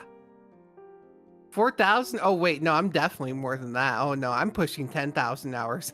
I've actually probably played for over a year. For Oh, people no. keeping track at home, 2,000 hours per year is a pretty long work year. Oh, no. As a Look, when full-time I job. when I became disabled, I didn't do a lot, okay? Yeah. That's why that's why you're going. That's no. I know Yeah. how that plays out. So There are I worse just, habits you could have gotten into. yeah. I could have done anything, but instead I was playing FF14.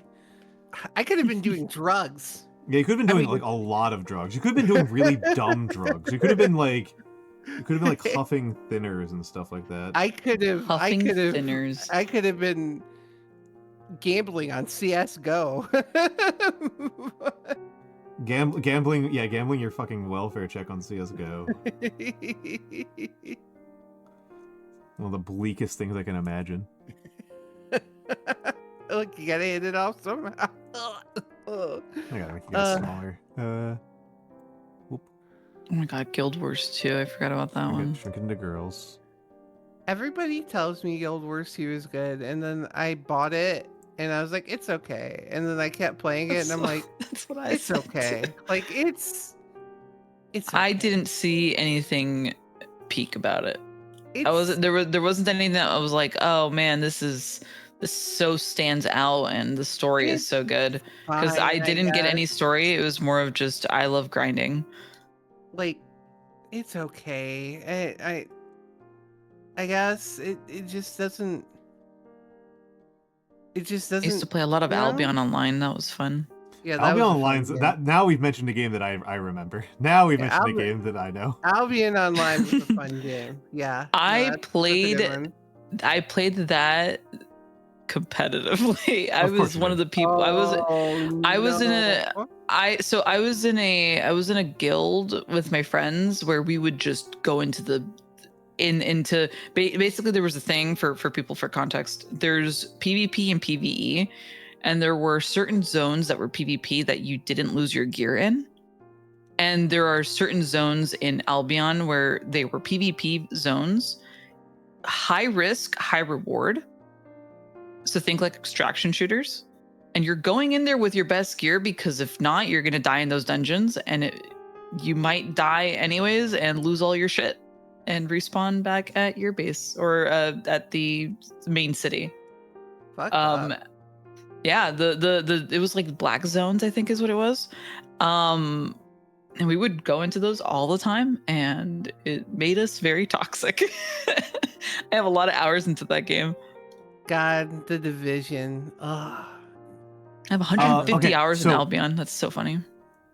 Quick aside, side bites. I think I'm very far. I mean, if you stick around for another couple hours, I'll finish the model. I don't think I am anywhere near being able to do high tier comp. I think I'm actually still kind of a newbie at painting. That said, that's just a brief aside. The Division is responsible for the dumbest thing I've ever seen a company ever try to claim, which was trying to claim that the Division was apolitical when their marketing materials were, during the Trump election, the first Trump election, were about marching on Washington to take our country back. God. Like the least credible lie I've ever seen from a corporate CEO. Like, Yikes. like totally just a total lack of respect, even, I would say. I'd say that that's like a level of lying where you're not like just trying to convey incorrect information. You are trying to insult the intelligence of your audience. Yeah, that sounds. I mean, it's fucked up, right? Because I feel like personally, Poisoning. uh, personally, uh, You come to the East Coast. no game is above politics. No, Art it's is inherently political, and so every time I see people like, I just wish there was no politics in the video game. I'm like brother, the video game is politics. well, What are and you see, talking about? I like to come at this from the opposite angle, right? Uh, Yeah, I like to come at this from the opposite angle, which is to point out that if something is not already political, somebody is going to make it political pretty fucking soon, probably absolutely. within seconds. Especially Especially when there's like in war in games and Yeah. well, there's like war in games, and there's like well, there's there's gender. corruption. There's Yeah, yeah. gender in games, and gender is very political, particularly in our current moment. And like you have to. I will say that, like, sometimes people have just like a weird definition of politics that I think is strange, even though I've used it for my own ends. Uh, I've even worked at I remember working at a place where like they had restrictions on political activity at work. Uh, but their definition of political activity was literally uh are you advocating for the election campaign of a currently active campaigning politician? Right? Like, that was their definition of political. Like, you could advocate for a ballot initiative, and that was considered apolitical.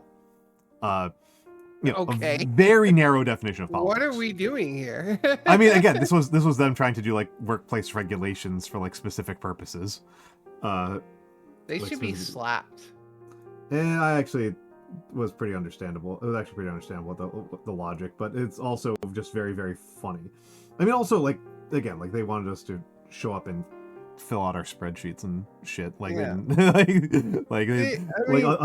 us yelling at the water cooler at each other was not what they were paying us for. Yeah, I mean, it's not just Call of Duty. Any game that has like war elements in it is in the USA especially is always sponsored by the American military, and I am not kidding. Yeah, no, they love that shit. Literally every single one of them puts money gets money input from the American military because it's such a powerful propaganda outlet. And as a result, they get to influence the games that you play. Yeah, America's Army. Yeah, America's Army is the most blatant one. I have to Yeah. say that in terms of like its influence on our political environment, the funniest one to me is Arma. Yeah, who would like Arma?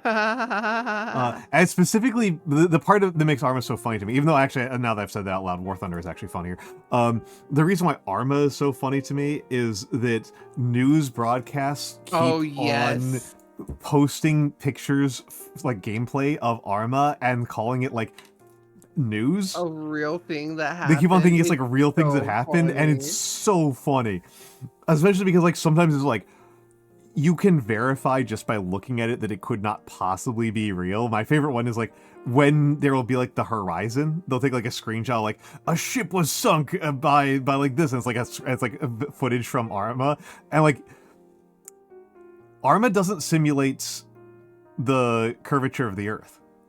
Yeah, because So like if you see the water map, horizon, yeah. you can instantly tell that it's not real. Like, Well, the thing is too is like, I don't know how to explain this to normal people, but Arma is not a very high fidelity game. yeah, Arma is not good graphics.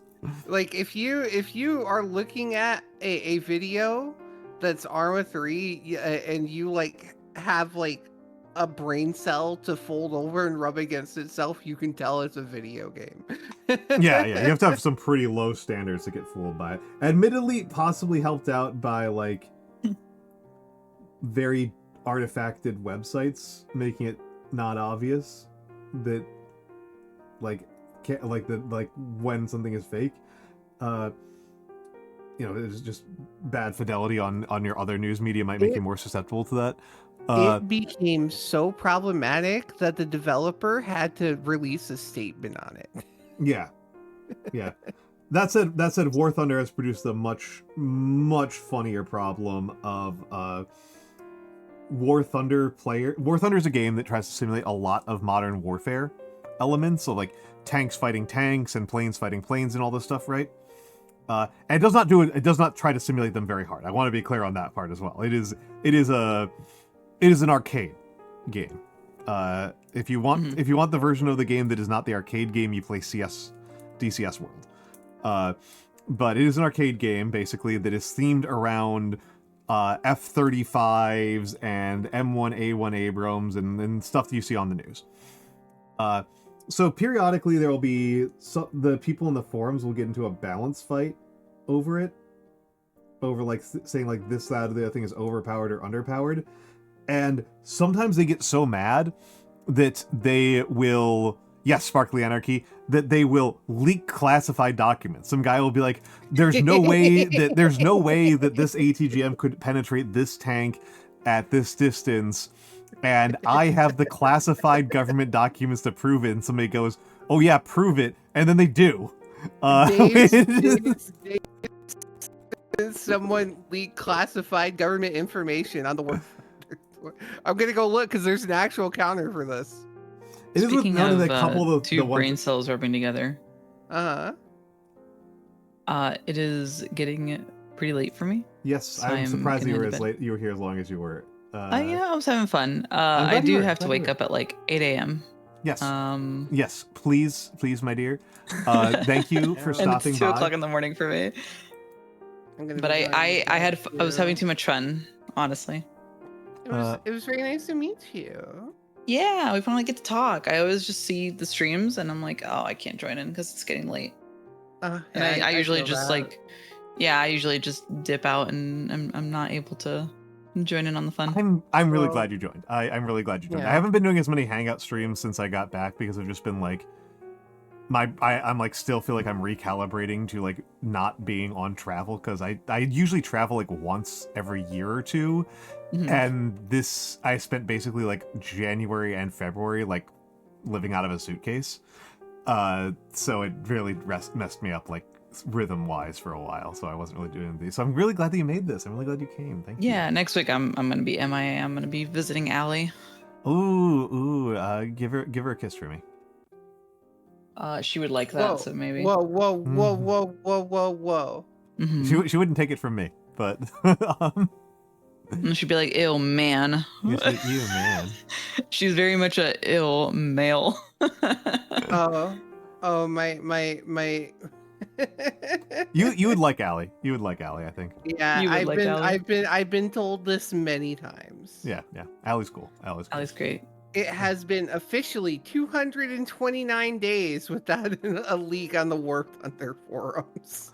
Oh, does actually report to country authorities that people... Yeah, no. It's super funny. It is worth pointing out that a couple of the things that get counted as leaks are not actually leaks. They're already declassified documents.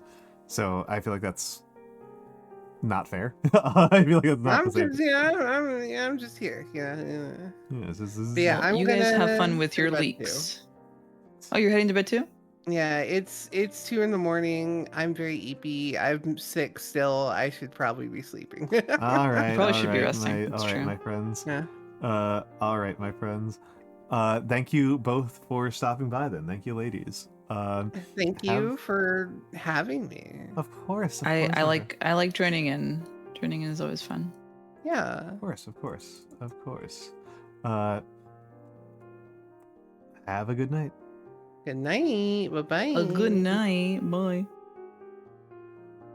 Let's see if I've gotten enough time. I'm being rate limited. Okay, so I shouted out Karat soon. Oh wait, I guess I can see the countdown timer. Looking at me painting, you want to do something too, so you crochet. Perfect. This is something that I actually really like. I actually really like when other people are like doing tasks while watching me paint or watching me do calligraphy. It actually makes me very happy. It actually makes me very, very happy. Being rate limited by Twitch still.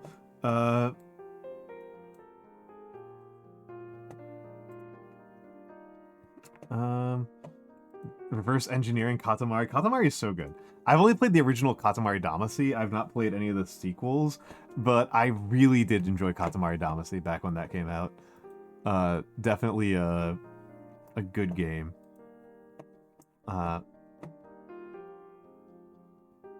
Mainly played the 2018 remake. Okay. You were looking for some that's good. You were looking for some background noise. Perfect. I hope that I am always trying to kind of straddle a line between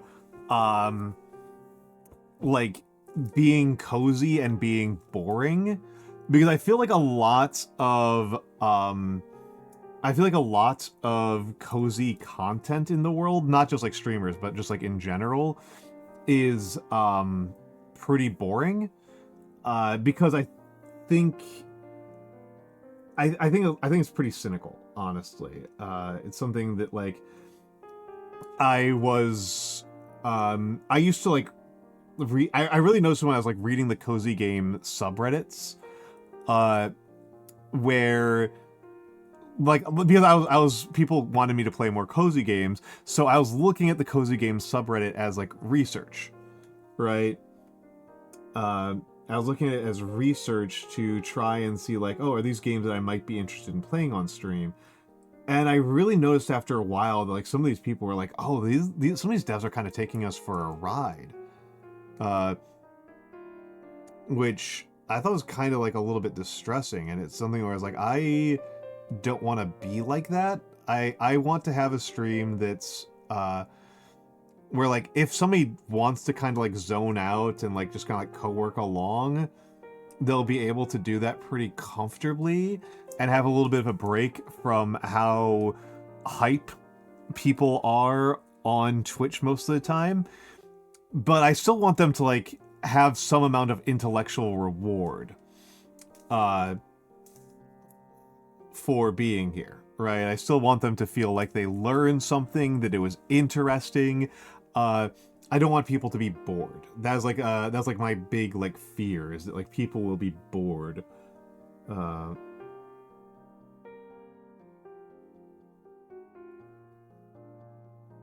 let's see. Good.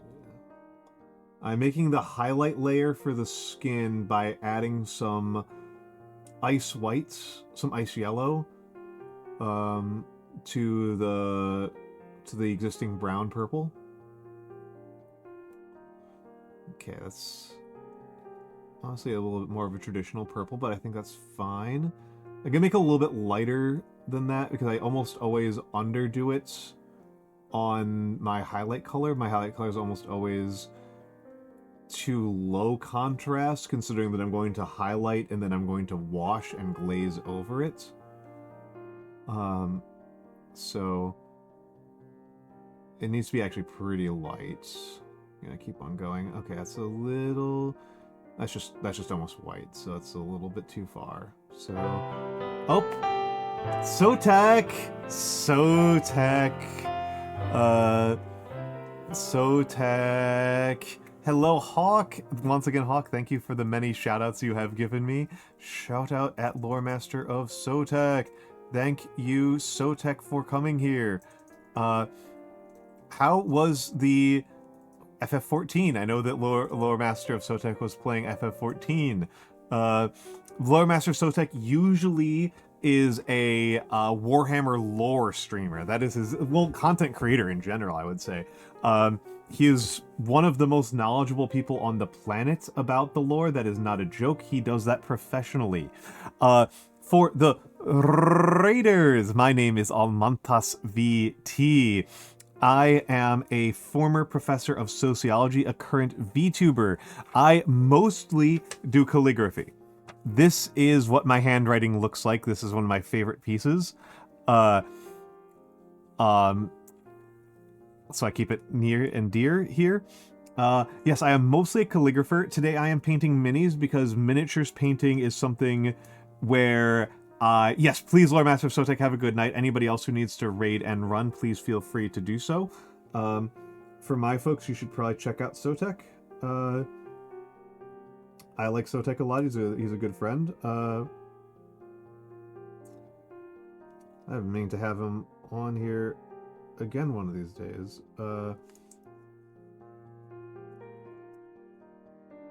And I do mini painting in no small part because it's kind of like I'm getting newbie gains still. I'm enjoying getting the newbie gains as I learn because with calligraphy I'm not getting newbie gains at all. I'm not getting newbie gains at all in calligraphy. Yeah, I've been doing it for forever. So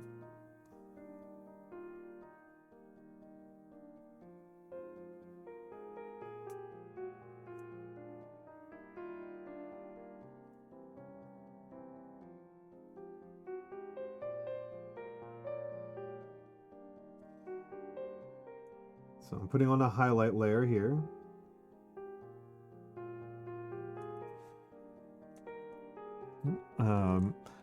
And then what I tend to do is I tend to put on a highlight layer, and then after that I do some glazing, with a thin layer of the base coat over it to try to blend it together after the fact. Yes, Sotek does the Lorebeards podcast. That's a lot of where he's at. This is the Lorebeards podcast. And unsurprisingly, of course, I see him more on Twitch than I see him anywhere else, because I'm here all the time.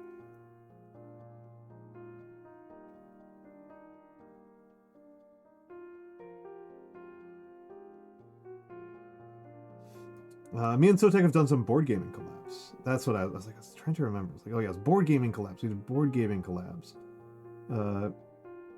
Because we both share a extreme love of Spirit Island.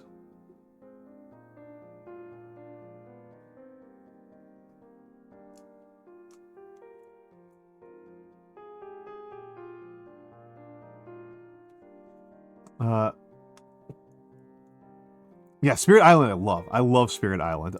It's a bit complicated for streaming content, I think. It's a little bit hard for people to follow what's happening because Spirit Island is a co-op game where you play as the deities of a Pacific island that is being invaded by Europeans, and each player plays as a different spirit, and you have to cooperate on destroying the invaders. And the thing is that the invaders are not intelligent, right? They have a pretty mechanical set of order of operations that they do, and then you are trying to disrupt that, right? Yeah, Pacific Island. Yep. My favorite. The closest thing I've got to a main. I switch all the time whenever I play any game. There's very few games where I have like a clear main. The closest thing I've got to a main in Spirit Island is Breath of Shadows. I really like Breath of Shadows. Breath of Shadows is definitely my favorite. It's super fun. It is like a co-op game. It's very much about like order of operations. So if you're a person who like thrives on competition, it's not really going to be for you. And it is like a fairly high complexity game because the invaders have like a whole system of how they do things, and the players are responsible for resolving all of that. The players have to handle all of that.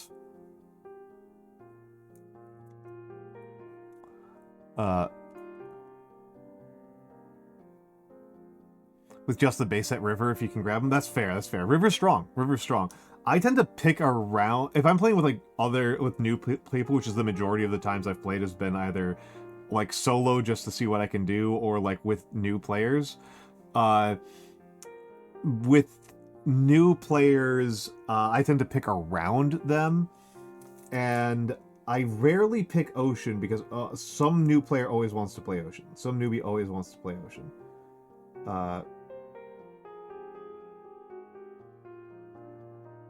The newbies always got to play Ocean. And if I'm playing... So I almost never get to play ocean. I feel like I play lightning fairly frequently.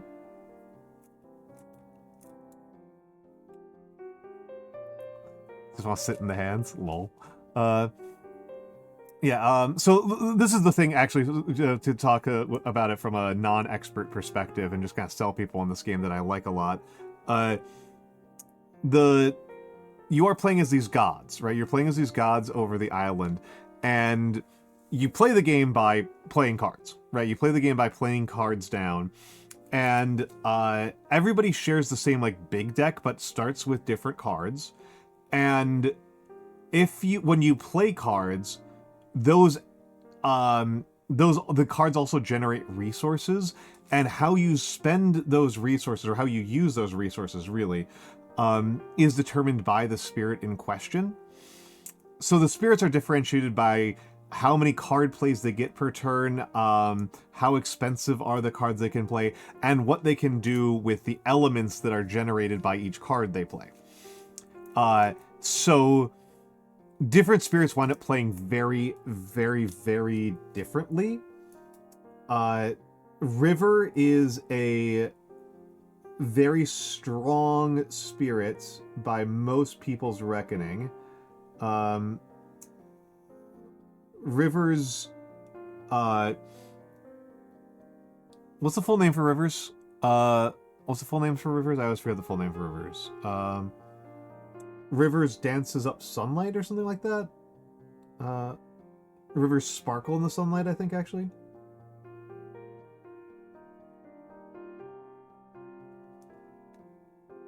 Okay, I don't think this brush is gonna do the trick. Yeah, rivers sparkle in the sunlight, something like that. And the does very little damage, but focuses a lot on pushing. Because, you know, the invaders have to do things in specific orders. So, like, one turn, they will build in all of the jungles on the map. Or, and it's always in order. It's always in order. They always explore a territory, and then build in that territory, and then attack that territory. They always do it in that order. And you lose the game by the enemy getting off successful attacks. So if you push something that was about to attack before it gets to the attack phase, they don't attack, right? If they're attacking in jungles and you push a bunch of invaders from the jungle to the mountains, they won't attack, right? They'll just fail. They'll idle. They'll just kind of idle. And so Rivers is balanced around doing that. Whereas Lightning, the first spirit I ever played, Lightning just blows things up. Lightning just blows things up immediately and super hard. And that can be very useful. That can be very, very useful. I think Lightning is considered one of the weakest spirits in the game, but I still love them dearly.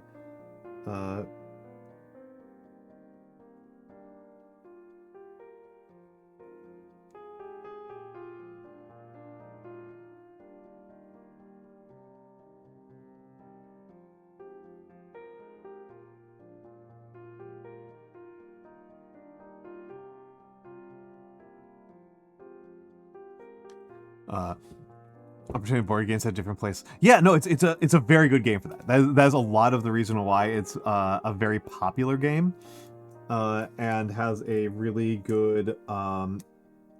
It tends to have really strong reviews on pretty much among board game fans, is because they do in fact achieve that very well. They do in fact achieve that very well. Hold on a second, Galaxy Wolf. Sorry, I do see that. I just want to finish this.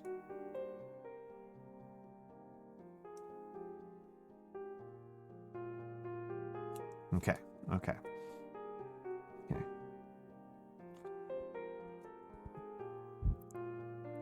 Let me get ready.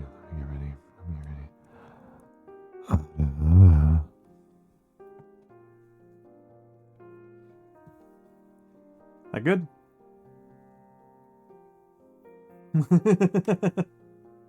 I love that. I get that reaction out of people.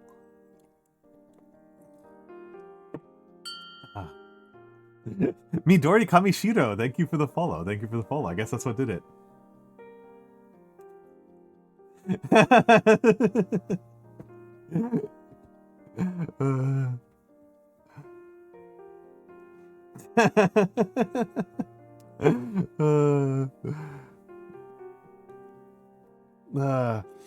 I have done one ASMR stream before, and I found doing a full stream as ASMR to be kind of taxing and challenging. I'm not like opposed to ASMR content creation at all. I don't think it's like slop or stupid or anything like that. It's I found it very, a lot of what I want to talk about is like, you know, philosophy and history and often politics. I just felt awkward to talk about that while I was doing like ASMR voice. Not gonna lie, Kim, because I really liked your model. That's wonderful. That's wonderful. It's a really good model. It's by Sensational VT. He's really good. He's working with him has been an absolute delight. Got to get the glaze down a little bit thinner.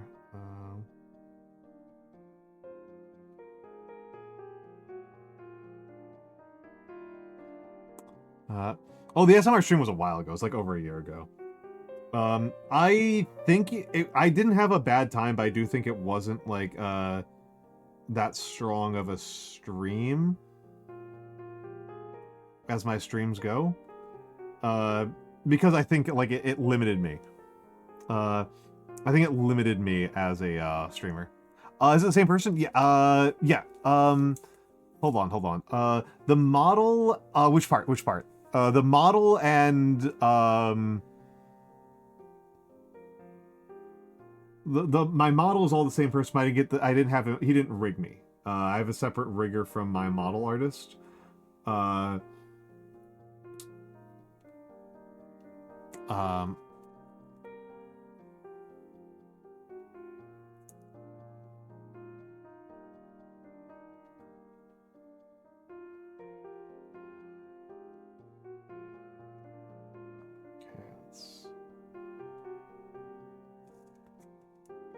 Glaze over that a little bit. It's too much glaze.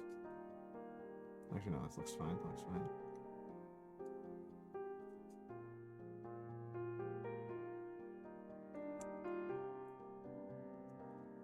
Looks fine.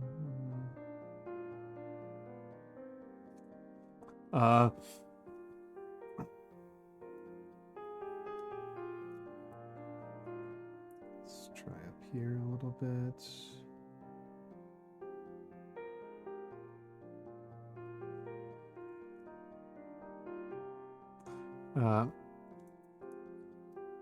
But yeah, I found it just kind of hard to talk about like the kind of stuff that I like to talk about on stream while doing ASMR voice. That was really kind of the reason why I've only done it the one time. Oh yeah, it's worth, so like when I was, before I had a model, when I was like really early, very few people would remember me from back then. I spent a lot of time looking through artists to see if they drew men in a style that I liked.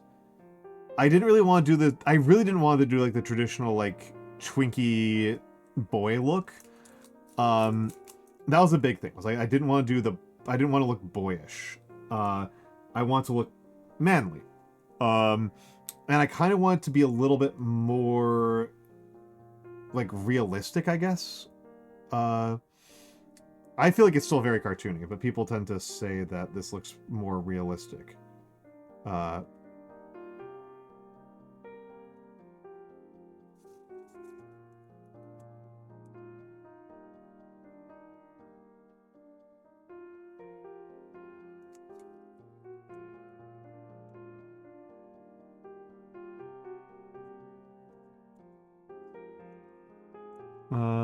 Oh, okay.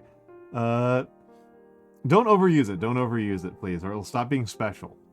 That's the big reason to not overuse it. That's the reason why I don't do it around Inari very often. is because it folds Inari extremely fast, and I don't want to lose that power. She starts to get used to it if I do it too frequently, so I have to pace myself.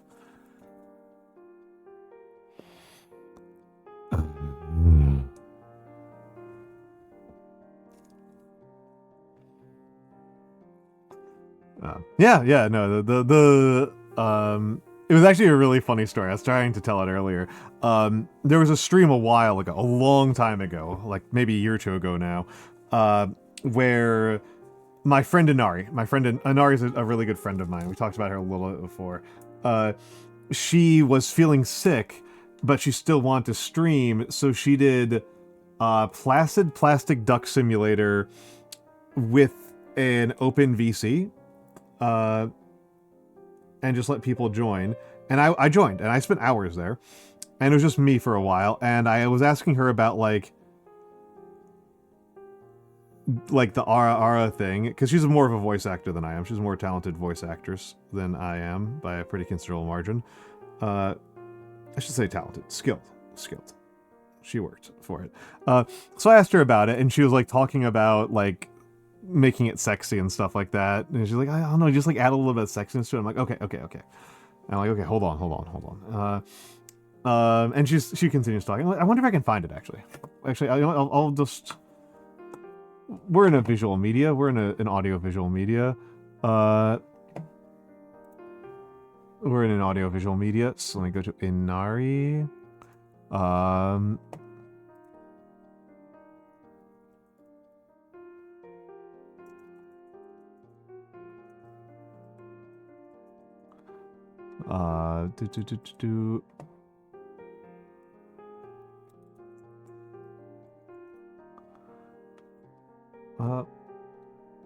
There it is. Why did that not show under YouTube? Oh god. Fuck. Gotta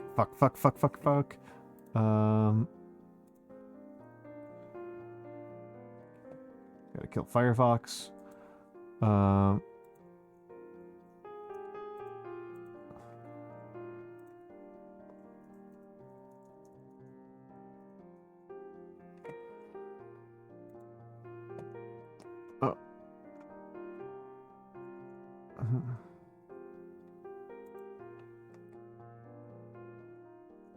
Hold on a second.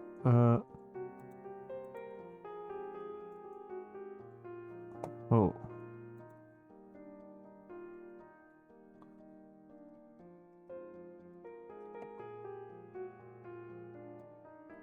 Gotta copy that link. Let me make sure it works. I haven't been looking at chat because I've been trying to... Nope.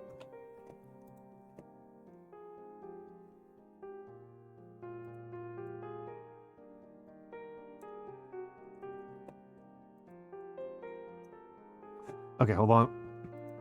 There we go. Found it. That took forever. All right, Captain. Have a good night. Thank you for stopping by, and thank you for staying so long. Thank you for staying so long.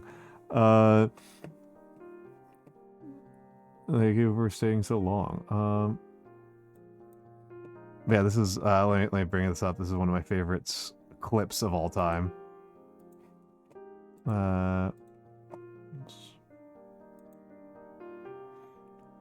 And let's make sure that there's an audio capture from there. That should work. Nope, don't want to do that.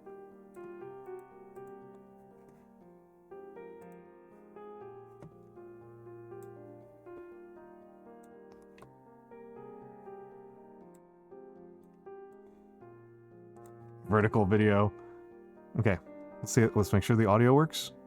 You're the one who's like actually like has any sort of skill and aptitude for voice stuff. I feel like the lower range would just work as is, and then you just put a little bit of like, how do you put just sexiness, I guess. so like let me think about this. Like, yeah, how? Whoa! Hello? Is that all right? Excuse me? You're the one who's like actually like has any sort of skill. One of my favorite streams I've ever been on. I love this. I love this so much. It was such a good moment. It was such a good moment. Oh yeah, I can send the link for that. Yeah, there it is. There it is. There it is. There it is. Very funny moment to me. Very, very funny moment for me. Yeah. Very, very funny moment for me.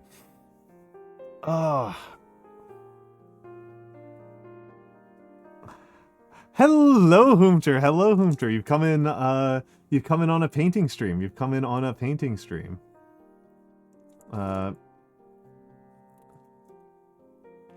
Happy spring equinox. All right, it's the spring equinox. Thank you. Didn't really think about that.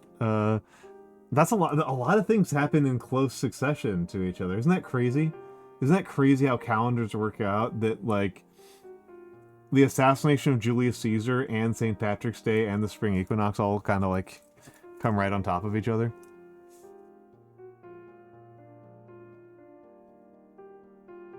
Isn't that nuts?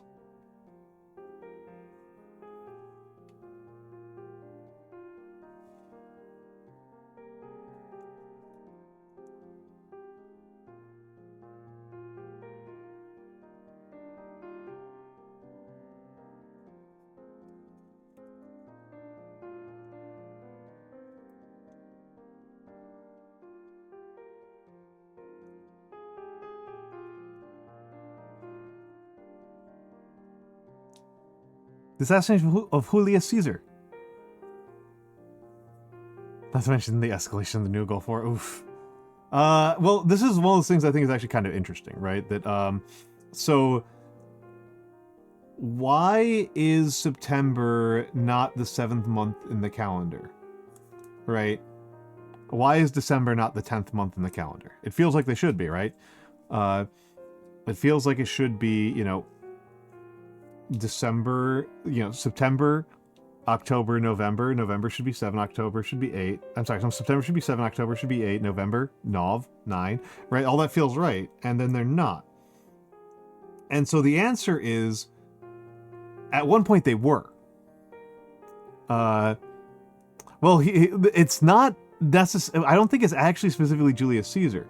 As far as I know, it happened considerably before then. So the reason for this is that traditionally in Rome, March was the first month. So they did line up. March was the first month of the year, so they did line up. And the reason why March was the first month of the year is that that's when the military campaigning season starts. March was the first month of the year. And so, since that's when the military campaigns start, March would be when your new consuls would be elected, which is the inauguration of the consuls is the actual start of the year in the Roman calendar. That's the part that actually matters. Because if you didn't know this, Romans didn't really use an objective calendar, like where there's like a simple date that they can look at and be like, They had the founding of the city, but they didn't use that much. They mostly, for dates, they would use who was consul, right? You know, that was the year of this consul and that consul, right? And so the inauguration of the consuls was the actual start of the year. And the issue with doing that in March, is that March is the start of the campaigning season, right? If March is the start of your campaigning season, then that means that everything for the campaign has to be kind of organized before then. Yep, he was leaving for the Dacian. Yep, for the Dacian campaign, for his intended Dacian? Romanian, whatever. His intended Romanian campaign. Yeah. And so there's an issue, though, with having your consuls inaugurated and then having them go out into the field immediately, which is that they need to, like, appoint people. Right? Like, they need to appoint people. And they have things to do. The consuls have Oh no, that's exactly what we're talking about, Humter. That's exactly what we're talking about. Is that at one point December was the 10th month of the calendar, and then they moved the year start from March to January.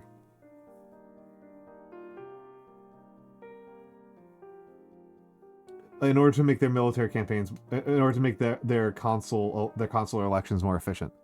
Yeah. The December used to be the 10th month, September used to be the 7th month, and so on. And they changed it so that March was no longer the first month, because it used to be that, because the actual start of the year for to the Roman mind is the inauguration of the consuls. That's the part that actually matters, is the consul's inauguration. And once the consuls are inaugurated, then the consuls need to be inaugurated in order to do all of their other duties that have nothing to do with waging war. But then they also need to go on the campaign trail, and if all of that's happening in March, they have very, very little time to actually do any of like their legal reforms, or their judiciary reforms that are like a lot of what their job is. And so then they pushed it back to January. He was the one in charge of the calendar. Mostly he made the year super long, right? That's the main thing that he did calendar-wise. We just made that one super year. Hello, Vexing Cat. Hello, Vexing Cat. Welcome in. I will drop and give you 10 in just a second. Well, they've got a lot of stuff to get through in school. They don't get to all the interesting stuff because they have to get through all the basic stuff over and over again. Also, yes, happy birthday, Vex. It's very late. We're very late on that, but I did finally... I don't think I sent it to... Yes, I did send it to her. I sent it I sent it to you, Vex? I finally got your happy birthday message, and I think I sent it to you. I forget if I didn't send it to you.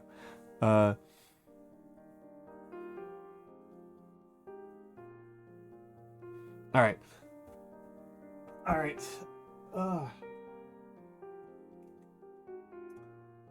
Okay. Mounted. 1, 2, 3, 4, 5, 6, 7, 8, 9, 10.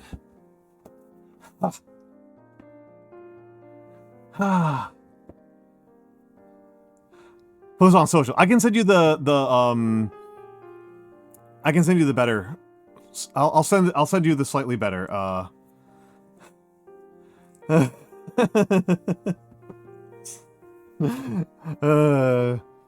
can send you a slightly better photo of it because the algorithms always mess it up. The social media algorithms always mess it up. I didn't scan it yet.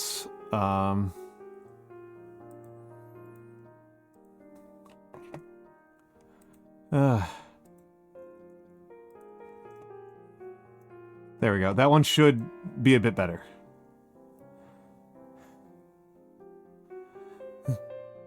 Yeah, the mouth is tracking from both sound and from video input. It does both in order to make it look a little bit more natural. It was the mouth movements, the camera doesn't pick up enough of my mouth movements for it to look right, just based off of visuals.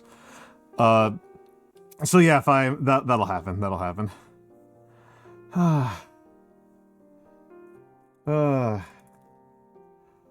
Alright. Yeah. You can, it's a VBridger thing. I did it via VBridger. There might be a way to do it in VTS, but I did it in VBridger.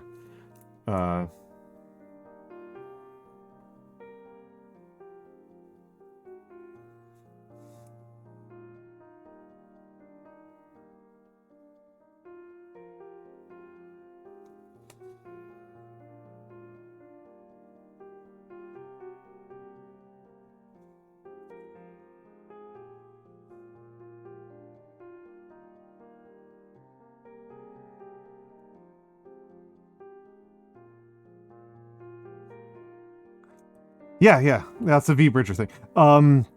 V Bridger's like way crazier than people think it is. I don't know, I don't want to really do it right now while I'm on stream. Especially because I don't know how I'd have to like set it up in order to not crash my stream. But VBridger, you can, there are inputs for every different phoneme that VBridger tracks, which is actually quite a few, and you can input the phonemes as into formulas. And I think I think I put in, I didn't put in every phoneme. I put in ooh. I think I put in the vowels. I think I put in the vowel phonemes. Cause mouth open to increase. But the consonant phonemes do not.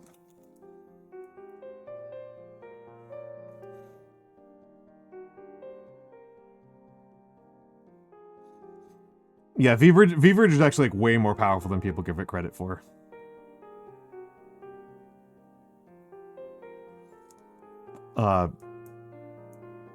Like people think VBridger is pretty powerful, but they tend to think it's just like a make tracking better thing. It just like they think it just like makes tracking better. No, it's that it allows you to manipulate more inputs. Is the reason why VBridger is powerful.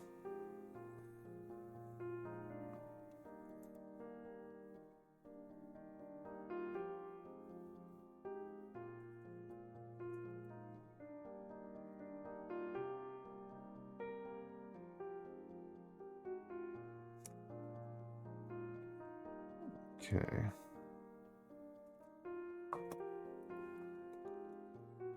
Yeah. If you have to have the editor software, you have to have the editor version of it. You can't use it. You can't do it with with the default version.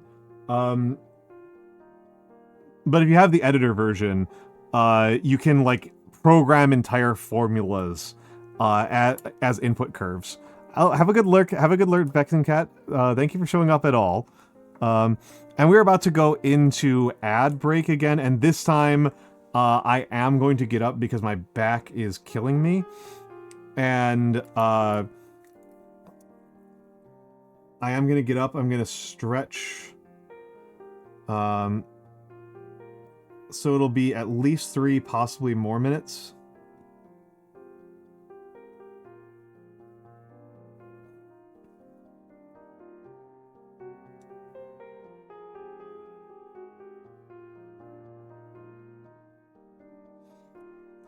So, oh, you're going to bed? Okay, Vex, have a good night, have a good night, have a good night. All right, we're going to the ads. We're going to the ads. I'll see you in, all in a minute.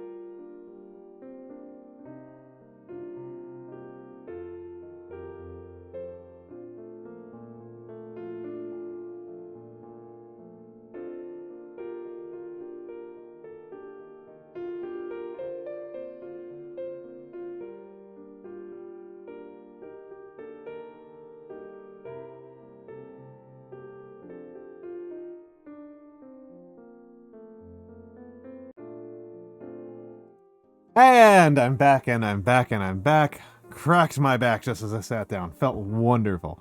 Oh. Okay. Okay, let's get in here a little bit more.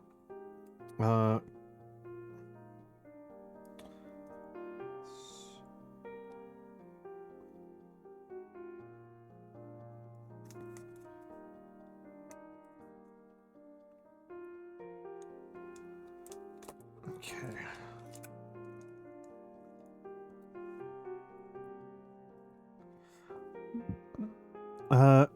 You're also now a glow stick?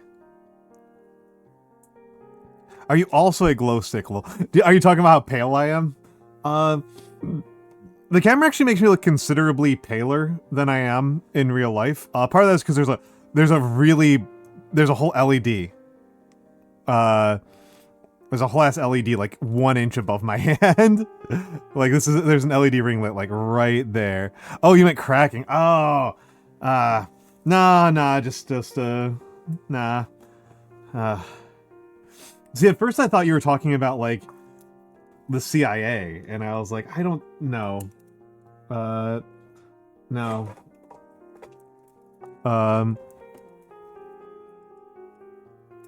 Yeah, I got no ass. It's nothing.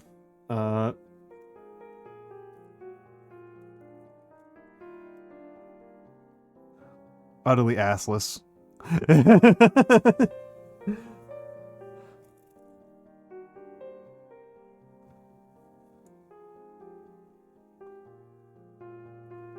I wonder how many VTubers have been involved with the FBI.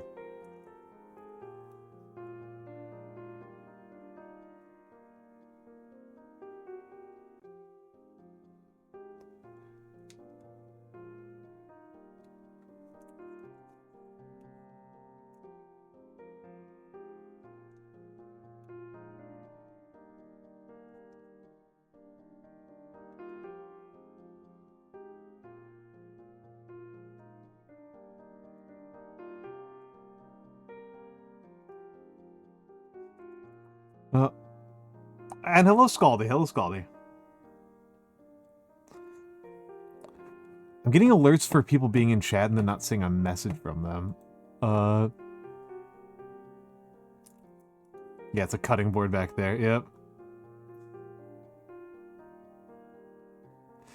Pancakes still get eaten. That's an incredibly funny statement. We have biscuit.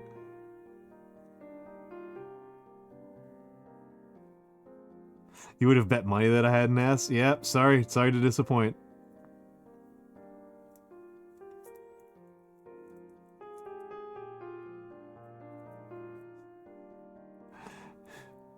I'm sorry, we have biscuit. That's one of the funniest things. That's really funny. I don't know if that was what you were intending to the effect you were going for, but you successfully amused the crap out of me.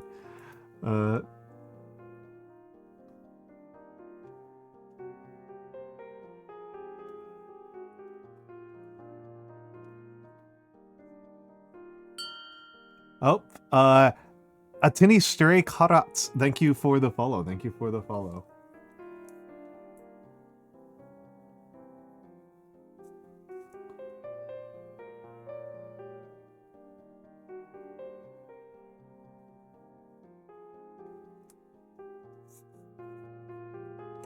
Wrong way. I'm doing this the wrong way.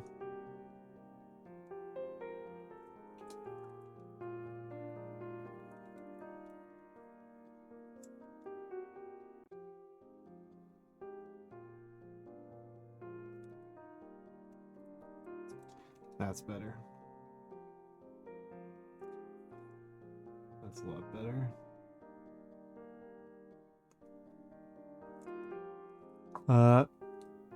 Wondering what I was making. This is a Roman Legionnaire. This is a Roman Legionnaire. All right, Midori, have a good night. Have a good night. Yeah, it's 3 a.m. for me, Galaxy Wolfstar. But yes, Midori, please have a good night. Have a good night.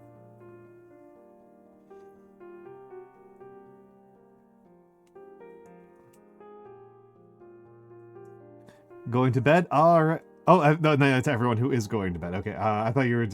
for a second, I thought you meant a declarative statement that you are going to bed. And I was like, oh, all right. Very quick. Very quick. All right. Let's gonna lock in here a little bit.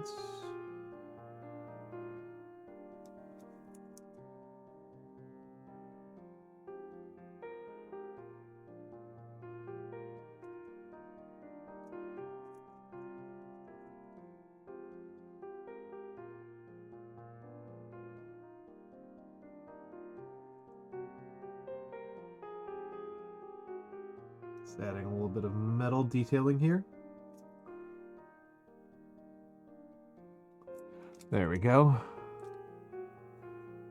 Yeah, I'm very much a night owl. I'm very much a night owl.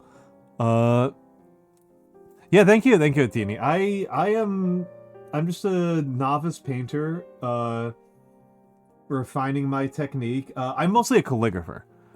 I am mostly a calligrapher, and so I do calligraphy streams to kind of like show off more of my actual skill, but my painting streams are largely kind of like me trying to enjoy my newbie gains. They're me trying to, you know, I'm enjoying the fact that I'm improving with relatively little efforts, comparatively speaking.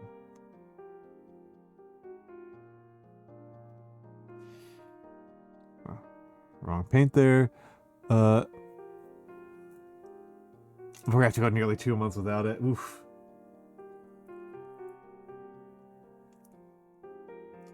Yeah,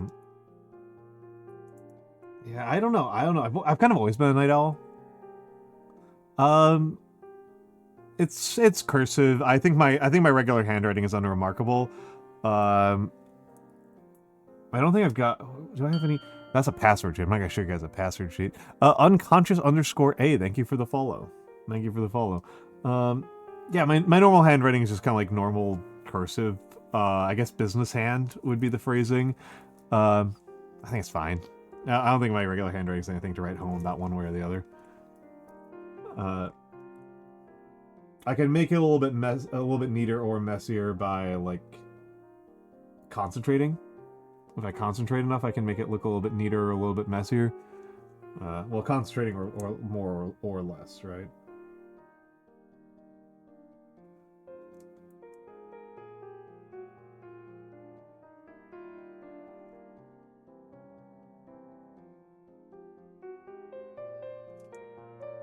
Okay, let's get that off. You don't know what that means, all right. Let me... Okay, here's a sticky note. I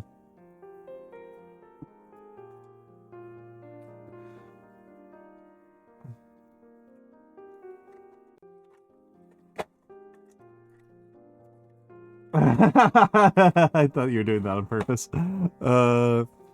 Yeah, business.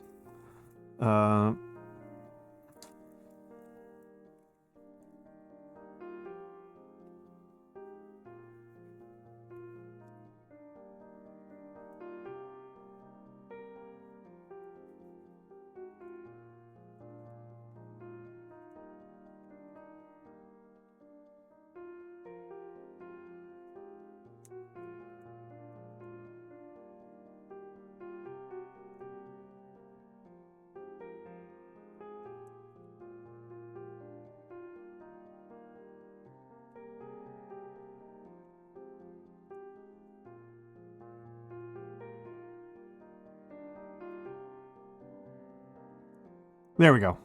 Oh, it's out of focus. It's out of focus there.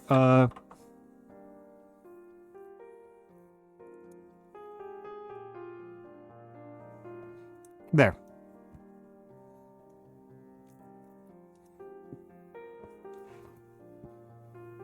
My normal handwriting. I think it's I don't know. Like I said, I think it's uninteresting.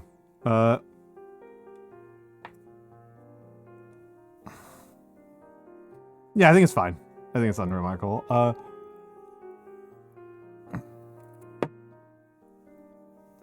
Oh, so you're super far north, Wasteland Mad God. Yeah, it's pretty. I think it could definitely be better. I could have concentrated more, and I probably would have looked better. But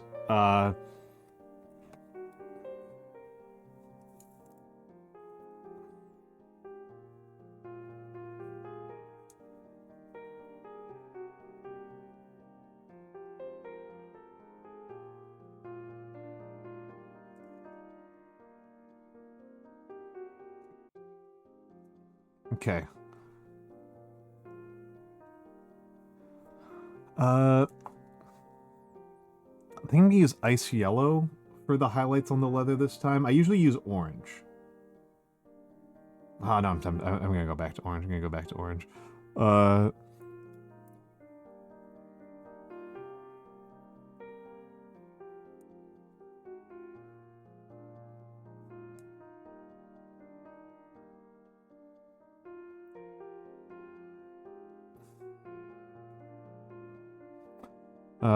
In the southern U.S., you work in the Arctic during the summer. Okay. That's dreadful. That's dreadful.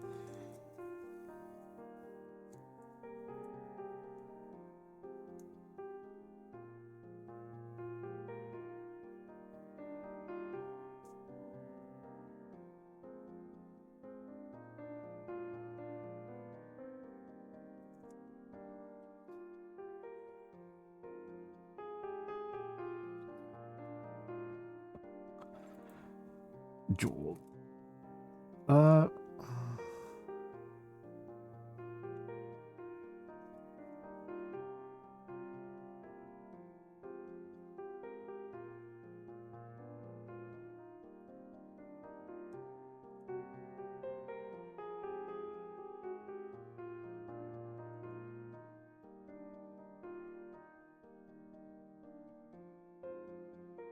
Well, this is a good highlight color. This is a good highlight color.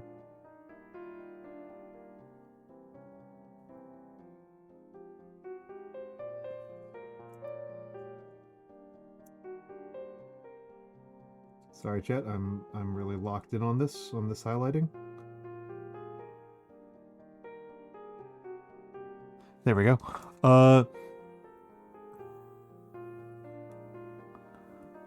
Stuck in a tropical island. Thank you, Wasteland Mad God. Thank you for that. Now, usually people say this being the tropical island is like the best place you can be. It's usually like it's most people's idea of heaven. I am not one of those people. I hate the heat.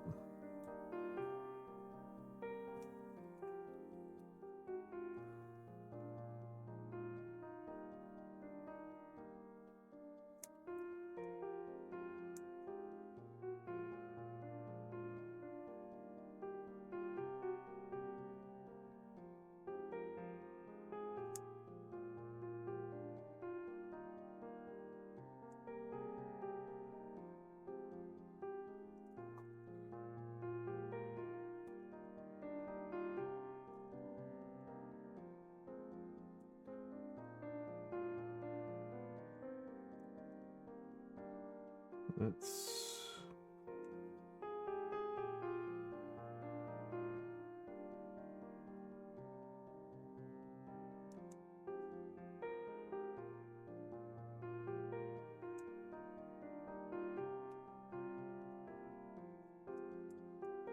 Okay, let's...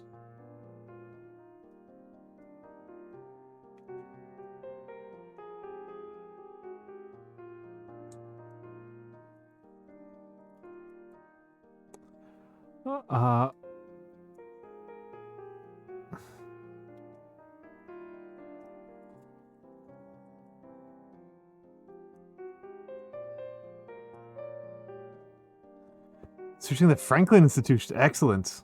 Oh, the tourists. Yeah, I don't doubt that. I don't doubt that. I don't doubt that. People like me, right?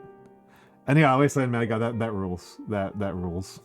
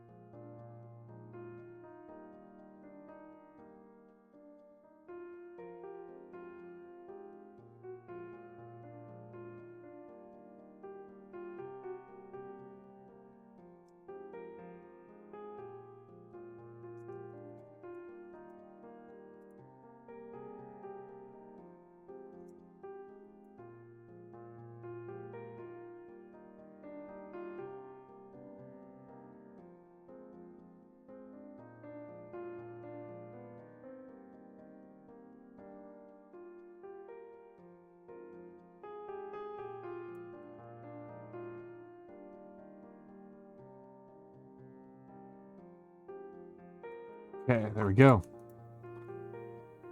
Yeah, there are smart people everywhere. About Victorian era canning process I've ever liked. I think that's fun. I think that's fun. Well, I try to be a respectful tourist, right? I don't know if other people feel this way, but whenever I'm doing tourist stuff, I feel like, I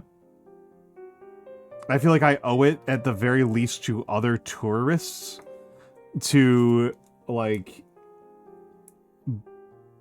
conduct myself well so that, like, future tourists won't have problems. I feel like I have, like, a certain amount of, like, honor as an American that I have to, like, be a good tourist. And not play into the, like, ugly American stereotypes. I feel like I have a sort of obligation to try to counteract that.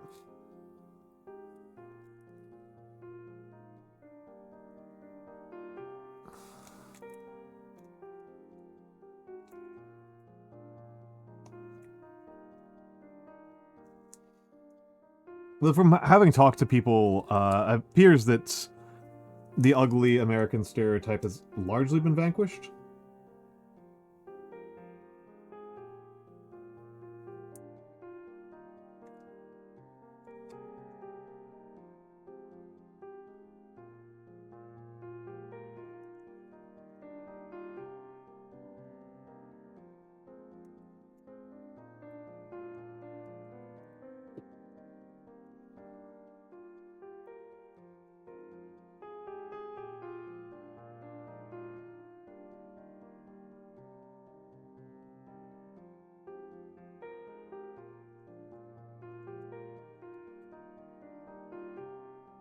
Let's see.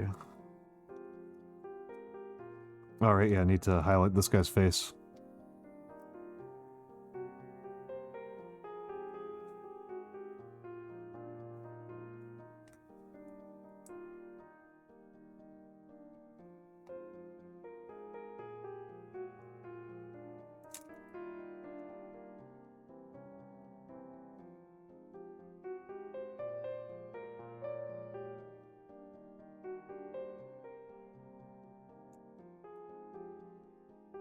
Let's see.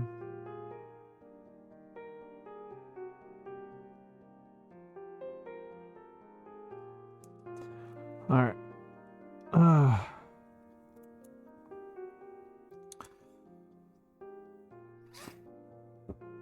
I'll be honest, that was actually something that when I was in Japan, I never felt entirely sure, like, what I should be doing.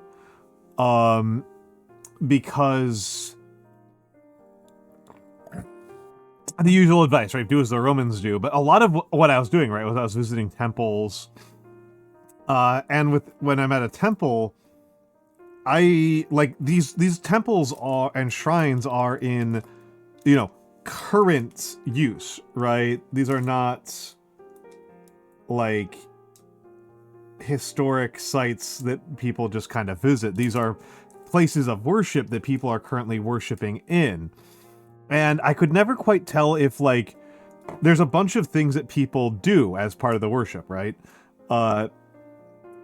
And I could never quite figure out if I'm supposed to also do that, or if it's kind of, like, disrespectful on account of the fact that I am, you know, not part of the religion. Like, I could never tell. I could never tell if it was, like, better or worse to just, like, to actually participate in the religion or just, like, kind of look. There were places where it felt more clear than others. There were definitely some places where they wanted us gringos participating. And then some other parts where I was pretty sure we were not supposed to. And then there are some places where I really don't know. There was a place where I really didn't know.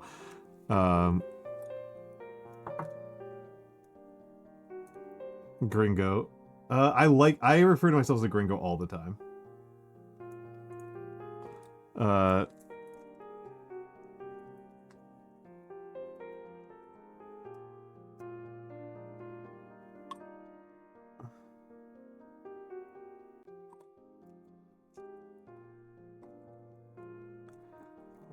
So I know there's some people who don't think I'm white for this or that reason, but I don't know anybody who thinks I'm not a gringo. It's more unambiguous. It's more clear.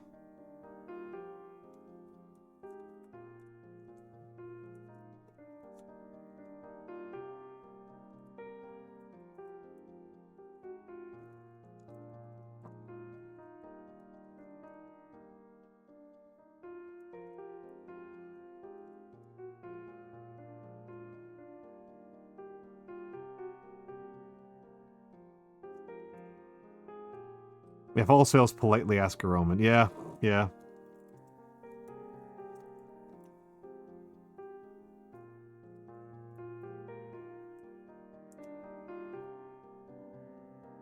Oh, crap.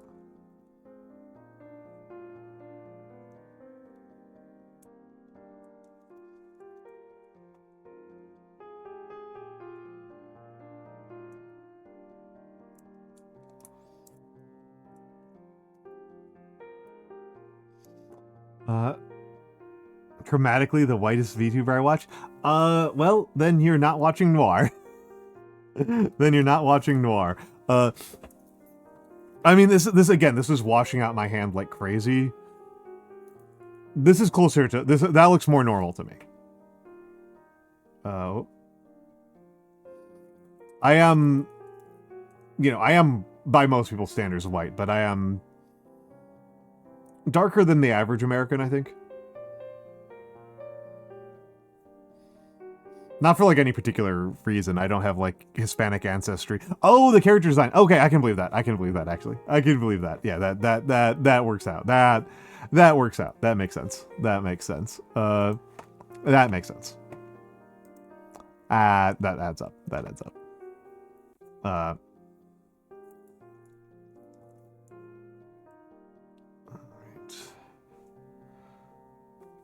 Gotta wait for this to dry a little bit more, for this to harden in, because we got some painting left to do.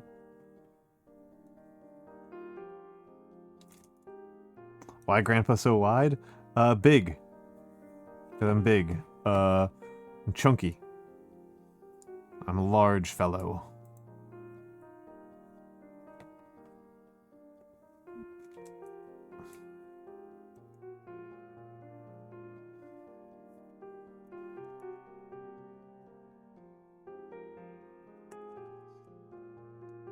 I will be honest, when we were designing the character, a lot of my priority was on being huggable.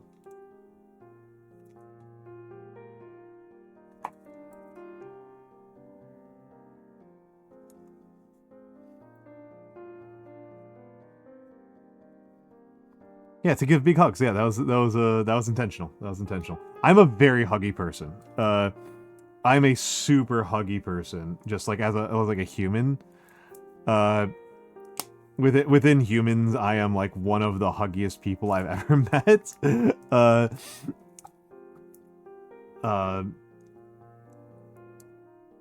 like Kara and Noir can back this up.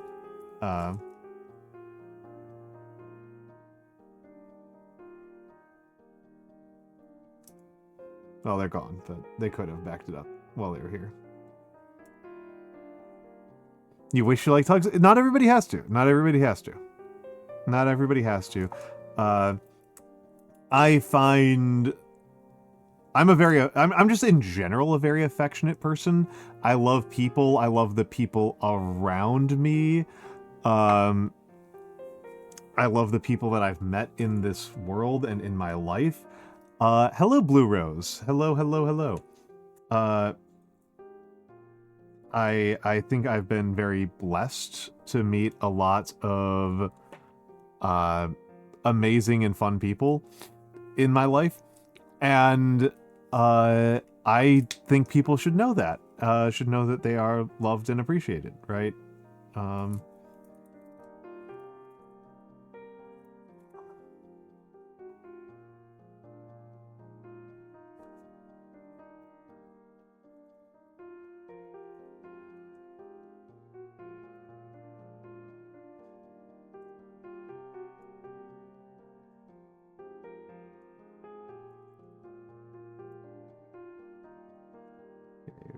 Prime up this helmet, this plume.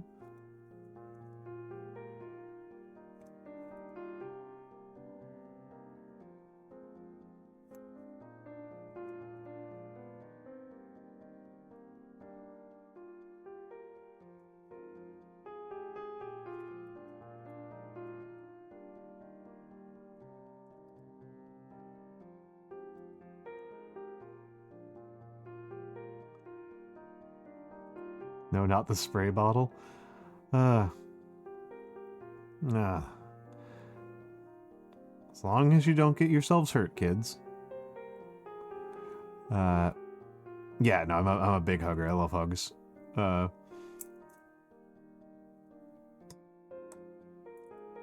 I hug easily, and I compliment easily, and I self-deprecate easily. And I...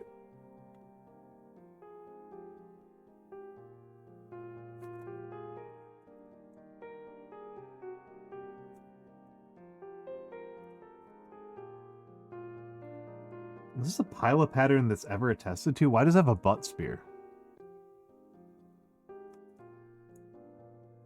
Why is there a butt spike on a pilot? That doesn't make any damn sense.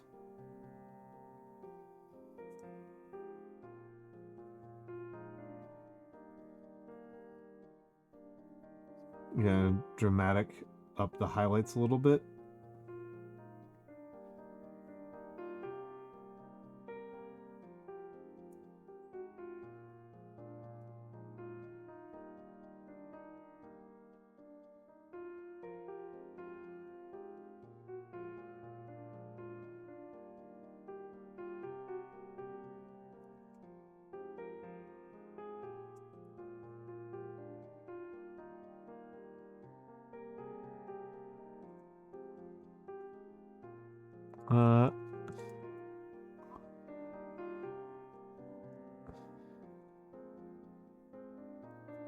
Yeah, I self-deprecate very easily. I mean, I've gotten better about accepting compliments. There's a couple of forms of compliments that kind of make me uncomfortable. And I try to tell people to like knock it off because, yeah, it makes me uncomfortable, right? But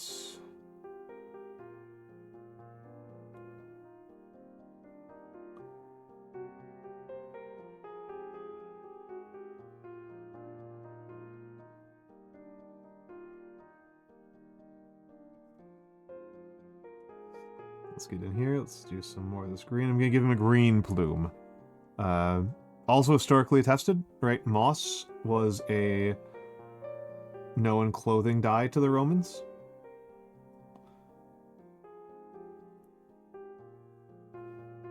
That's one of the 4 dyes that I am aware of that the Romans would use that would qualify as cheap. The others being weld, madder, those would be the other 2 really cheap ones, and then also weld, as mentioned in the link, the pinned comment.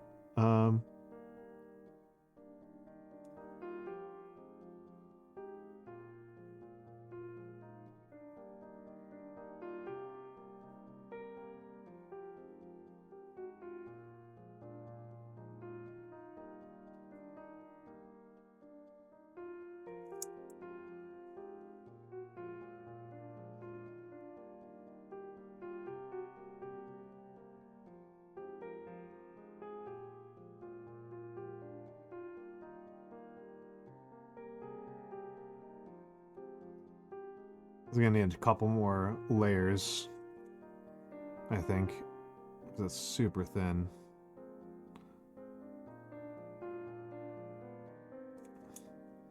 It's looking quite washed out, and I want to be looking... I want to not look so plasticky.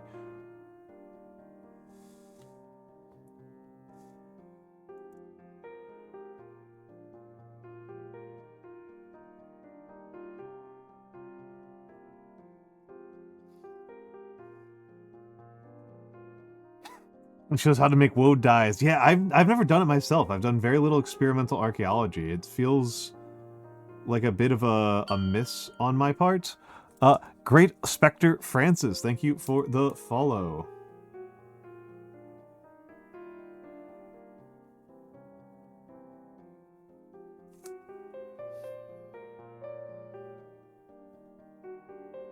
Yeah, I should do some. I haven't even done like any of the simple ones. I never even did like flint knapping, right?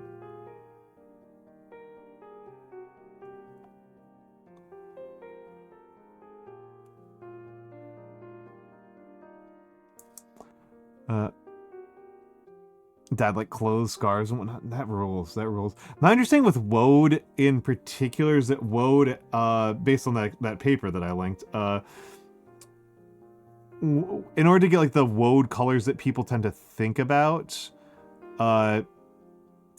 they need the WOD needs to ferment.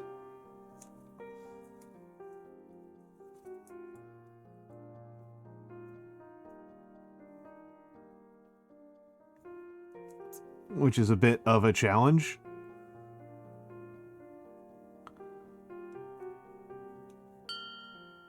Oh, Scarlet Ivy Anna. There we go, Ivy Anna.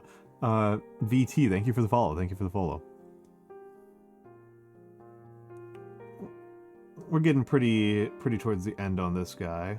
Just giving a couple more layers to the plume, and then we got to paint the shield.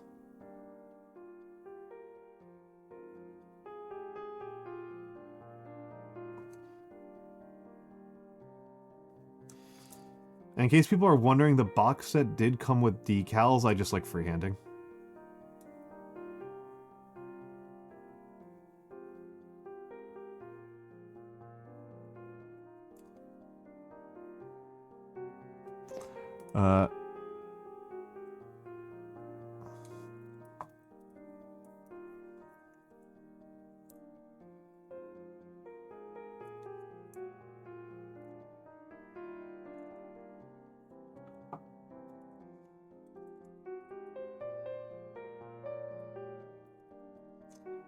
Let's let these...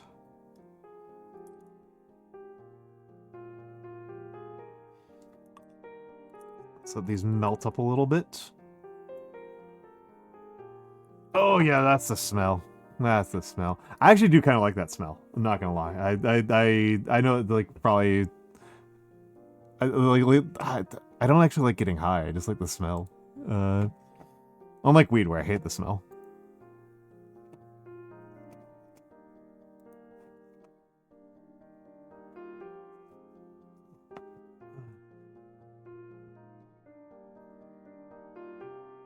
Hold on a second. Hold on a second. Oh, there we go. Cracked my shoulders. Rolled my shoulders back. I hate the smell of weed. I think it's really gross, to be honest. I don't even think it's... It does kind of give me a little bit of a headache, but I'm not going to hide behind some sort of... some medical problem.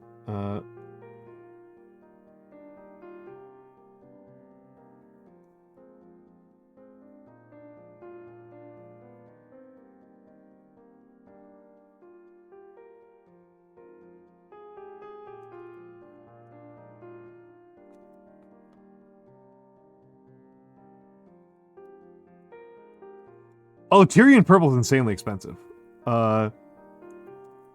Tyrian Purple's insanely expensive. I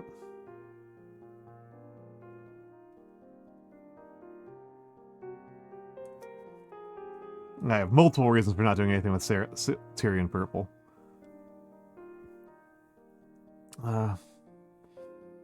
Watching Unk paint while I truffle hunt in a cozy game? Hell yeah. Hell yeah. I just gotta figure out what I'm doing for this guy's shield.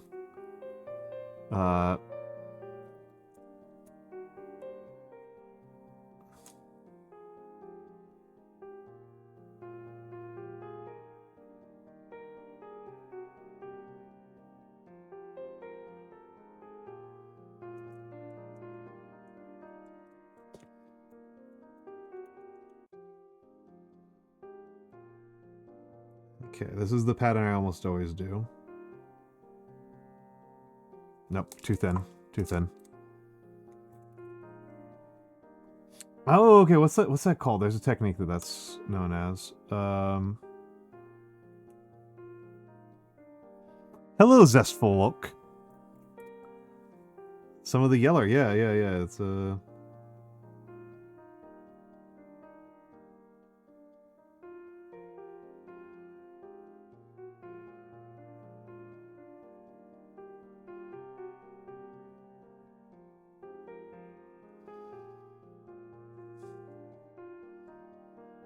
yeah, that's kind of why I did it.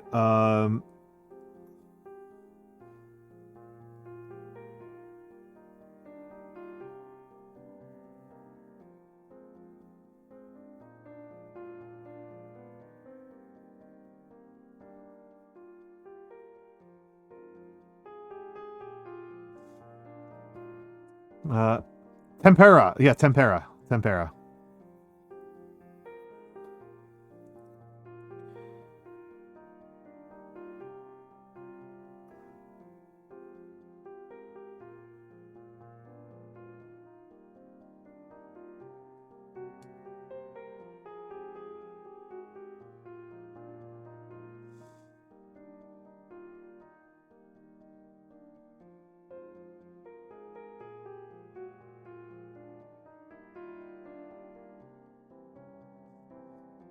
Getting here a little bit more. I can understand that. I can understand that. But this is a middle. This is a middle republic. Or late republic, really. Probably, I'd say late republic would probably be less confusing. This is a late republic legionnaire. So this is a pila. This is a throwing spear, rather than a.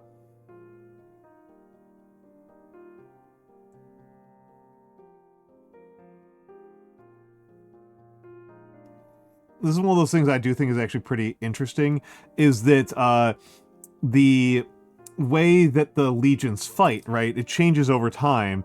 And one of the big changes that happens in the legion is that during the crisis of the 3rd century, and I say during because I don't know if people are aware of this or how much they think about this, but the crisis of the 3rd century was a period of repeated back-to-back civil wars in Rome, in the Roman Empire.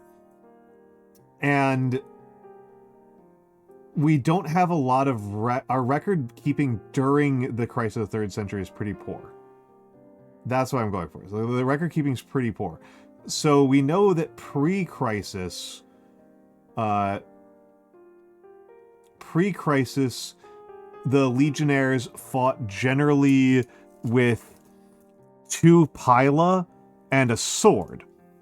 You would have a spear, you'd have a throwing spear in your hand, and a throwing spear held with your shield, because these are hand grip shields, so you can hold another throwing spear like this against the back of your shield, and you're holding the other one with your big hand, with your main hand, and you have your sword tucked in, right? You have your sword tucked in, and you get into the first couple of range, you get into range, and you throw the first spear, and then you throw the second spear very quickly thereafter, and then you charge. And the idea of this, of course, is the combined effect of getting hit with 2 rounds of heavy throwing spears, and then immediately being in contact, is to create a cumulative effect of very quick shock. And this is particularly effective against, like, very big spear formations. Anyway, I'm getting aside. The point is that the Romans fought primarily with the sword, as opposed to the spear. And then post-crisis of the 3rd century, they are actually fighting primarily with spears. They go from fighting with 2 throwing spears and 1 sword to fighting primarily with a thrusting spear and darts. And we're not entirely sure why or when this happened, because again, we have a lengthy period where the records basically don't exist.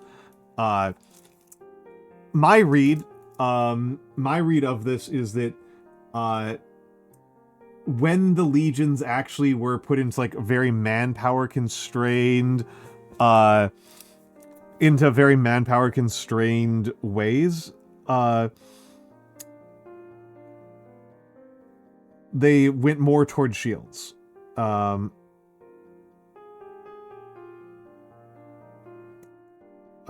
sorry, more towards spears.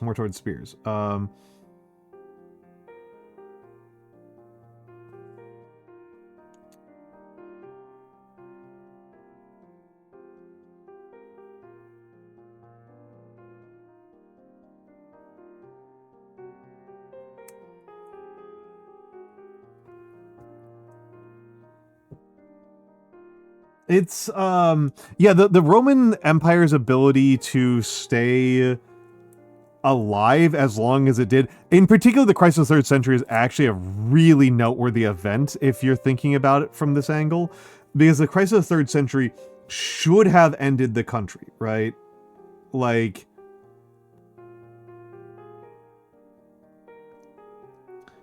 that is not the sort of event that a country should be able to recover from.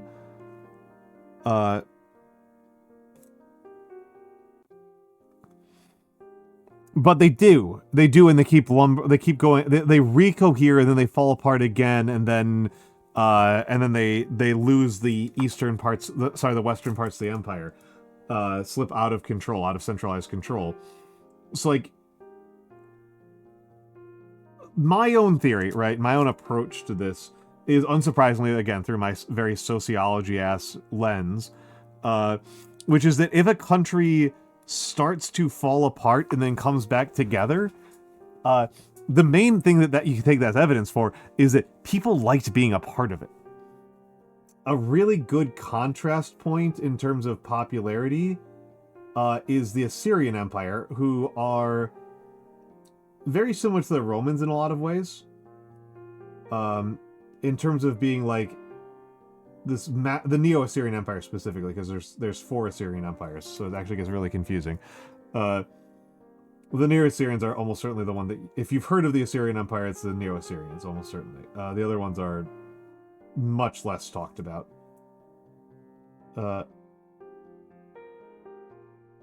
Anyway, I'm getting distracted here. So the Neo-Assyrian Empire has a similar kind of role as Rome does, of being this Iron Age empire that just conquers like crazy and is really, really, really good at siege warfare. This is like definitely the biggest differentiator for the Romans versus so many other cultures, and particularly, possibly even more so, the Assyrians, that most of their contemporaries and rivals are just not that good at engineering, by contrast. The Romans pull off engineering and logistic feats that just their peers are just completely incapable of. And so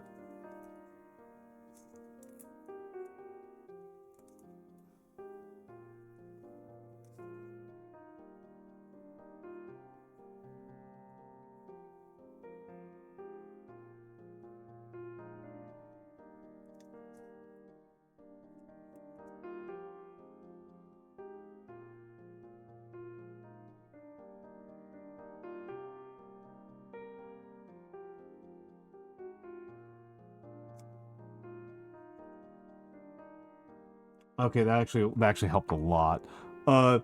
So anyway, so the big contrast point between the Assyrians and the Romans is that once the Assyrians start losing battles, they disappear.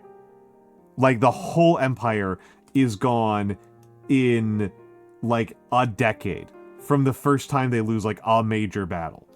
The people who were inside the Neo-Assyrian Empire could not fucking wait to see the other side of it.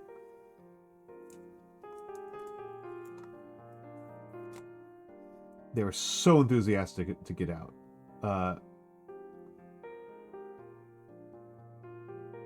Whereas the Romans, people seem to have fought really hard to continue to be Roman for a very long time.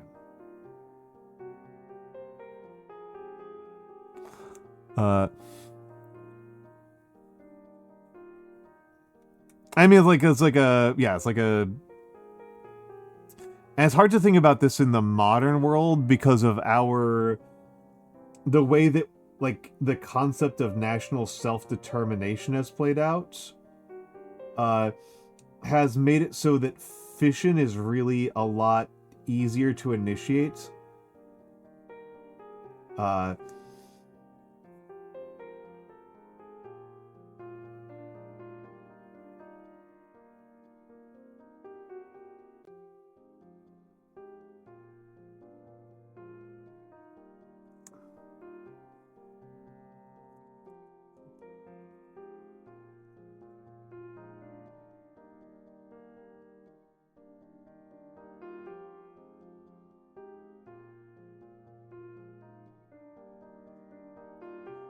Roman senators the millisecond the emperor starts.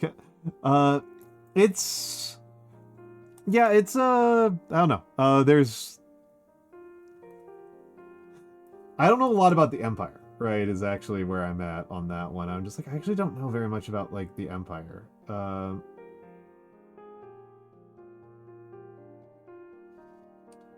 know a lot more about the Republic, and I don't think this should be super surprising to me in that, like, I'm very, very American, and I don't have a lot of respect for monarchy or anything that even smells like it. And so the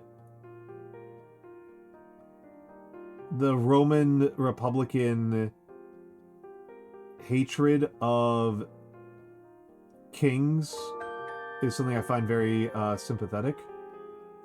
Thank you, Anonymous, to the gift sub to No Kings. Hell yeah. And hello, Daka Flocka Flame. Oh, and hello, Tanny. Hello, Tanny.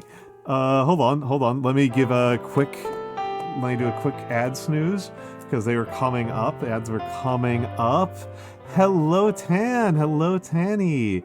Hello. Neapolitan is was a cute little lady who knows a lot more about music than I do. Shout out at Neapolitan. I forgot you could snooze the ad. I should do that. Yeah, I end up snoozing them pretty frequently. I don't know. I feel like that's what we talked about at Mag. I'm also pretty musically ignorant, so pretty easy to miss there. Oh.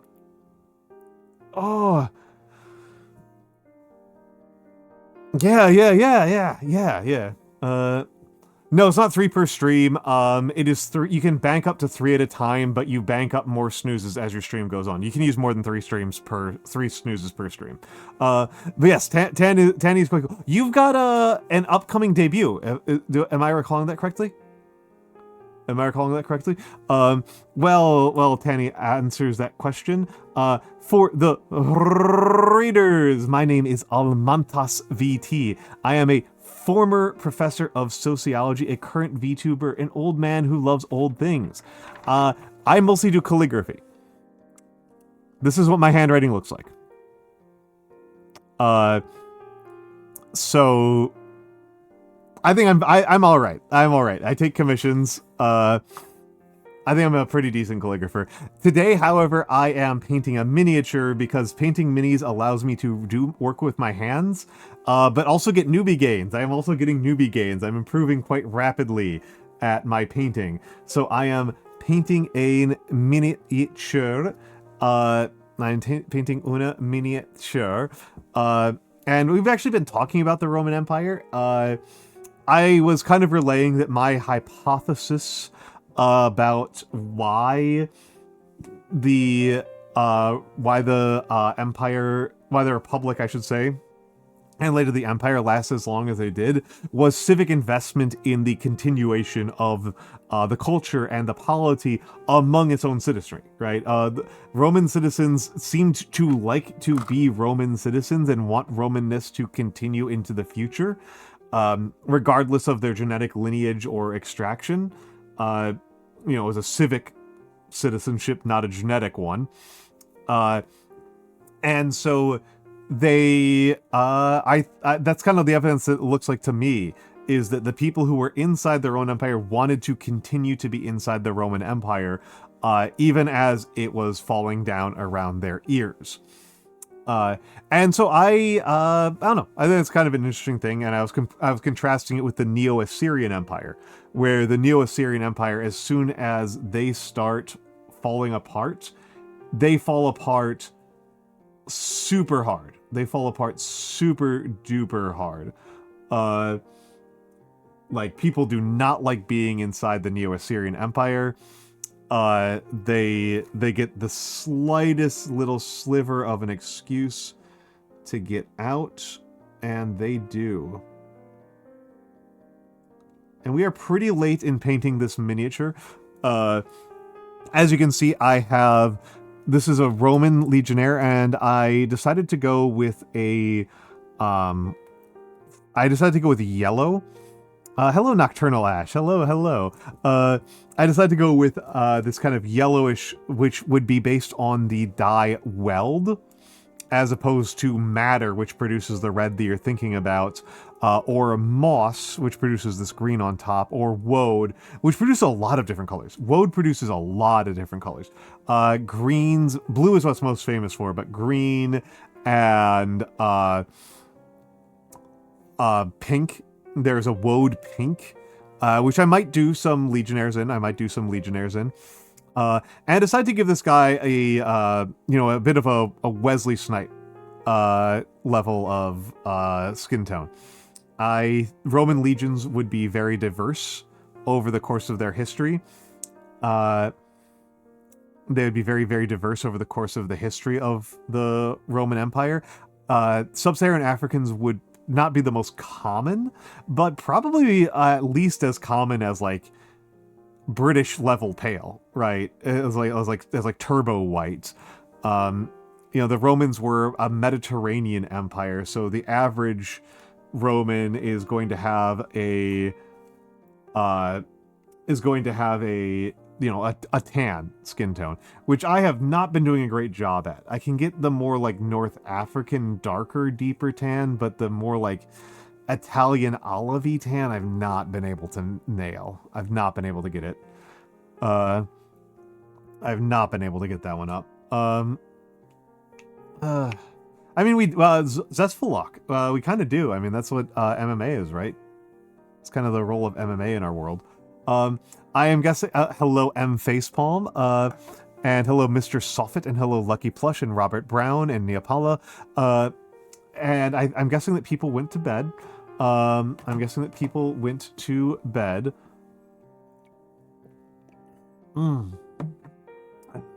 That's a terrifying fact, Wasteland Mad God. We are going to the commercials. I did just use a snooze. Sleepy time indeed. Please rest well, dear friend. Please rest well.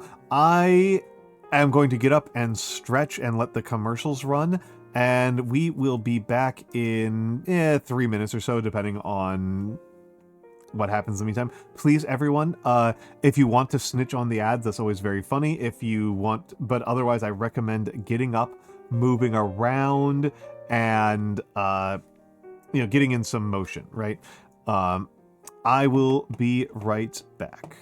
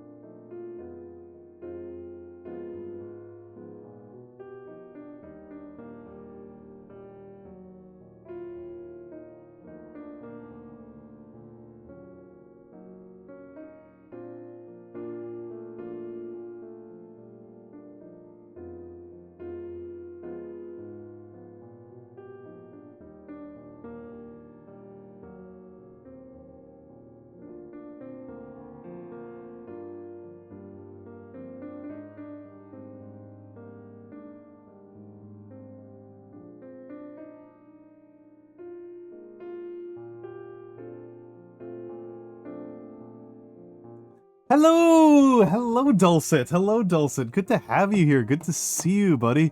Let me give them the shout out. Dulcet, it's been a second. Dulcet is an ASMR streamer, and they do fantasy roleplay ASMR. It's a very cozy time over there on their stream. How are you doing, Dulcet? How are you doing? Let me. I have been painting, and I think that maybe a little bit of touching up. This guy may be done. This guy does have some touching up to do. There's still some touching up to do here. So let me get on that.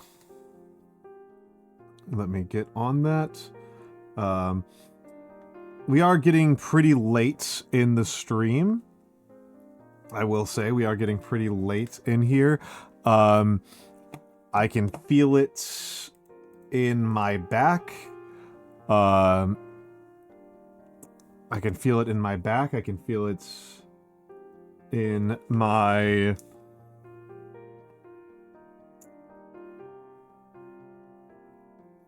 That's usually where I get it. The worst is the back. A little bit in the wrist, but mostly the back. Hand cams always take a little bit more out of me than gaming streams. I get why us hand cam streamers are kind of a rare breed. I'm just painting them because they're cool. It's actually kind of funny, Daka Flocka Flame, because I do like miniature war games. I do actually like miniature war games, and I have been driving myself insane a little bit over the last week because I've been watching Little Wars. I love Little Wars. Itsy Bitsy Bones, have a good night. I'm glad the sleep meds are working. And I'm actually in a tournament right now. I should say an escalation league. I'm in an escalation league for Infinity. The war game Infinity, which is my favorite war game. I love Infinity. Little Wars is so fun. Little Wars is amazing. Little Wars is up there with is like a top 5 all-time channel for me on YouTube. I think it's like the first channel I've really considered subscribing to their Patreon. But yes, I'm in an Infinity tournament, but it's online only. It's entirely online. So I actually don't have a single Infinity model, even though Infinity is my favorite war game, and they have my favorite model. I should probably buy a Maggie because they're going to switch them over to plastic soon. And I really want that metal Maggie that's 5 pounds. I really want that model.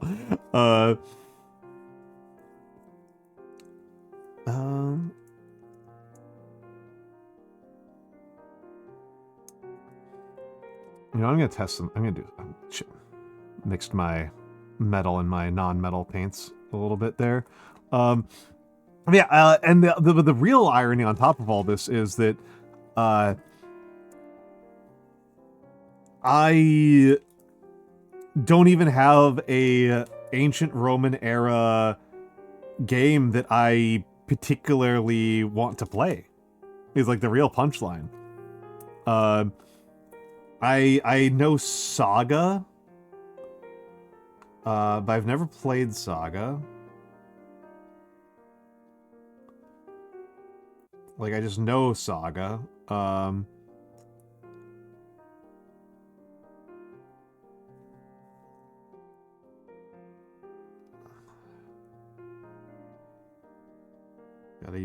Gotta get a little bit of wash in there to help the ambient occlusion.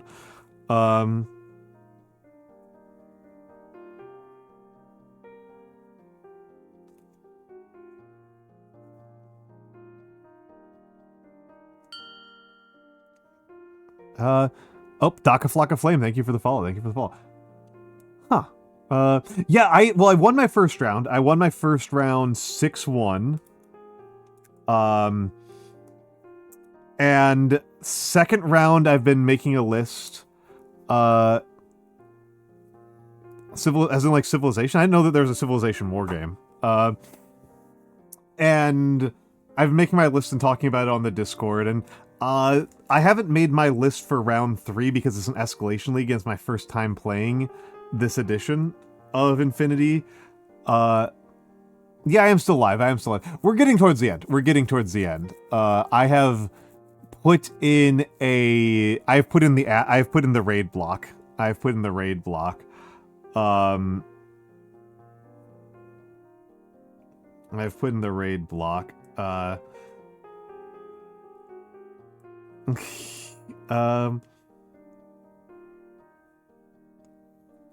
let me take a big stretch here. Let's evaluate this guy. I think I did a worse job freehanding the shield than I usually do. Yellow was a kind of troublesome color to work with. I'll have to experiment a little bit more with it. This heavy body yellow that I used has been on the palette for like 3 months, so it might just be kind of like dried out. Or like these acrylics that kind of like disambiguate. So I got better use out of my moon yellow. My Vallejo moon yellow. I need to actually write something down here. Hold on. I need to... There's some things I need to buy. Not much to be done with it, about it. Yeah, that's what Wasteland Mad God said, was just like, yellow just kind of sucks to work with. I'm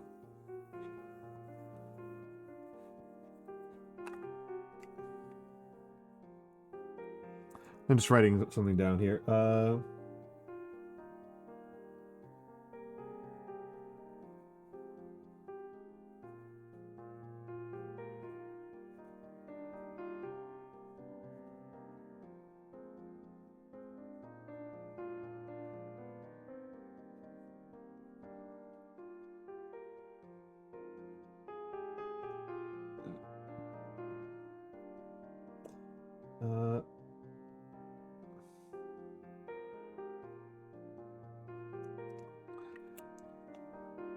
Okay.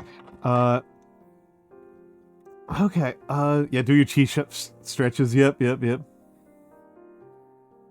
Yellow was designed to, with all yellow hatred. It's yellow acrylics, Dulce. It's yellow acrylics. Yellow acrylics, don't cover super well, and it's hard to do shades on them. So I'm interested in doing more. I'm excited to do more. I will do more. This was number 17, which means that I have 2 who are dressed in yellow and 15 who are dressed in red. Again, in case people aren't aware of this, the Romans wouldn't have centrally issued uniforms. People showed up with their equipment, and if their equipment matched the uniform well enough, they would be allowed to serve. But that means, they just kind of took the people as they came. The question about your ability to serve was the question of, 1, did you bring a horse? That was the big one. And then, like, do you have the right kind of armor, shield, and sword for our fighting style? And if you can't provide those, you would be with the velites, right? If you can only afford javelins and a light shield, you would be with the velites, even if you weren't young. Yeah, if you can afford a horse, you're with the equites. Which gives you considerably more prestige and power. And if you can afford heavy infantry equipment with your heavy infantry, and if you can afford light infantry equipment, you're with the light infantry, the velites. And if you can't afford that, you're in the navy. Is kind of how it works out. And actually, Dulce, it's actually kind of even more interesting than that, because so when the Romans do big votes, not like their normal votes, when they're doing like the big votes, they would all marshal out into the Campus Martialis, into the field of Mars, which is their main mustering ground. That's where they would do the big votes. And this is how it worked out. This is really interesting. It wasn't one person, one vote. It was one... I always forget what the term is, but they would break up the electorate into segments. And so the equites would be broken up into a couple of segments, and then the senior infantry would be broken into a couple of segments, and then the less senior infantry, and so on. And so this means that... And there would be one vote per block of these, but the higher status the block was, the fewer number of people in it. So your fraction of a vote, that is to say, again, functionally speaking, the number of votes you have access to, or can cast, increases with how much of your own military equipment you bring. So your social status is the electoral college, but which state you're in is not which state you geographically reside in. It's what car you drive, right? If you drive a nicer car, you're in Wyoming. If you drive a worse car, you're in California. Remember, we take the name Senate from them on purpose. So functionally speaking, you have more civic power by equipping yourself better. The other part about this, of course, Dulcie, that probably needs to be emphasized is that, one, this was a society that valorized warfare a lot, so going off into... Yeah, more like the French States General, yep. So going off into warfare is a prestigious activity. The big thing about going to warfare is not just that, like, your actions during a war are going to increase your social prestige and make people think that you're cool and all that good stuff, but looting was a huge economic input into the Roman Republican system. There are a lot of things that I admire about the Romans. This is not ultimately one of them, and it's actually probably one of the most important ones. So the way I would probably say is I find the Romans occasionally charming, would probably be the better way to put it, rather than actually admirable. The looting of sacked cities was an incredibly important part of the economy of the Roman Republic, much more so than the Empire. The Roman Republic has almost no taxes. The Roman Republic, instead of having taxes, has a lot of military service. That is their equivalent of taxes, and a lot of the payout that you're getting for that is that you get to loot cities that you sack. That is a lot of your pay as a Roman. That's a lot of your economy as a Roman, is the looting. Yeah, soldiers to farmers and farmers to soldiers. And so, and then we get to the final point, right? Which is the reason why some Americans paid for aftermarket body armor modification for their own military equipment during American military operations in the last decades, which is... it's your life. You're the one who dies if you are under-armored. So you have a really distinct incentive to wear and buy the best armor you can afford. Anyway.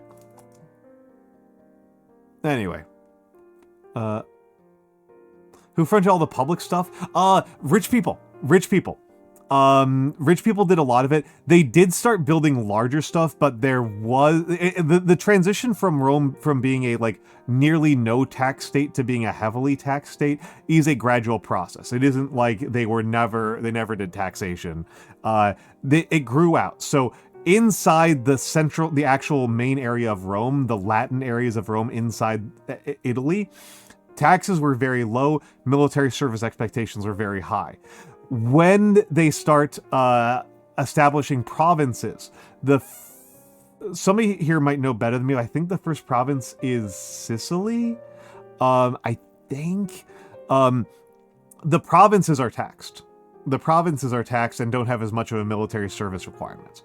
But all of the Italian heartland is very low tax, very high military service, and that serves the Republic well into the Middle Republic, when Roman enemies are almost entirely other Italians. It isn't until after the Punic War that Rome really kind of achieves a kind of breakout and starts conquering the Mediterranean and establishing provinces, and the provinces are taxed. And so one, the provinces are taxed, and two, also, the Roman aristocracy is fantastically wealthy. The Roman aristocracy is outrageously wealthy, and so a lot of them are building stuff like public baths, and then donating them to the city as a political maneuver. That's actually fairly common. And to give a sense of what I mean by fantastically wealthy, this is a level of a type of wealth that is actually kind of hard to conceptualize. I believe it was Crassus. No, it was Pompey. I think it was Pompey who said that any man of note could fund an army out of his own means. And when we say an army, we mean enough of an army to threaten the entire Roman state. And so Pompey is saying that there's probably over 100 Roman guys at the time he was saying that. He's saying that about 100 guys in Rome had the level of wealth to functionally be a threat to the state. To put that in American terms, imagine if there were... Our population's about 50 times the size of theirs. Imagine if about 5,000 different private citizens inside the United States had nukes. That's what we're talking about. That's the kind of like terrifying level of wealth we're talking about. That one, they get it from Praetorians, the Glyphid Praetorians, which is a later institution. The Praetorians are a somewhat later institution than what I'm talking about. The Praetorians are very much an imperial institution. They are the guards. Oh, Crassus detonator. Yes, that is where they get that from. Yes, Crassus. Marcus Crassus was one of the triumvirate along with Caesar, and Pompey, right? And he was generally considered the least important of the three. He got himself killed in an extremely stupid fashion, where he went off on a really half-cocked invasion of Persia and, got his entire legion killed. Crassus is famous for being wealthy. He is famous for being wealthy. Crassus in English is a kind of byword for just being rich as all hell. Crassus made his money. Dulcet, I'll get to that in a second because it's actually really interesting. There's actually a really interesting story here. Crassus made his wealth by he ran a private fire brigade. Yes, a private fire brigade. So if something lit on fire, he would basically extort the people whose house was on fire for the right to put out the fire. More or less we'll put out the fire and then everything that is inside the home is mine, was basically kind of the terms of it. It's a fire, so what are you going to do? So really scummy behavior. Did people mostly pay for stuff for political advantage in favor of the people? That's a huge part of it, Dulcet, because winning elections was really important. Winning elections was really important if you were a high-class Roman. Winning elections was a really important part of it. But there was also offering to the gods. Yes, there is also offering to the gods. That's a huge part of this. And there's a really, really funny part of it where, God, I should have looked it up before I said this. Which office was it? Was it the aediles? Which office was it? It wasn't the consuls. I don't think it was the tribunes, but it was either the tribunes or the aediles, if I think it was the aediles. The way that fines worked in ancient Rome was that one of the public offices that was an elected office, had the right to declare things to be sacred. Okay, So that sounds like a really abstract right. They have the right to declare things to be sacred, to declare it, to look at, to point at something and say, that is now sacred. Okay? This is how the Roman state levied fines. Is that they would declare your money to be sacred.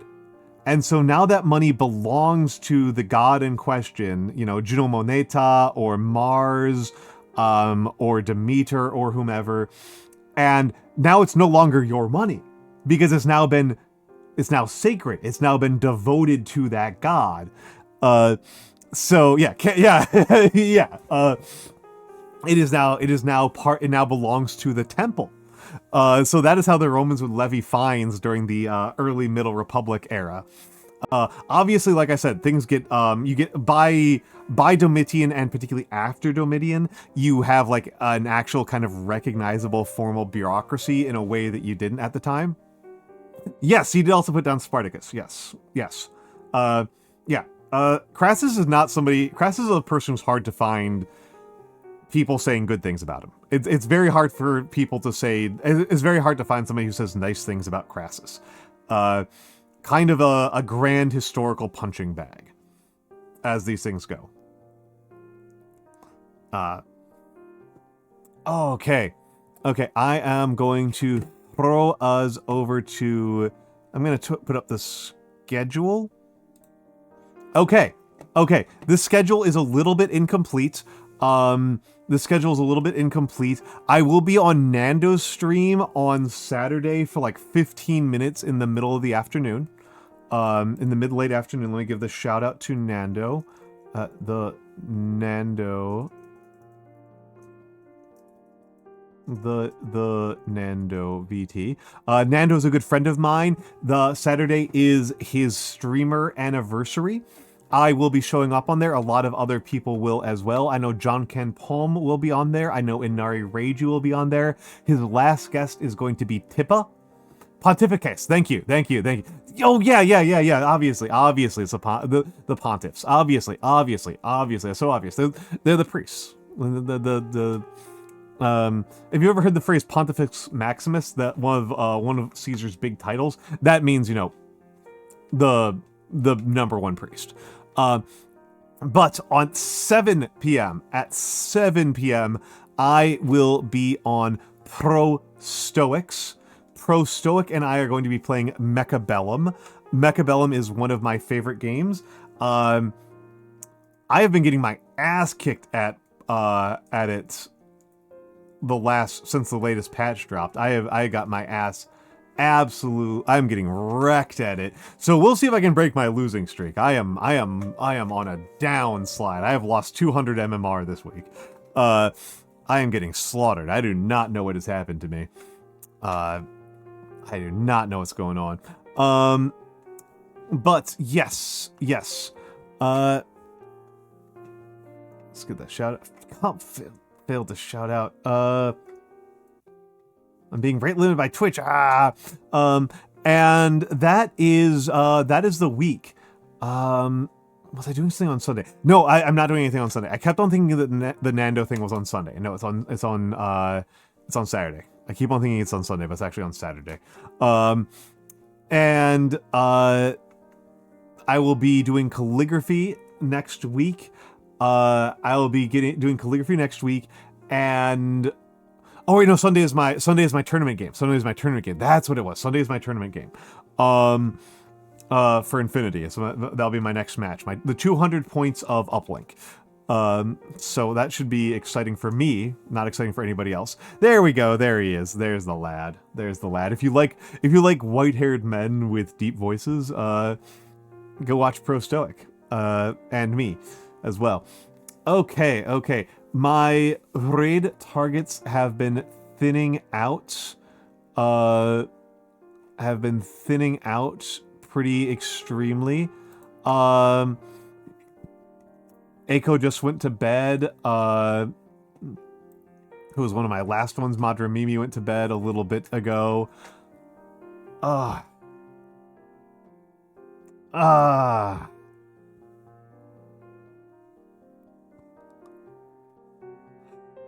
So let me go over to... Oh god. Oh god, I have to launch Firefox again. Fuck. Fuck Firefox, now with AI. Firefox, now it sucks.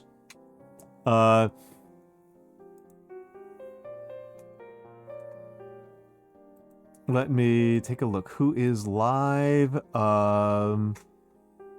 Okay, I did just raid Bonicule. I'm not gonna bother doing that again.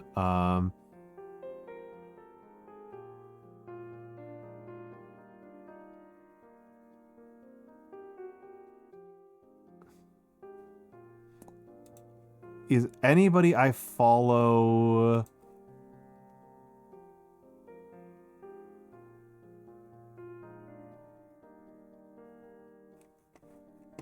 Need to follow more Australians. I follow quite a few Australians. Follow quite a few Australians.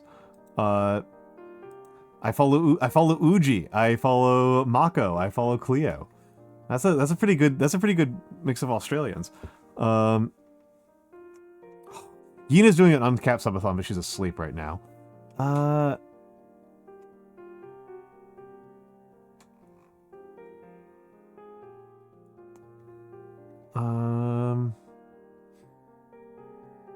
Okay. Let me think about it. Let's think about this. Shrimps 24/7. That's a cute one. I like to read people. I like to read people I know, right, who are live. So Kari's doing Pocopia. And Thief is doing Anomaly Company. What's Anomaly Company? What is this? Those are the two who I'm thinking about the most. How did I outlost Uji is a great question. That's actually a really good question. That's actually kind of scary. That's kind of scary. Well, I mean, because Dulcie, I feel like it's rewarding my friends, right? I feel like I'm supporting my friends. I'm not friends with Shrimps 24/7. I'm not friends with them. I don't know them. I don't know Shrimps 24/7. I do feel kind of, okay, let's take a look here. So, oh god. Fuck. Yeah, I don't want to do Bonicula, because literally my last raid was Bonicula.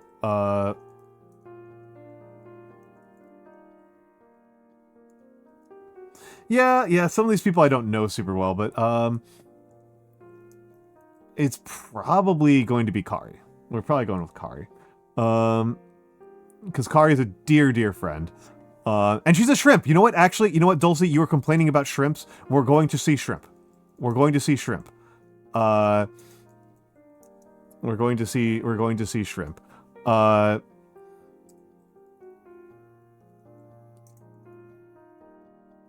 So if you are not subscribed,